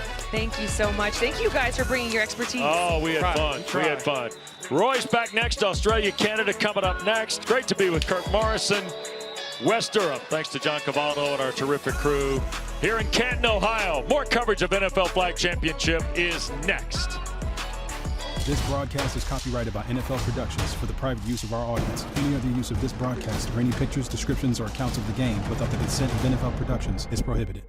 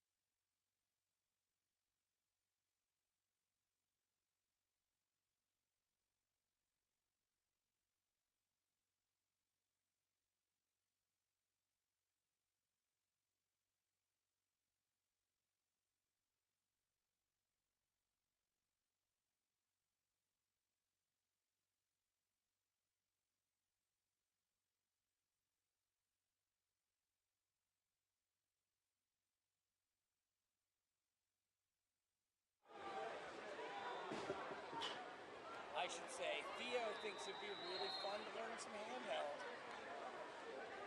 Didn't I let you play with it at Kent? Yeah.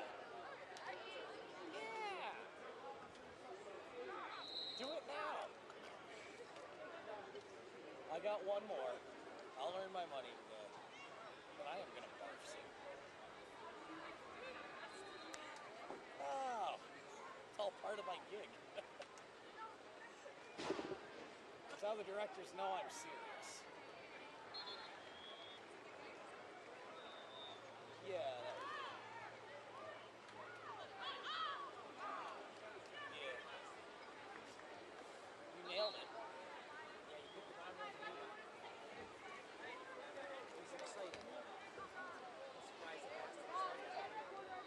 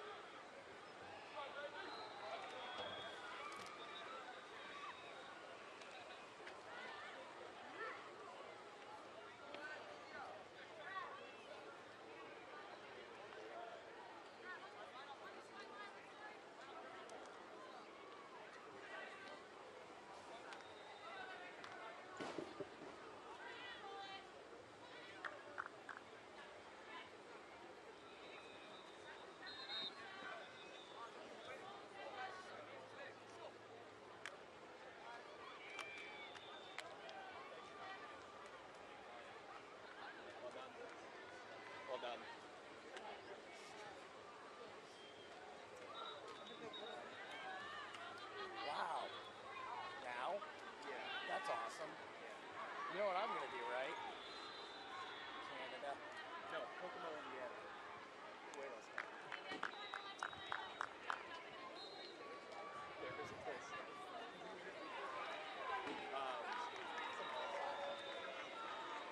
Fill it for future. Okay, kick ass. Thank you. Yeah, we had a good time.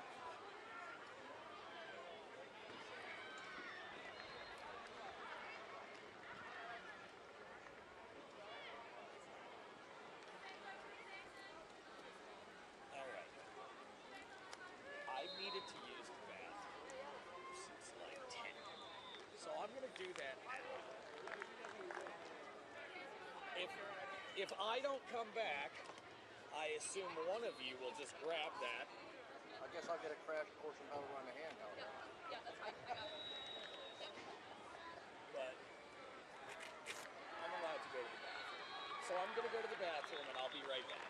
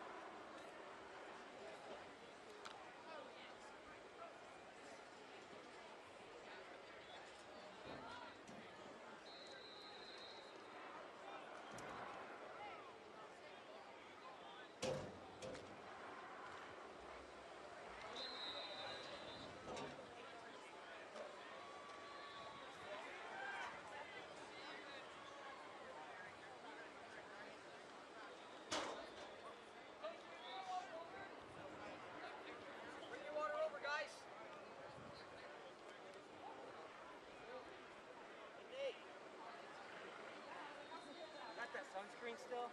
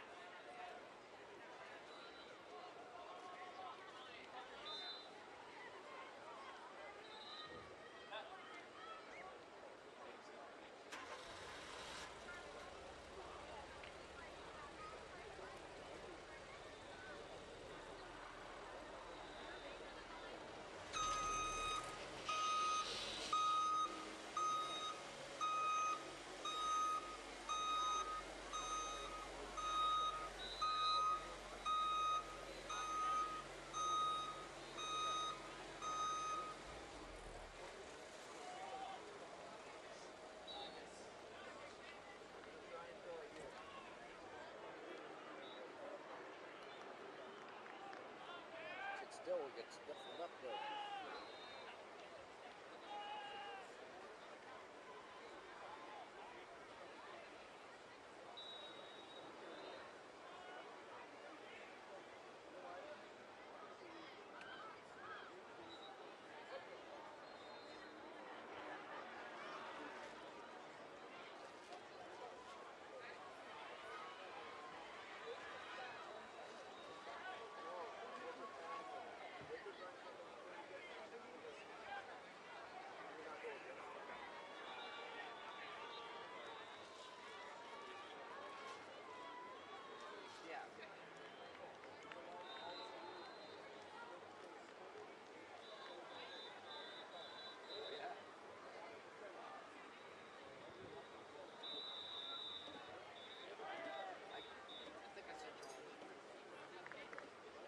4 pictures they just sent you, I believe. You see how many I got? 1, 2, 3, 4. Oh, I got 5, 6, 7, 8.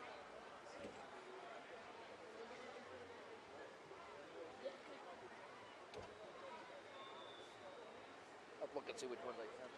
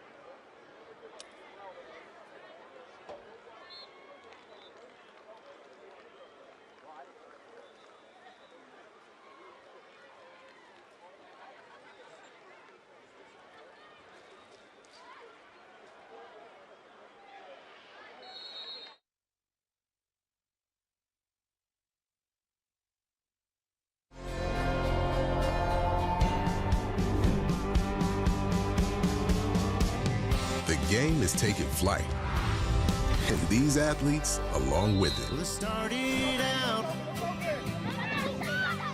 down a dirty road. Flag football has changed my life tremendously. You don't really get to experience this anywhere else. You have to lock in. They have more heights to climb, more horizons to chase. We believe in our team. We can do this. Yeah, let's go, girls. Let's shock the world. We can do anything. Let's get this done. Today, they carry their flag with hopes to plant it on the game's highest peak.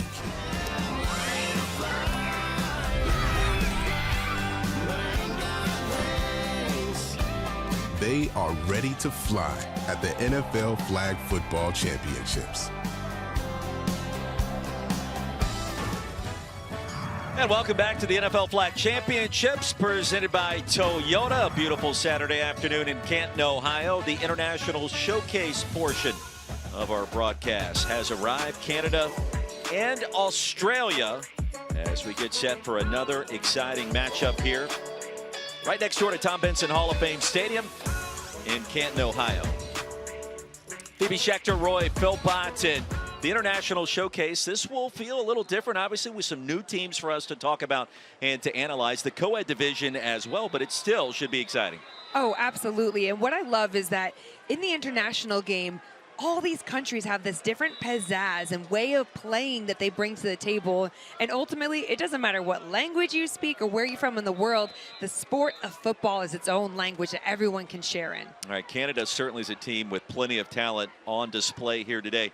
What do we know about their journey to get to this point in the international showcase? Absolutely. So they are actually Nitro Youth, which is their club team, and they were practicing and playing in the NFL Canada regional. So 6 regionals across the country of Canada, and they ended up winning the Hamilton regional, which is how they ended up here today. So they play quite regularly and are a really well-gelled team as a part of Niagara Youth Flag Football. Meanwhile, Australia a long ways from home, obviously, but they're here, and their head coach Shannon Austin thinks that their team has got a chance here today to make some noise. Yeah, what's really cool about Australia is the fact that they've got Aussie rules football out there. So you've got this ability of stealing all those different skill sets from other sports, and they find a way to really install that. So whether you've got people that are coming from some basketball background, soccer, rugby, that idea of understanding an invasion game really comes to play because this team have a lot of athleticism there. Certain degree of inherent toughness associated with those sports down under, no question about it. Well, it's been a great week so far, and it is all for the love of this great sport that we call flag football. I love playing flag because it's such an exhilarating sport. I like the camaraderie. I like the family in it. Yeah! Let's go! The games are fast-paced. Everything about it is fast, fast, fast. I can't imagine life without it.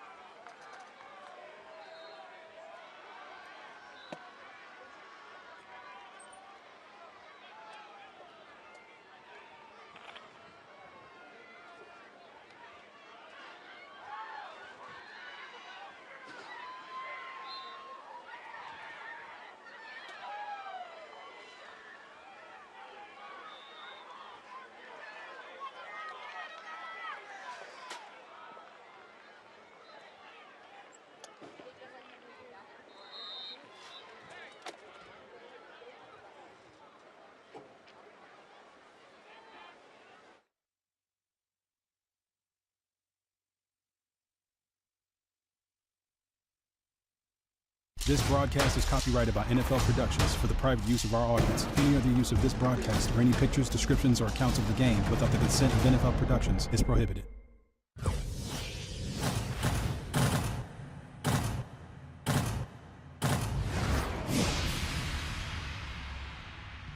Yo, yo, yo, I'm Robert Griffin III, and I'm here with Global Flag Ambassador Phoebe Schechter. Now, I played football in the NFL for a number of years, but I did not play flag football, not at this level.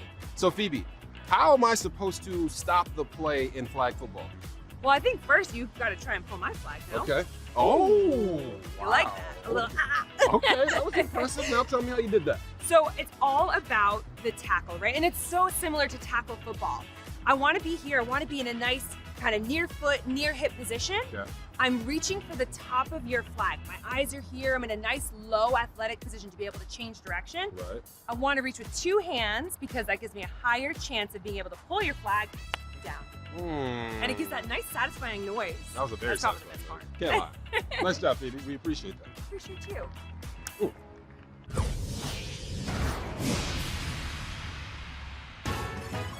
Very satisfying noise. Did not realize that was the sound you hear when the flag is ripped away from the belt as we take a look at our NFL flag rules. Well, here we are, international, or just here in the U.S., we are going 5v5 in these matchups. Now, it is two 12-minute halves with a running clock, so this game goes fast. We got to get those points in early. It's a 50-yard field, two 10-yard end zones, and every drive begins at your own 5-yard line.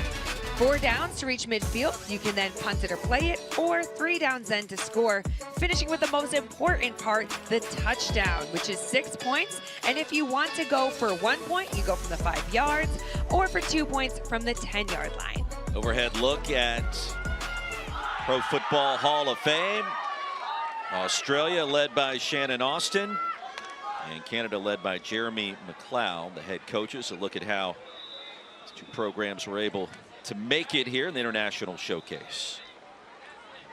Yeah, it should be quite the matchup here, and really making a statement early with the defense from Australia's perspective. But I did love to hear their breakdown, the Aussie, Aussie, Aussie, oi, oi, oi. That's what this is about. Bring your culture to the field. Ezra Ivory has won multiple MVP awards in multiple tournaments. His favorite player, the wide receiver at Texas, Xavier Worthy, was just drafted into the National Football League. Ahead it goes to Gabe Murray, and a nice completion on first down. Ahead to the 12. Second down. Nice job taking what the defense is giving you. You've got them off the ball a little bit. Just go for those nice completions and move down the field.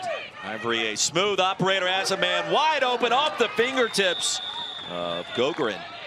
And it's incomplete. He had a step. I like that they are actually taking a shot here. Watching, he does a good job keeping his eyes on field. Rush almost got to him. Ooh, just the fingertips there, but I like the extension. I'm sure he'll be wanting to get that highlight reel going later. Third down, midfield to go after the incompletion. Ivory will maneuver around the backfield, heave one deep, has a man, it is caught, and this time Mackay reaches the end zone. Wow, I mean, look, it was a great read of the defense. They were in man coverage there. Lennox was just not able to keep up too much on that one, but great read by our quarterback, Ezra. From 38 yards out, Canada is on the board, and that heave was in stride from Ezra Ivory. Canada will go for one. You can go for the singular point from the 5-yard line. A 2-point conversion comes from the 10. International Showcase portion of the weekend. These two teams with something to prove in Canton, and the pass falls incomplete. Kipton McLeod in the area. One more look at that 38-yard scoring strike. Beautiful job. I mean, they're in a man defense, and he just had the defensive back in a great position, ran right by him. Excellent athleticism, and who doesn't love a little showcasing at the end there? I mean, this was about right. You earned it. Show off your touchdown. Absolutely. Approaching 10 minutes ago. It's a running clock. It began at 12. Counts down here in the first half. On the end around, Treholz scrambles close to the 20, and a good-looking play for Australia.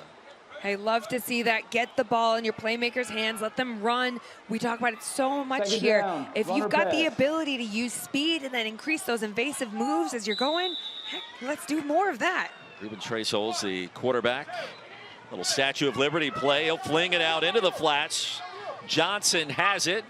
Sidestep, and the flag will be pulled there near the line of scrimmage, and a penalty marker comes in. You got an illegal forward pass on the offense. 5 yards from the line of scrimmage. Third down. That's always a tough one. You've really got to be alert, especially when you've got the pressure of the rusher coming on you and you're doing a nice job of keeping your eyes downfield. You've got to be able to see in your peripheral where the markers are, especially since we've got that great line judge standing there too. Treholz gets it cleanly across the middle. The pass is caught by William Smith. It'll be fourth down, midfield to go, and Australia will need 10 yards. First down, Canada. And they will elect to punt. A first down for Canada back at its own 5. I think that's a smart idea. Just allow them another drive to survive here. They've done a good job on offense, moving the ball. They should be happy with what they've seen so far, but they're going to have to think defensively in terms of Australia, what you're going to do against this Canada side, who do have the speed. And that speed deep down the field we have seen on a couple of long passes already from Ivory. Crosser is not available to Isaiah Benjamin. Second down. That's a big play there for them, and there was much better coverage by the Australia defense on that one. I think they'll be looking to try and change it up, maybe give some different looks later on, throw in some zone as well. You mentioned a team from Canada winning the Hamilton Regional to make it this far. Head coach Jeremy McLeod, 3 years of head coaching experience with this squad. 24 years overall in football. Great flag pull there by Lennox and Guamo. Excellent job. I mean, the catch was great. I love that he went to make another move there in regards to Canada's number 4, Maki But they're gonna want to get that one back too. Second down, goal to go. And the ball spotted at the 23-yard line. You have 3 downs once you cross midfield to reach the end zone. So this play becomes critical. Phoebe try to get some yardage and make 3rd and goal obtainable. Hugely, and this is where your rush can be a big-time player. Wow, great job by Australia there. They are really, like you said, standing up and being tough. McLeod, the grab. And stop well short. 3rd and goal coming up. Big play. They've got to get in the end zone. This side of the midfield, they only have 3 downs. That pass incomplete. McLeod, end zone for the score. Gabe Murray backtracks in from 23 yards out, and Canada 2 early touchdowns. Touchdown, Canada. They've elected to go for 1. Just the high point of the football. I mean, they just stole the defense's eyes for that little millisecond. They had great coverage beforehand, and then he just cheated in. Oh, I thought he was going to be able to get there. Canada will go for 1. Ivory with plenty of time. A late pass rush towards the corner, and the conversion is good. Extra point conversion is good. Nice little corner route there. Look, this is a hard area to defend. The field is so condensed when you get down there, but these athletes are just so comfortable with each other, been playing for a while, so nice way to end that first couple minutes.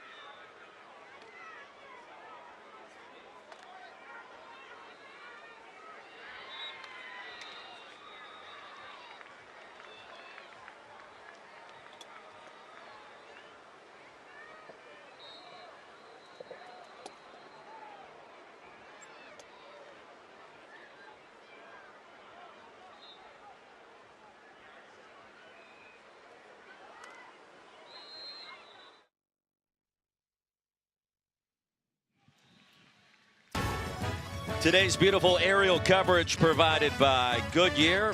Look down on top of Tom Henson Hall of Fame Stadium, Canton, Ohio, the Pro Football Hall of Fame. Phoebe Schechter, Roy Philpott. We remind you this week the NFL hosted youth flag football teams from 6 countries. The International Flag Championships. Learn more about NFL flag and find a league near you. Go to NFLflag.com. Phoebe's been a fun week. You've got more work tomorrow. 6 games, in fact. This will be my final one, but it's been great understanding flag football, the differences between flag and tackle, seeing all these great athletes, the co-ed division. It's a lot to process and unpack, but it's a phenomenal sport that's only growing exponentially by the day. It is, and you can see how invested people get in it because it's so much fun. It's such an explosive sport, and there's so many fewer barriers to understanding and participation. This is literally a sport for anybody, shape, size, background, who cares? Come get involved, play some flag. You will not regret it. Johnson stopped by Silverio. 13-0, Canada leading Australia, more than halfway home in our first half. And time for Trey Souls down the field and incomplete. It'll be third and midfield to go for Australia. I do love how Australia are just having fun with the different formations and motions and really changing it up. I mean, that's what it's about, right? Find a way to make the sport your own. And especially if you come from a totally different country and you don't get to see how things are run here, you have the opportunity to be as creative as possible. And that's what it's about, right? Let the kids draw what they want to run. Draw a play up in the dirt. Trey Souls' pass was deflected and now intercepted by Gogorin. Oh, the turnover in Canada has been impressive to start in this international showcase. It's so interesting because all of this team from Canada are actually going home tomorrow to go participate in a soccer tournament. So they've got a lot in front of them in multiple sports, Phoebes. Oh, they do. And you can see that here, right? The footwork, the ability to change direction, feeling of space. They've done an excellent job. And great field position now going forwards. 4:30 to go. Play clock running down in our first half. 13-0. Canada with outstanding field position and more time for Ezra Ivory. Towards the goal line and incomplete. Yeah, just a bit of miscommunication there. I'm loving that the rushers come in. We just wanted to get a little bit faster there. You know, there's all these different methodologies, right? You come in with your arms up and try and block the view. But if you're fast like she is, just go straight for the flag. Put some pressure on the quarterback. Second down and goal for Canada. Ivory across the middle. The pass corralled by Benjamin. It'll be third and goal from there. Really nice flag pulling skills that we're seeing here from Australia.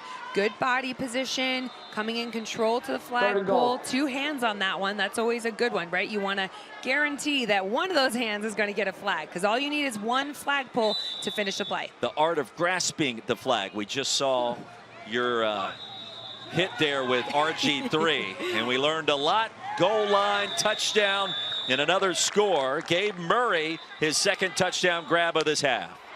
It's really hard when you get down to this area of the end zone. It is so condensed, and you end up a lot in that trail position. You'll see here, especially the center, right? We talk about them so much. They're such an integral part of your team. That corner route, and then you've got to shoot to the front pylon. You're looking for levels, looking for that person being out-leveraged there. Great play call and design there from Gabriel Canada. Murray has been very impressive with that athleticism, the ability to out-leap the defender. And those 2 scores now going for the point after an incomplete through the hands of Isaiah Benjamin. So Australia comes up with a nice defensive play there. I mean, really tight coverage on that. It was a bit of that little pivot, kind of whip move to the front pylon. Again, we talk about it so much. Those are the danger zones, front pylons, back pylons. It's just where everyone wants to hit it because it's between either you're getting it as a receiver or it's out of bounds. So Ruben Trey Souls back on the field, the quarterback for Australia. International showcase. Trey Souls under center.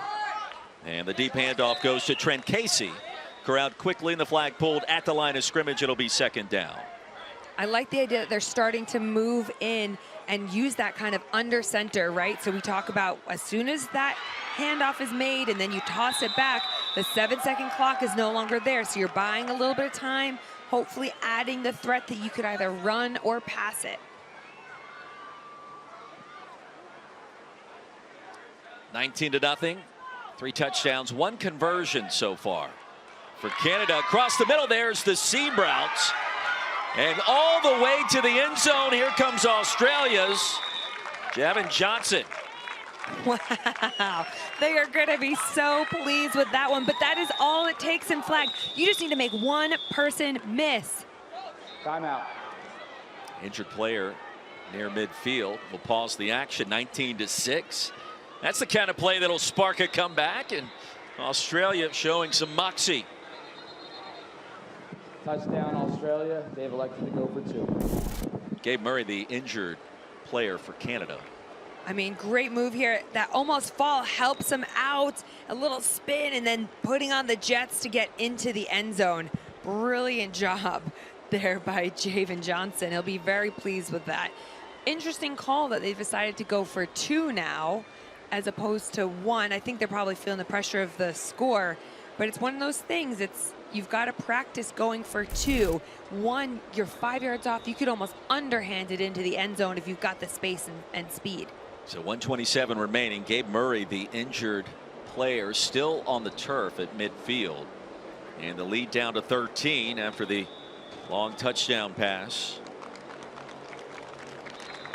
Gabe to his feet. That's certainly a good sign and encouraging.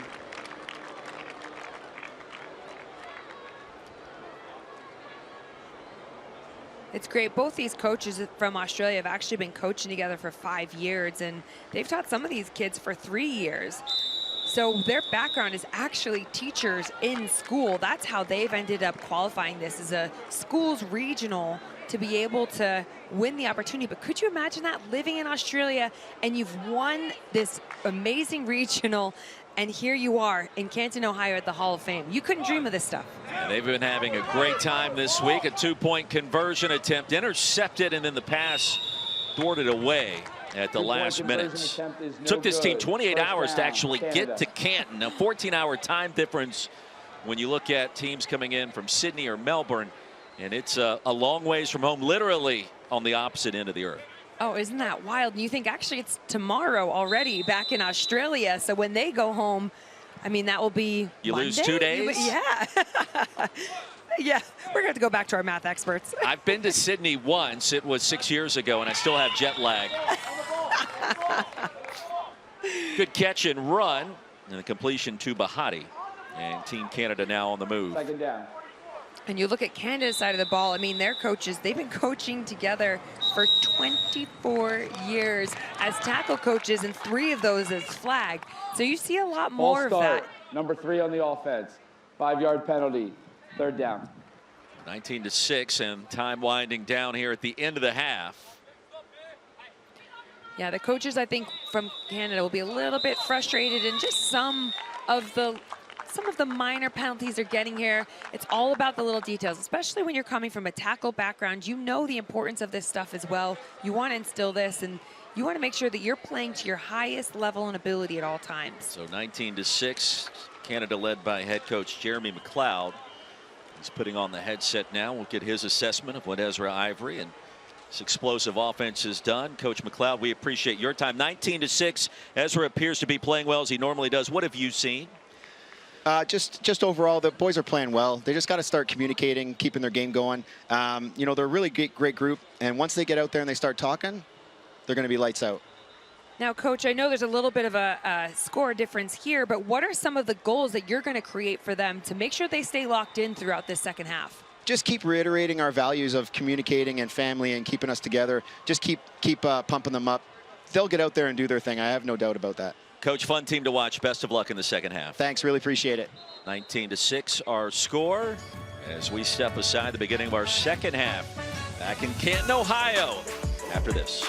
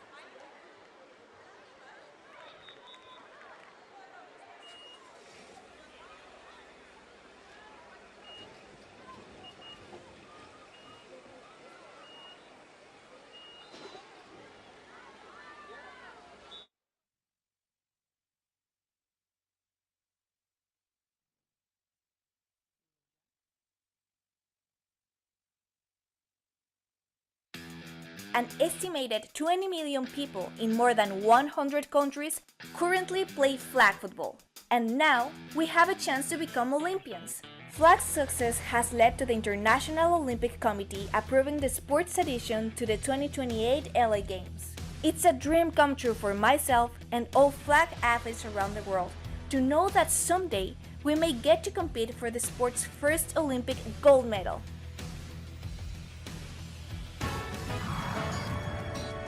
And welcome back to the NFL Flag Championships presented by Toyota. Right on top of the Pro Football Hall of Fame, our aerial coverage provided by our friends at Goodyear, 19-6. Phoebe Schechter, Roy Philpott. Canada leading Australia. We'll take a look at those first half highlights, Phoebes. I mean, great execution by the Canada offense and throwing that deep ball. I mean, they just outran their coverage there. Awesome to see the athleticism across the board, even from our quarterback there, Ezra Ivory, ditching that rusher. And again, coming back to running that corner route to the center. Center is such a key part of the game in flag, just like the rusher is defensively. They can really change a game up. Now this one was great to see the ability to find balance and be able to run down the field. The coaches earlier were telling us that Javen was one of the fastest players and so agile. So it was nice to see that in action. Stop and go spurt ability for Javen Johnson, getting Australia back in this game. They're going to have to find a way to score some points early, but with a chance, thanks to that long scoring strike from Trey Souls to Johnson. And away we go for the start of our second half.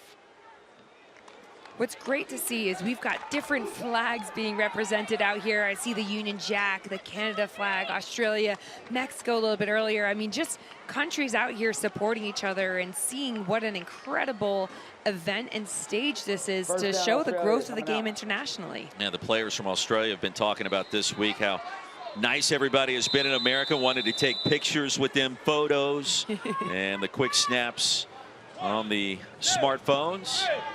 Trey Souls, flag was pulled after he got rid of it, and there's a catch. Matilda Featherstone. I love to see that. That's one of the more common plays that you'll see in flag football, where you get that little shoot or drag from the far side and almost like a fan-like going over the top. So you've got different levels. You're opening it up for the underneath route because, again, it's all about getting the ball in your athlete's hands on the move. Great catch for the center for Australia. Trey Souls hands it off. And it was Johnson with the handoff to Trey Souls. No gain on the play. Third down, midfield to go. Still like that creativity. I mean, one of the things that we always say to our athletes is, why not? Draw it up, give it a try, create your own play name for it, call it banana loop. Who cares? Are you having fun out there? You've tried it, it works, it doesn't work. We'll come back with more. Australia needs 12 yards for the first down. That's right at midfield, and a chance for 3 more opportunities towards the end zone. They're able to secure that first down yardage. Trey Souls wants to throw it, has a man. That pass is caught again. Javen Johnson. Ball was ripped out as he secured the first down and stopped at the 16. I mean, he has been the life and juice this team needed. Speed coming across, great vision on the play, and it's okay. There are no fumbles in flag football, so it's all right that he let go of the ball. They will take the spot from right before he lost possession. A first down and goal. Ruben Trey Souls, the quarterback for Australia. 28-hour trip just to make it to Canton, Ohio. They won their Aussie League. Matilda Featherstone, her second catch on this possession. And a flag comes out as well. I really like that you're looking at how the Canada defense are sitting back a little bit. And so make them have to work for it. Get those 5 and outs. Put them in a position to have to play every inch of the field. There is no penalty on the play. Second and goal. So Featherstone gets it all the way down near the goal line. This is great position for them. They just got to be smart about their play call. I mean, look, you're on second down. You'll have another attempt. It's okay. Again, even in terms of a quarterback, you can throw it away. You will not be penalized for that. Front pylon nearly intercepted. Tilly was open for a moment. The center, Matilda Featherstone again. Instead, it's now third down and goal. Big possession and a big play coming up. Yeah, you can see where he wanted to put it. Just has to be a goal, little bit quick, get pass that only. roll out nice and fast, or be patient and look back to your center who is sat patiently in the middle. We talk a lot about trying to replace the blitzer, especially in this area of the field where it's so condensed. I mean, you're only about 2 yards off the ball here. Australia trying to stay in this game across the middle in traffic, and the ball was caught for the touchdown. Javen Johnson again, he has been everywhere in this game. He has been incredible. And a little sauce, a little spiciness at the end of that play. I mean, great hands, good vision by the quarterback, cuts it back. I mean, he held on to that ball through contact. Nothing easy about that grab, right? At all. And I think really what happened is it helps to have that shoot from the center, especially because that's normally where you think you're going to go, right? Those front pylons, it dragged the defender's attention away. 4 catches, 67 yards, 2 touchdowns, Javen Johnson, and now going for 2. It means this play originates from the 10.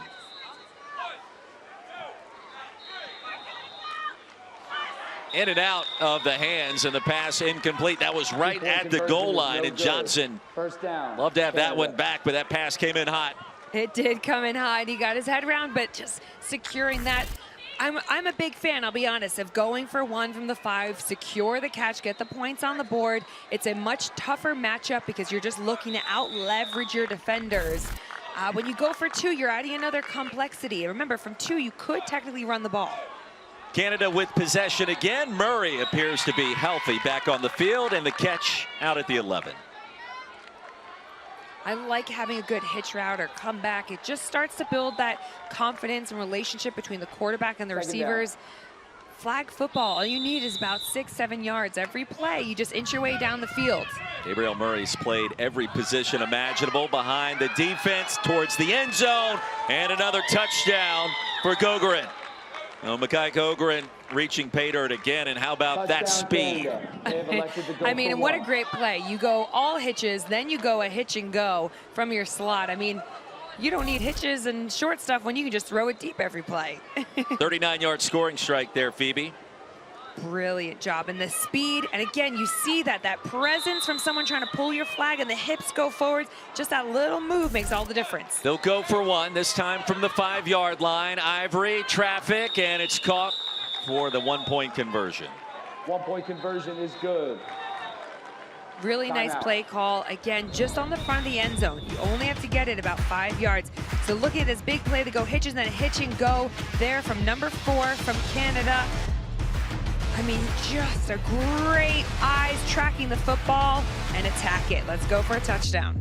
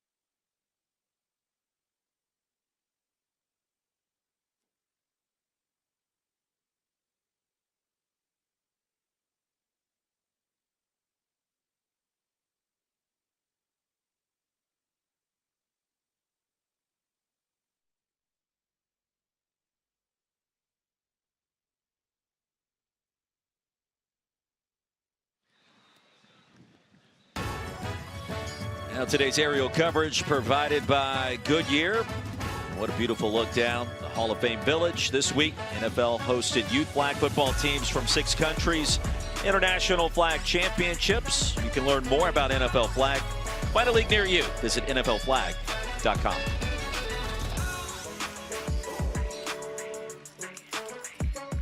Fun week, and what a location right here at the Pro Football Hall of Fame. The all-time greats have honored forever. An interception out of nowhere. Caleb Bahati flew in to grab it before stepping out of bounds. Wow. Oh, it's looking like they've called it out of bounds. In flag, you have to at least get 1 foot in, so that would have been so tight, but way to attack the ball here. Second down. It looked like he just landed in the air with that 1 foot on the white, but great call by the officials. Yeah, right foot came down right as the left foot did, out of bounds. Contact on the pass, and Javen Johnson comes up empty, and there's the penalty marker.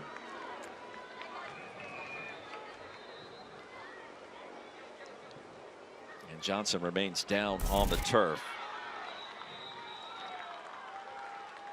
Ooh. I thought it was an interception. I thought it was valid. That does look like a interception there, but that's what it comes down to, right? This is all about what you see in the moment. The officials have their certain spots they got to be looking at, and at the end of the day, human error is always the thing. Now that we've got some lovely replay.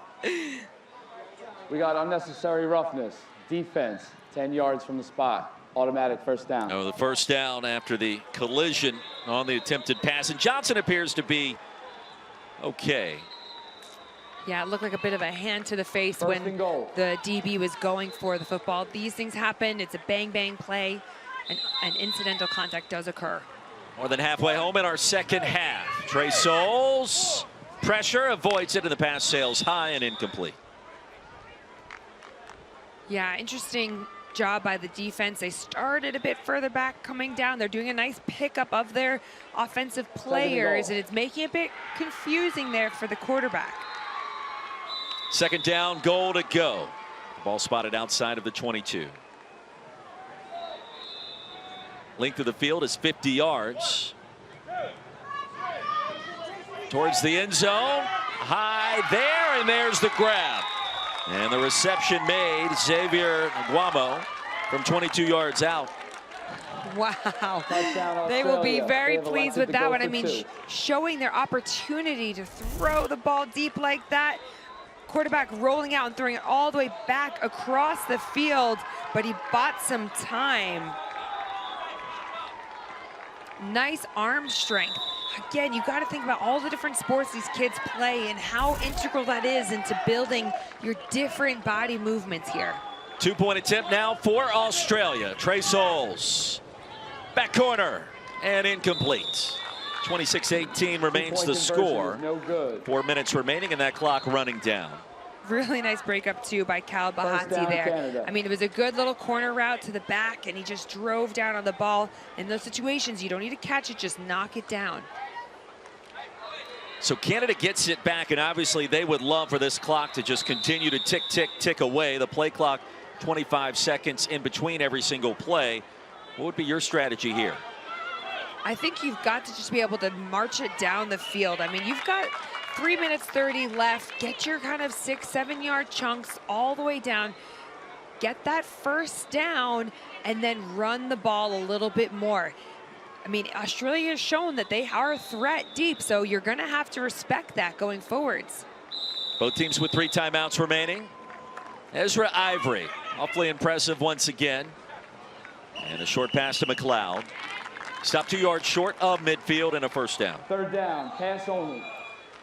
Canada also are out. Gabriel Murray looking like he had a bit of a knee injury, number 10 earlier, so he was a great player for them too. He seems to be walking around being a little better, but now they're in the no-run zone. Keeping that in mind, 5 yards out, you cannot run the ball, and a false start, unfortunately.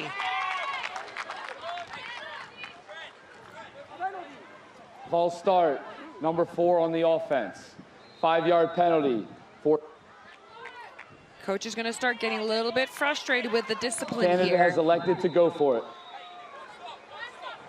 4th down, this play becomes huge for Ezra Ivory and this Canada team. They'll walk over to the sidelines, get the play call, and go back to work. It's bringing me back to the Ravens when Lamar Jackson and Harbaugh talk about it. Are we going to go for it or not? I mean, this is confidence and faith in your team. Ivory, pass is caught. There it is for the touchdown, Bahati. We are going tit for tat on this one. What a game we've got here on the International Division. 5 touchdown tosses now for Ezra Ivory. Well done. Oh, and the Australian defender just flying in there. But the confidence there from coach and Caleb Bahati really doing a nice job. Oh, inches. That's what we love about this game. 2-point attempt for Canada. Back corner. And grabbed. And how about 2 feet inbounds for good measure? Gogren again comes up clutch. Australia. This team are just starting to cook now, turning on those jets. I mean, this is more like the team that I saw at the Hamilton Regional. I mean, they have a nice relationship with each other. You see that right tip in the end zone, ball placed perfectly, and again, that high point, which is so key. Yeah, Canada, a family-oriented team, according to the coaches. Bahati battling backwards. Penalty marker comes in. William Smith, the intended receiver, in plus territory. Looking like a pass interference. Defense number 11. Spot foul. Automatic first.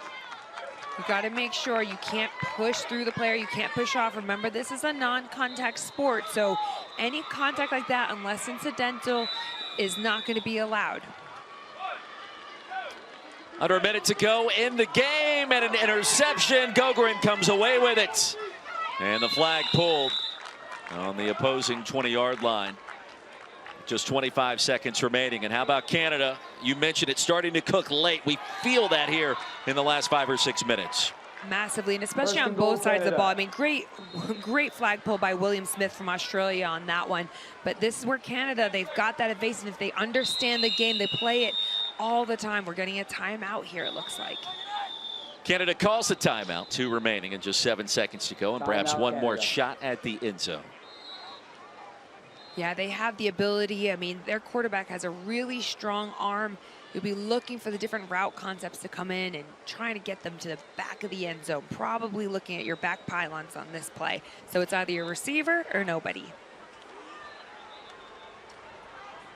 Well, first down and goal. And for the team from down under, what a performance it has been to get here, traveling some 28 hours. Long ways from home on the opposite end of the globe. And here they are representing and representing well. Absolutely, and looking like you've got a running back in the backfield. I mean, you could be looking at a handoff to kill the 7-second clock, allow for more time, perhaps even running the ball, your first and goal. I mean, if you think you've got, can do that in 7 seconds. Ivory has it, avoids the pressure, looking downfield. And the flag is pulled, and that will do it. Andrew Aros with the reception to close this one down. A nice show of sportsmanship. 34-18 is the final in our international showcase. What a fun game this was. I mean, really competitive, and especially that first half, it was going either way on that one. Coach Jeremy McLeod puts on the headset. And his team battle tested. Coach, this wasn't an easy victory, but you guys had felt like pulled away in that second half. Yeah, we were battling some injuries with some of our key players there, and you know, the guys ended up turning it up and pulling it out, but yeah, it got a little tight there for a bit. What were some of your words of encouragement at halftime? I know you spoke to us, but what did you say to your players after that really helped them turn on the Jets in that second half? It's the next man in mentality. Like, if one of our big guys goes down, the other guy's got to pick it up. Absolutely. And then also, when you're looking at playing teams from all over the world, I mean, what are some of the incredible lessons that you're able to share and get your athletes to take in from moments like this?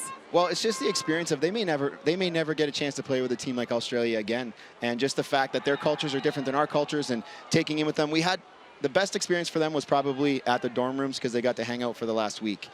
So the memories and friends that they're going to make here from this week has been phenomenal. Coach, appreciate the time, and congrats on the win. Thank you. Appreciate it. Jeremy McLeod checking in with us, one of the stars today. How about Ezra Ivory? 5 touchdown passes thrown. He was on point, eluding the rush and making big plays. Oh, he was incredible for them. We were going to have a word with him, but I think this is what's so important, right? They want to take these photos with their team, but watch him in action. I mean, the coolness, he's got this evasive move, almost like a receiver back there, and connecting with some of his key guys early on. The center, number 10, who ended up getting hurt later on, Gabriel Murray, came up big, and especially back in the end zone. You're looking for those matchups all the time, and he absolutely creates that for you. Big time arm, big time talent, and his receivers pretty good as well. One more look at that final touchdown.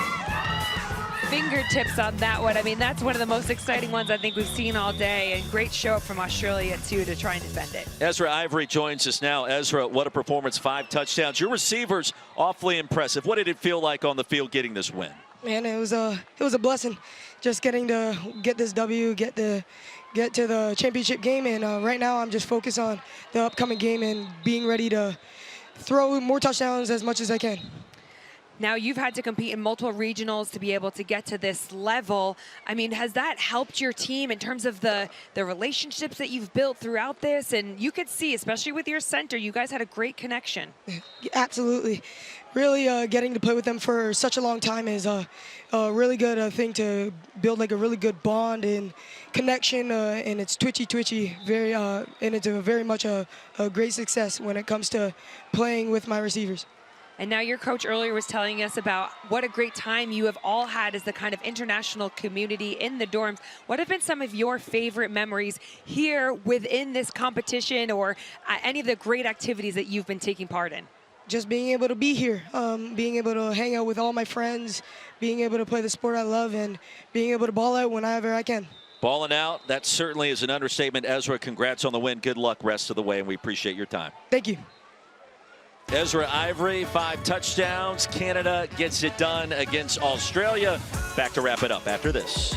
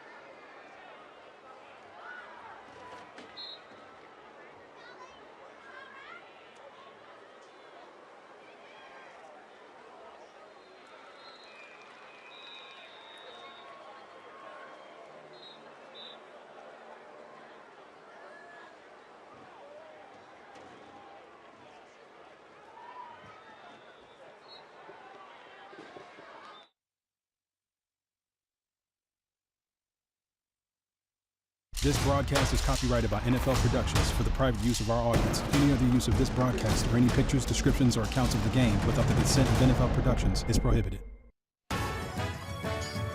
Welcome back to Canton, Ohio. Phoebe Schechter, Roy Philpott.